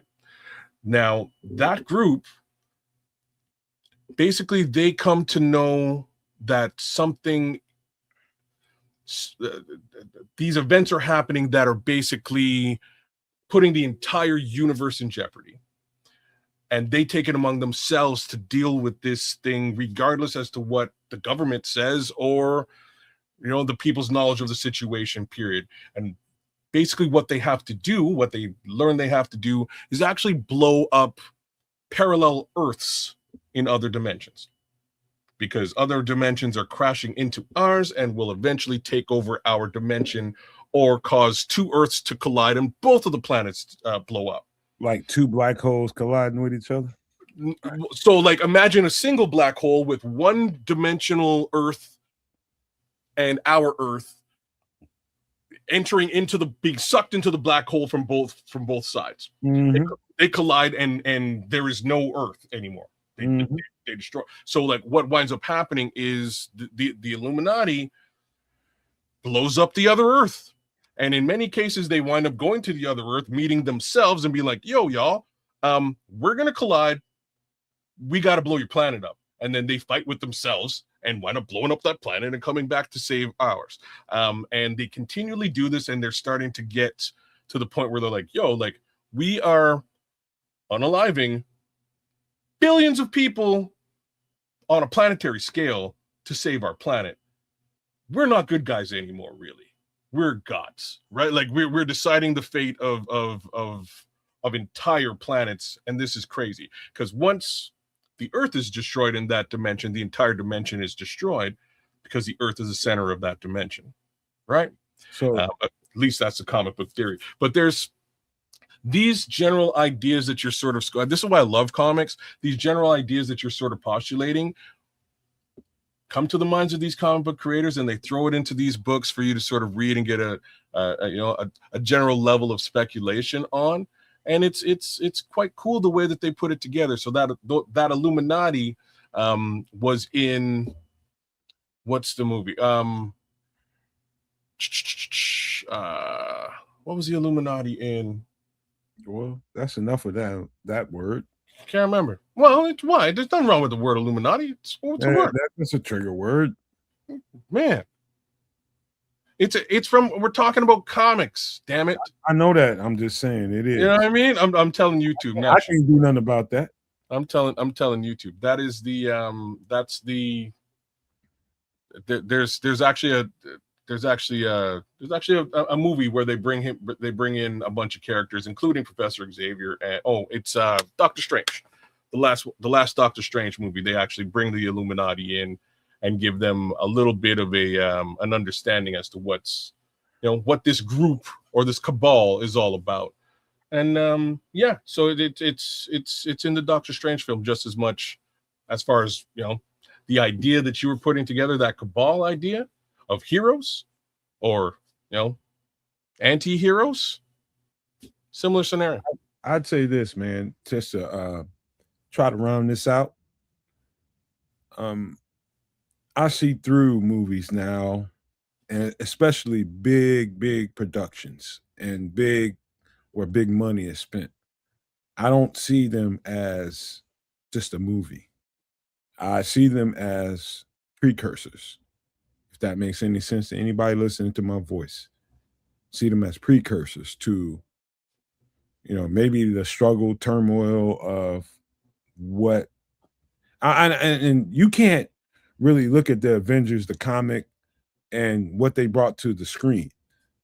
It's absolutely powerful, and I never was into these movies. I like Thor now. I like what's the other movies where they got the talking raccoon? I like that movie. I like the series Guardians of the Galaxy. Yeah. I love all those things, and I never was into these movies until recently. Like when my girlfriend's mother was here, and she just loved the imagery and all the lights and the flashing and all the stuff that comes with it. She just got at where her mind was. She totally got into this stuff, and we'd have to sit there and watch those movies over and over again. I love Thor when he got into a fight on a rainbow kind of on the Rainbow Bridge.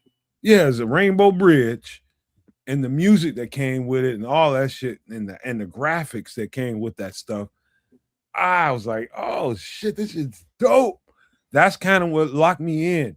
And that's like the first one that I saw. To be honest with you, I hadn't seen any of the Avengers. Any of them. And so that got me into it. You got what's his name from the UK? He's playing a certain character. Like Idris Elba you're talking Idris about. Elba is playing that role. You got all these other actors, and the whole thing is dope. That movie was dope on screen. That Thor movie was dope. They've done a good job, and like I said, they've selected some of the Guardians of the Galaxy, the comics, that comic book series is so well written, it's super hilarious, and they did a really good job of bringing it to the silver screen. And I can understand why folks really resonate with that, with that particular series. The Avengers it's not funny. It's very similar to what you actually get in the theater. But I think that the overarching point here is this movie is a bit of a normalization or a rationale behind, the hoarder class or the elite class potentially getting rid of us. So that's really the overarching theme, and giving us, the viewer, a look at the mind of the elite and why they might not want to have us around. So hey, I'm with you on that, Patrick. Leave the World Behind is something we'll talk about soon, but I don't know if these two guys seen that movie, but that is never heard of it. I've never heard of that movie either. I'll have to maybe I'd say go watch that. Okay. Go watch that as soon as you can. I'm gonna ask you too if you have, and this is got nothing to do with the topic, but it's a movie that I need us to do at some point. Y'all ever see the movie Moving? Who's in it? Richard Pryor. Oh yeah. With the truck and he made the end at the end with the big fat guy. Yeah. All right. Butterball. It was actually King Kong Bundy, but whatever. What I'm talking about. I do. I'm glad you know what I'm talking about. So one of these days that's one of my favorite comedy movies of all time, and we gotta find some time to discuss the movie Moving, because most folks actually don't know about this movie. It's not one of Richard Pryor's more popular films, but it's definitely one of my favorite movies of all time for sure. Mm-hmm. Yeah, all King Kong Bundy, the wrestler. That's right. Mm-hmm. Yeah. Let's he kicked King Kong Bundy's ass. Let's close the show this way, man. And you can give some pleasantries if you want to, but I'm gonna lead this close with this. We talked about Avengers Endgame at the very end of the show. We were talking about movie reviews. And before that, we were talking about The Silence of the Lambs. And the contrast between those two things couldn't be more stark. Very, very different, but very poignant in their own ways. I'll just say that. And I just want to say this, man. We're talking about Avengers Endgame. Start thinking about the society that you live in now. I don't care where you are in the world. You're definitely feeling what's going on right now in the world. And we don't have to get into politics about it. It's just regional, let's just say, bureaucracy right now going on right now, and people trying to force their will on another people. And there's also a religious aspect that's going on with it. You know, people trying to pretend to be some kind of chosen people and trying to force their will on a whole other group that's been present for hundreds of thousands of years. Back in the You know, we- Crusades. yeah. And you're just gonna supplant yourself into that role of, oh, we're the good people in the world and everybody else must be evil kind of mindset. And I'm not being political about it. I'm just being real about it. And we're on the verge of something really bad if people don't speak up about it and use their platform to speak about it and not get into politics. It's just talk about it in general if you want. But this is really bad, man. Really, really bad. Trips? Oh, are we talking about that or are we signing off? We were signing off and talking about that to sign off. Yeah, I mean, it's when people say you care about these things or don't care about these things, that's not always accurate because a lot of people care, but it's like, what can you do? You know, you say, well, you vote, and it's like, cool, all right, in 6 months we'll do that. But until then, what do you do? Protest or, you know what I mean? It's like, so with all the responsibilities that we have in our daily lives, and what do you do? Because you care about what's happening around the world, but you know what I mean? So it's not like we can change anything right away or drastically, or some of us at all. But as long as I think we keep the mindset that, yeah, we know the difference between right and wrong, and you keep doing the right, and you don't, you know, Thanos the ones doing wrong, you don't silence of the lambs, the ones doing wrong, you know, we got to figure out how to work with them or not. But it's a very precarious situation that we are living in right now. And as some people have said on the interwebs, we are living in one of the stupidest timelines, you know, to tie it back into the Avengers. So, you know, with all that said, you know, you keep your head up, you know, you watch your six, you know, you watch your back, you take care of your neighbors where you can, you know, you take care of yourself and physically, but don't sleep on the mental health because with all of the shit going on in the world, it's very draining mentally, and and that can put you in a spiral of darkness that, you know, we spoke about earlier, that is not healthy for anyone. So yeah, we want to make sure that our voices are heard in a legal, peaceful manner where possible. So yeah, just, you know, keep up the good fight, if you will, for lack of a better words of encouragement, and, you know, just call out the bullshit where you see the bullshit, and don't let the hypocrisy or the, you know, the alternative facts, you know, fog your vision for what reality is and what we think the world should be. And so we keep working, we keep striving, we keep doing our thing, but every day try to make the world a better place. Kids. Mm, I ain't touching none of that. I'll be the good soldier today.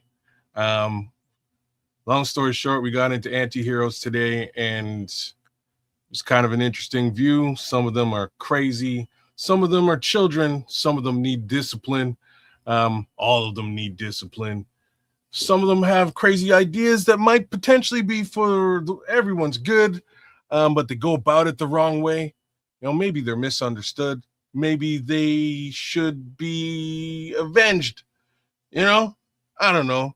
But that's kind of what we got into today. The one thing I want to say is a lot of the times in movies like this, they're showing us stuff that they want us to sort of think about and have an understanding of without telling us what it is. And I tried to make, I tried to point out exactly what that was with respect to Avengers Endgame. As far as Silence of the Lambs is concerned, geez, I don't know. I don't know what they're trying to say, but maybe it was just, let's take a look into the mind of an evil genius. And that's kind of what I think about that particular film. But moving back to the Bears, we gonna see what we gonna see when the draft is done. I think that's the only thing that we can say right now. Some folks are super happy. Some folks are, okay with it. Other folks are on the fence. Again, once the draft is done, we'll have a much clearer understanding as to what Ryan Poles is really trying to do. And, for all intents and purposes, let's just hope that we come out of all this better, right? With all that said, big shout outs to all you guys in the chat. David Larson, The Scrolls, Patrick Higgins, AC Adam, BT9.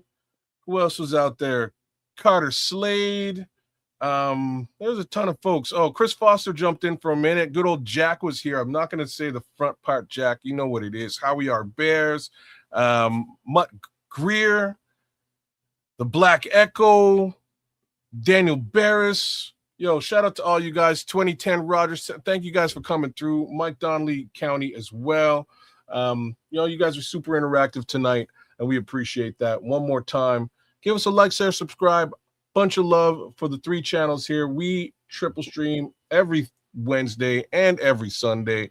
And that's right there at Sports Chicago Style, right there at the Nomad Network, and right here at Keds and Canuck on YouTube. Thanks a million, you guys. See you next week. See you Sunday. Amen to that, man. And you guys, thank you for being here. Patrick Higgins, Scrolls, David Larson, everybody that Keds just mentioned. I don't need to say that again. I just want to say thank you to everybody, man, just for being you and being here and being a part of what we do. It's special because we're able to go through all these different subject lines and have all these different conversations, and you guys receive us. It's incredible, man. And it's just going to get better, man. And the Bear stuff, I am definitely more reserved with what I think about what's going on than probably most people, I guess, because my perspective is just wait and let's see what it is when it's done being put together and they start to really shape the thing like it's supposed to be. Right now, it's just too incomplete for me to be really up in arms about any of it. It's just not at that point. No. Wait until they put some other pieces together and see what they got shaking. We'll see. It could be some financial constraints that could be keeping them from, really acting the way they want to act. I'm definitely over the whole Max Crosby thing. If we got him, we get him. That's it. You saying that watch him sign him tomorrow? No.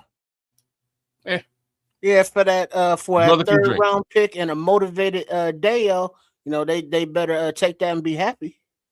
Man, what did y'all? That's one thing. All I had to do was say Max Crosby, and y'all interrupted my close. Sorry, brother. It's just one thing we didn't talk about here today. What did y'all think about that whole Dale chat? What? What are you talking about, man? Oh, you missed it? What? Oh, damn. Sorry, brother. So Dale Dangle was with the media at some point this week. I think it might have been today or maybe yesterday. And we have ourselves a motivated Dale who does not care about stats. And that was more or less, in a nutshell, what he said. Don't blame me. Don't blame him. I don't see how you can blame him. He has no stats. But he's motivated. So what Yes. you see, one of these days, real soon, I'm talking about in the next season, somebody's gonna do something. Let me tell you guys something. When it comes to defensive linemen and offensive linemen, stats is just what your average fan, when I say average, I mean average, and I don't mean that in a slight, but your average fan would think is like that's the measure of that human being. Like they don't see the rest of the stuff that goes on play in and play out. I'm tired of talking about it. You know what I mean? It's just like, oh, he didn't get but so many sacks, or he doesn't. Man, shut the fuck up, man. I'm sick of listening to that bullshit. He's right. All them stats don't mean shit. It's just I got a sack and I got 15, 14, 13 of them, and I can say I got that many of them. But how many plays in and play out is he affecting the play?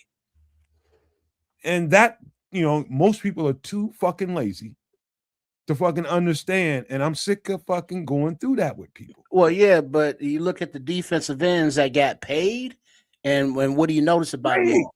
Great they form. got sack numbers. Great form. That's the financial aspect of it. When I'm talking about X's and O's, who can help the Bears is what we're talking about.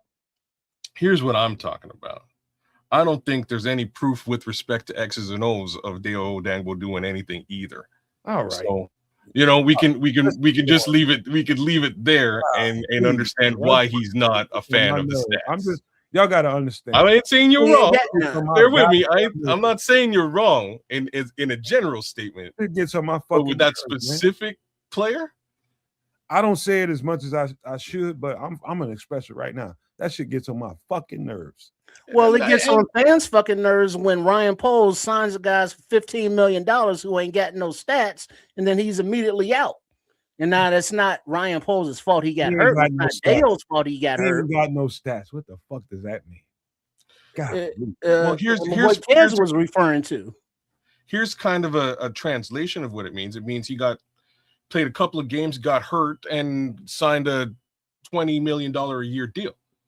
So there's no, even if we're talking about X's and O's with this particular player, there's nothing to refer to here. I'm giving you Dio energy. I know what you're saying. And like I'm saying, I'm actually in agreement with what you're saying in general. As a general statement, stats aren't the measure of the man. It's actually really what he's doing on the field. There's many different ways of looking at it. If you're handling the edge secure, you're keeping the edge secure, there's no stat there, right? Like there's different ways of looking at this. And I fully understand what you're saying. But with respect to this particular player, we can't even say that. Dog, so oh God. I will never be able to convince y'all. I will never. Well, no, until he does it on the field, it's all just of somebody's work, especially you, Trip, of somebody's work that doesn't have a certain numerical value to it. I will never be able to convince you of that. If you ain't convinced by now with all the talking I've done after all this time. Well, yeah, that's what it is. But we don't have to have a certain numerical value to your stats to be an impact player on anybody's team. Yeah, we get that. But the thing is, to be paid the way he's paid, we need more production, and that production can be quantified with sacks. What's he getting paid? 15, 20 mil a year. He's taking a good chunk of the cap right now, like a good chunk. And so far, you haven't seen $15, $20 million a year worth of production, right? No. He was hurt. You feel strong enough that we should just say ixnay on him. No, I'm not saying that. I'm saying that we can't depend on him because we ain't seen shit to depend on. Okay. I understand that. He got hurt midway through the season. Yeah. Yeah. That's partly why I'm saying there's no if I'm to step away from stats and say, all right, scheme and setting the edge, there's only a couple of games to look at. Meanwhile, we can't really make the machinations required for this team to be successful because he's got that big chunk of cash dedicated to him. So let's just all hope that when he's ready to go and he's back on the field, he's a difference maker. I can't. Hey, no maniacs. I can't help it. It gets to a point, man. Y'all see things in a numerical context. How much you're paying somebody versus how much production he gets numerically. And I can't do nothing about that mindset at this point. It's just the way it is. It's just the way it is. And I'm going to close this motherfucking show. I tell you that because y'all, it's irritating. Y'all. As a football player, you just don't know. You just don't know, man. But man, you know what? Back to wait. No, one question before we close. No, I got a question that we're talking about, kind of about Crosby. Now, not that you've been in that position, but Max Crosby, he made that goodbye video. He flew all the way across the country, and it was like, yeah, we're doing this, and then the whole deal gets canceled, while the Ravens are on the phone with Hendrickson while Crosby's in the building.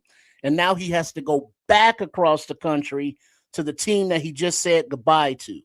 What is that feeling like?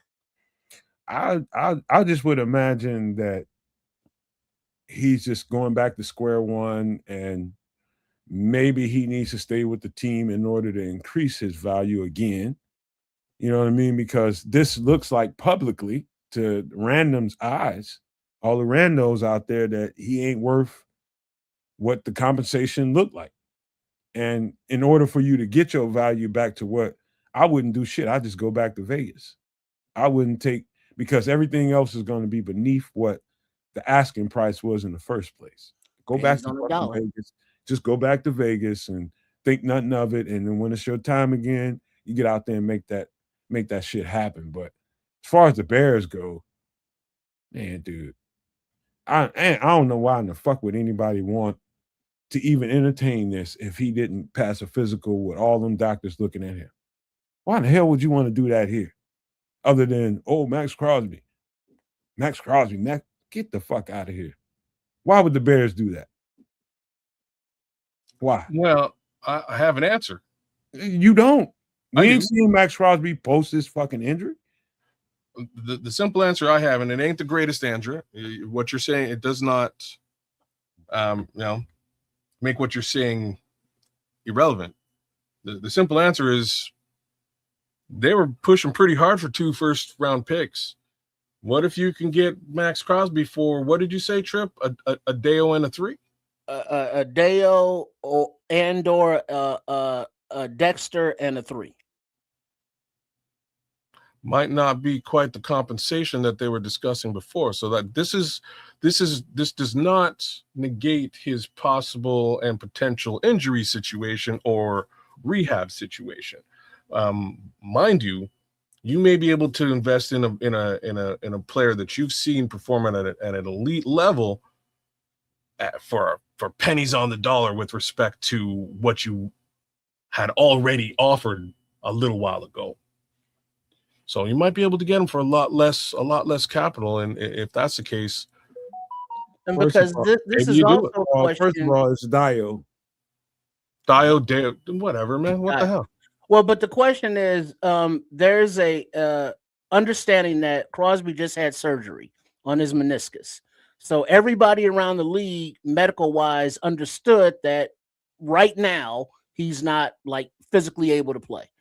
So the thing is, the example like Roberto Garza's contract got canceled. Then he came here to the Bears, and the medical staff cleared him, and he played. Had a good career. So maybe the Hallis Hall medical staff is willing to sign off where the Ravens wouldn't for 2 first-round picks. Whereas, like, all right, for a third or a player or not that high a draft capital. it's worth the swing. You know what this is similar to? This is similar to the Larry Ogunjobi original signing that Ryan Poles did up front when he first got here. You know, he signed Larry Ogunjobi to a big money contract, brought him in. The medicals didn't jive, and he backed out of the deal, which led Larry Ogunjobi to Pittsburgh, I believe, at a much lower contract case scenario. It was much smaller money for Larry and for that deal to actually go through. So, you know, just similar conversations, similar things. Very possible that, again, now that he's sort of fallen out of favor with regards to the Ravens deal, maybe we can get him a little bit less expensive. Or maybe not, because he's not a goddamn fit. Well, we don't need a third down pass rusher, or do we? He plays like $40 million a year, damn near. He plays. It'd be closer, anyways. He plays all the downs. I agree with Nomad on that part. That, you know, as great as a player that Crosby is, he's on the back end of his career. Oh, God. So, you know, that's why I would not want to offer, you know, two first-round picks or a first-round pick for him. But, you know, something later, sure. But, you know, Vegas is not going to just sell for pennies on a dollar just to sell, I don't think. So it's like, yeah, I'm good with passing on him, but it's just the way the whole thing went down is just like, what the hell are we doing, NFL? Okay. Let me before we gotta Ravens this, but I gotta say this, man. Okay, your average 3-4 edge rusher is about Max Crosby size, maybe sometimes bigger. You know, you can get them from 235, 230, 235 up to about 260, 265. You can get them from anywhere from that way. That's the standard for a 3-4 edge rusher. In the 4-3 system, they start at about 260, 265. Right? To understand that, I'm not trying to get anybody off the sniffing trail of Max Crosby. It's just perspective. And just the trend and the history of Dennis Allen. There's no player in the history of Dennis Allen that I think he'd probably say, you know what? I quit.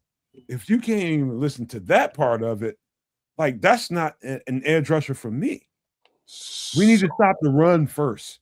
So if Max Crosby came here, he would be primarily a pass rushing edge rusher for $40-something million a year. Yeah, because, that's a lot. Yeah. I'm just trying to give you guys perspective of why this doesn't necessarily work. So you realize you just described Austin Booker. Austin Booker, as well, not for $40 Dennis million. Allen said, is I'm not talking about the money. I'm talking he's 10 about pounds bigger than he's 10 pounds or more bigger than Max Crosby. He says that he's a little underweight.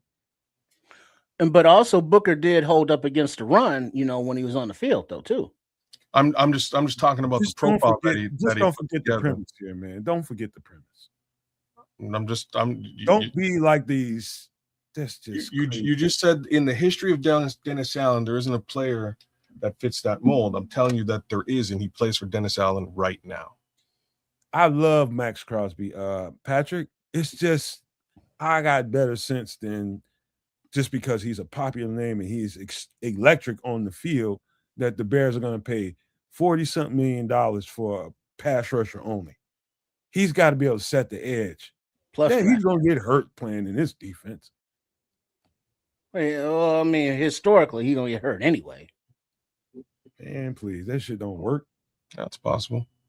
But we'll see what happens. Again, I think the Bears should make some level of a move that the fans like, right? I think I say that out loud, but more importantly, some level of there's got to be something on this defense that strikes fear in the hearts of man. I keep saying it. I get it, because maybe there's a reason why If you're saying that's not Max Crosby, maybe it's not Max Crosby, but they got to do something.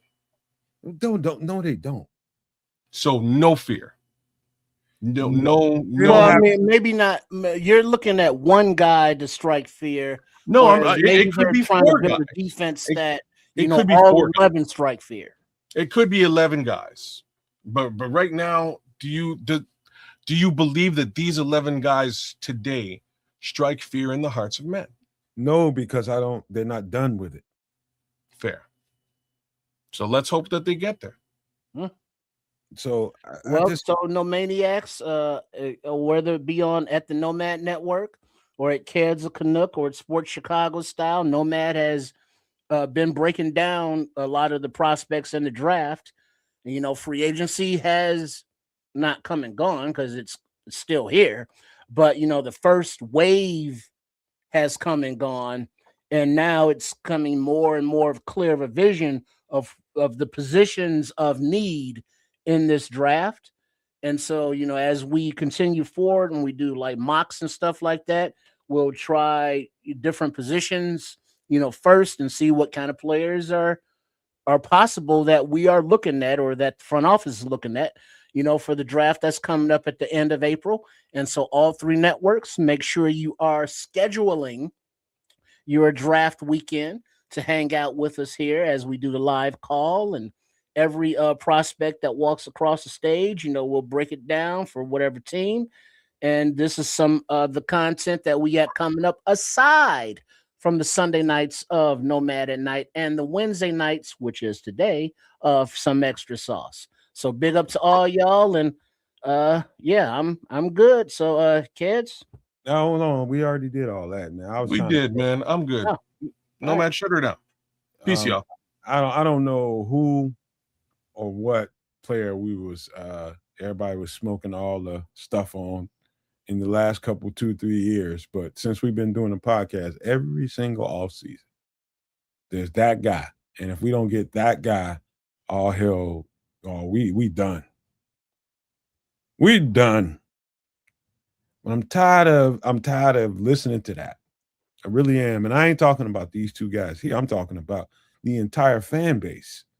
We get so keyed up on a particular guy or two that ain't nothing good gonna happen if we don't get that particular guy or two.